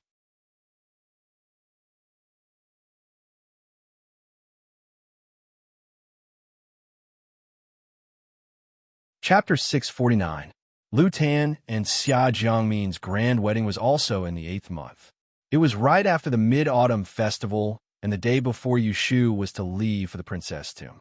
It really was an eventful time. The Xiaojiang family's roots were in the south. On the day of the wedding, there weren't many guests from the bride's family, but it wasn't that there weren't any. There were a few old officials in Jing who had served in the south in the early years. For the sake of the Xiaojiang family, they either sent their eldest sons to congratulate or prepared a generous gift to send to Jing Wangfu. Even though Yushu had received an invitation from Lu Tan, she attended as a guest from the bride's side. She first went to Xia Zhang's guest house early in the morning to see her before Xia Jiangmin put on her wedding dress. Then she followed the bridal procession to the Wangfu. This day was extraordinarily lively. Yushu saw what was called 10 li of red dowry. Even though the Xiaojiang family wasn't prominent in Jing, they were one of the wealthiest families in the south. They had been a prestigious family for 100 years and had accumulated countless gold and silver treasures. They effortlessly saved 160 chests of dowry for the young, marrying into the imperial family. Each chest was so heavy that it would take 4 young and strong men to move it. Some people thought of the scene when Ning Wangfu welcomed the bride and couldn't help but compare. Ning Wangfei was the pearl in the palm of the great scholar Cui Zheng of the Hall of Heroic Martial, a typical scholarly family. But the Xiaojiang family had a son who had been married to a princess. They were a first-class family in the eyes of the world's merchants. Their descendants more or less had a thread of blood from the imperial family. In terms of birth, the two Wangfei each had their wins and losses. These 2 marriages had been personally chosen by Emperor Zhao Qing. It was hard for people to judge whether he favored Lu Tan more or valued Lu Hao more. After the wedding ceremony, the banquet started. Lu Tan sent Xia Jiangmin to the bridal chamber and then hurried back to the front to entertain the guests. After being persuaded to drink a few cups of wine, his face was flushed. Anyone with eyes could see that he was very satisfied with this marriage. The new Wangfei stayed in the bridal room. The female guests said auspicious words and left one by one. In the end, only Yushu was left to accompany her. "Ashu, are you still here?" Xia Jiangmin wore a bright red wedding dress and sat on the edge of the bed. She had to wait for the groom to come and take off the dragon and phoenix veil. She had to wait for the groom to come and take it off. "Yes, I haven't left." Yushu was standing in front of the window, observing the pair of gold-painted red candles. When she turned around, she saw Xia Jiangmin sitting there with her head covered. Her small white hands were clutching her knees. With one glance, anyone could see that she was uneasy. Yushu walked over and said to the 2 maids guarding the bed, "Go get some hot water for your Wangfei to wipe her hands and feet and get rid of the sweat." The 2 of them looked at me. I looked at them and stood motionless. One of them was petite and had very beautiful eyebrows. She raised her head and replied, "His Highness ordered us to guard the new Wangfei." We didn't dare to move. When Yushu saw that these 2 people were not from Xiaojiang's dowry, she couldn't order them around for a moment. "If I tell you to go, then go. Why are you being so long-winded? His Highness told you to watch over me, not to watch over a criminal." Xia Jiangmin was displeased. "I wouldn't dare." The 2 of them anxiously excused themselves and quickly walked out. They passed the screen but didn't forget to close the door. They ordered the maids outside to leave and only dared to whisper to each other when they were far away. "What? You've just entered the mansion and you're already putting on airs as a princess. Shupinger, don't talk nonsense. I didn't AI. I know you feel wronged. We were also sent by the palace to serve Wang Yi. The best outcome would be to make Wang Ye's bed and full blankets. In front of Wang Fei, you have to be docile and not be an eyesore. You've been in the palace for so many years. How come you don't even have this bit of cunning?" While the two of them were whispering to each other, Xia Jiangmin, who was anxiously waiting for her wedding night, had no idea that one of the two maids who had just gone out would become her nightmare in the future. There were no other people in the bridal chamber, and Xia Jiangmin couldn't see Yushu. She wanted to lift the wedding veil on her head, but was quickly stopped by Yushu. "Don't move. Wait for the bridegroom to come back, and then lift it.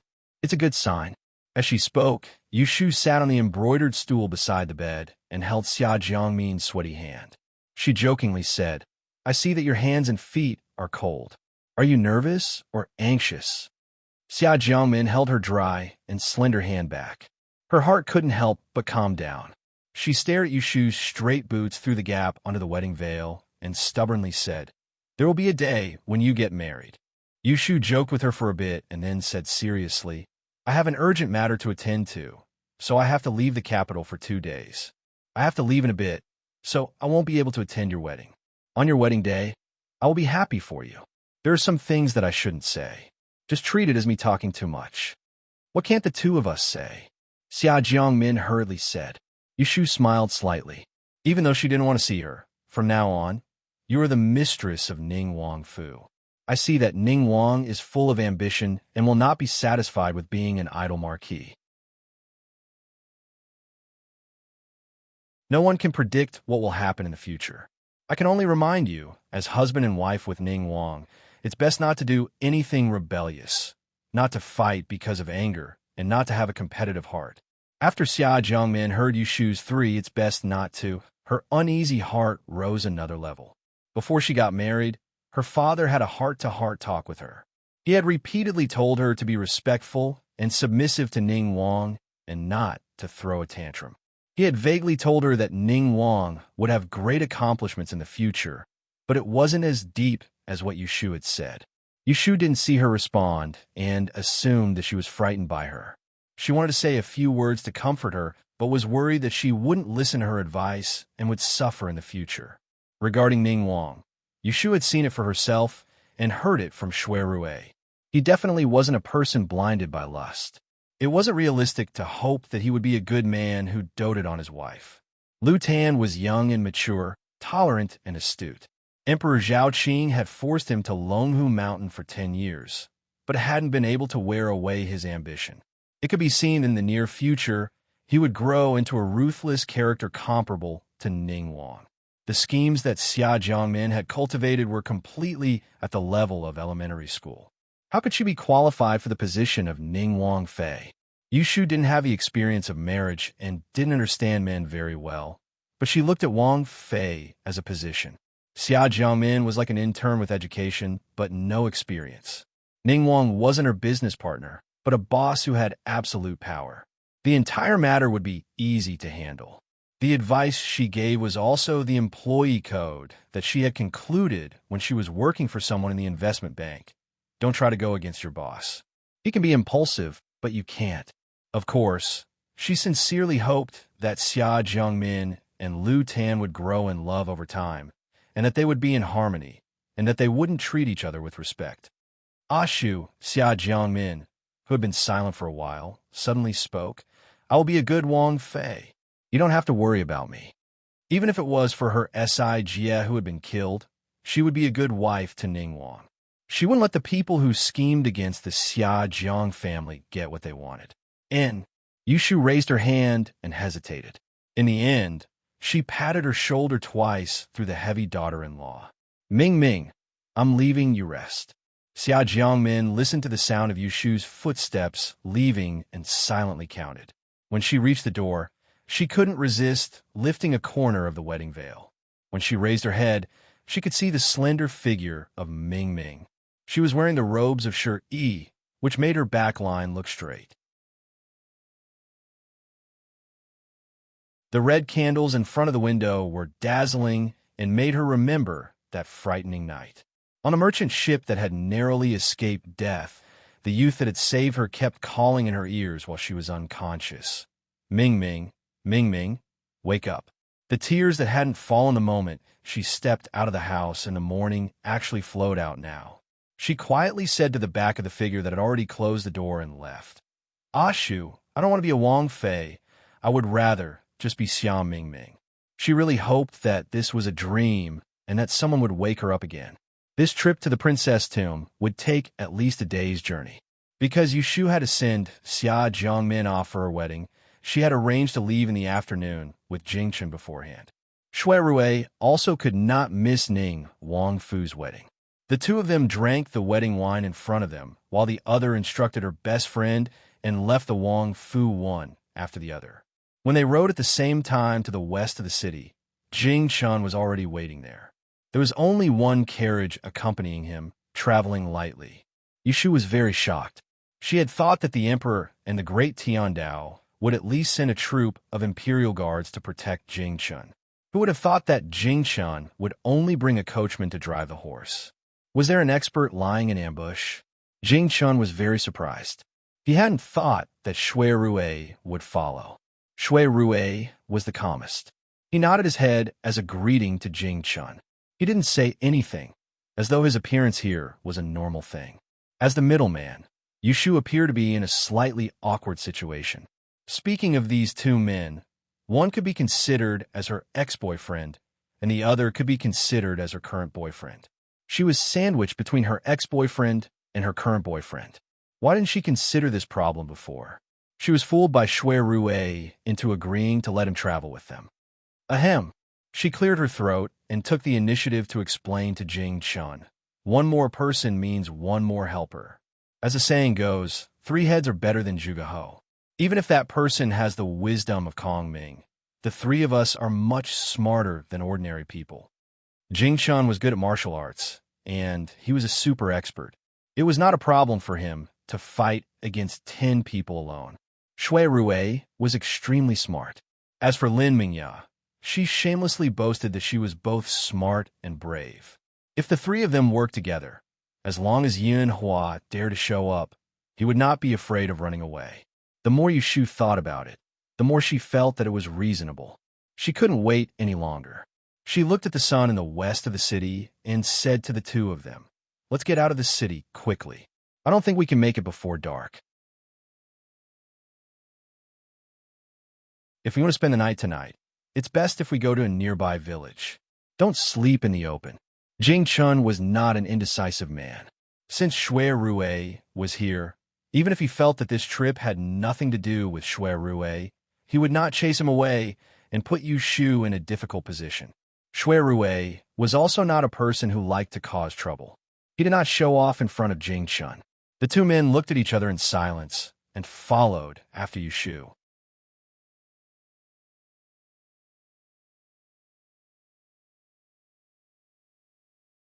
Chapter 650. The year 2010 was just the beginning. Guozi wrote New Tang Dynasty Lost Jade, and now all things are easy. Step by step, it went from immature to mature and gradually gained many readers. It was you who made Guozi grow. I'm grateful. Today's interview was very lively. No matter if they knew or didn't know each other, Guozi had to say a word of thanks here. Because I'm slow, I didn't post the closing words of the interview at the last minute, so I'll just add them here. Thank you to all the readers who read and follow my articles. Guozi will continue to work hard to write good articles and live up to everyone's expectations and love. I'm very honored to have the opportunity to be a guest in a famous interview and communicate with everyone directly. Time is short, so I can't answer each and every one of your questions or greetings. I hope everyone can forgive me. If there's anything that's not considerate, please forgive me.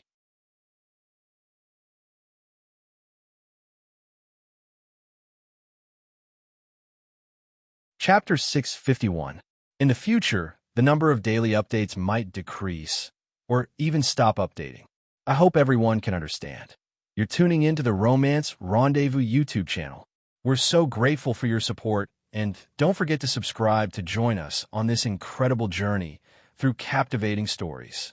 Your generosity through donations truly makes a world of difference, as it's the primary source of revenue that allows me to expand and enhance this channel for you. Thank you from the bottom of my heart for being a part of this adventure.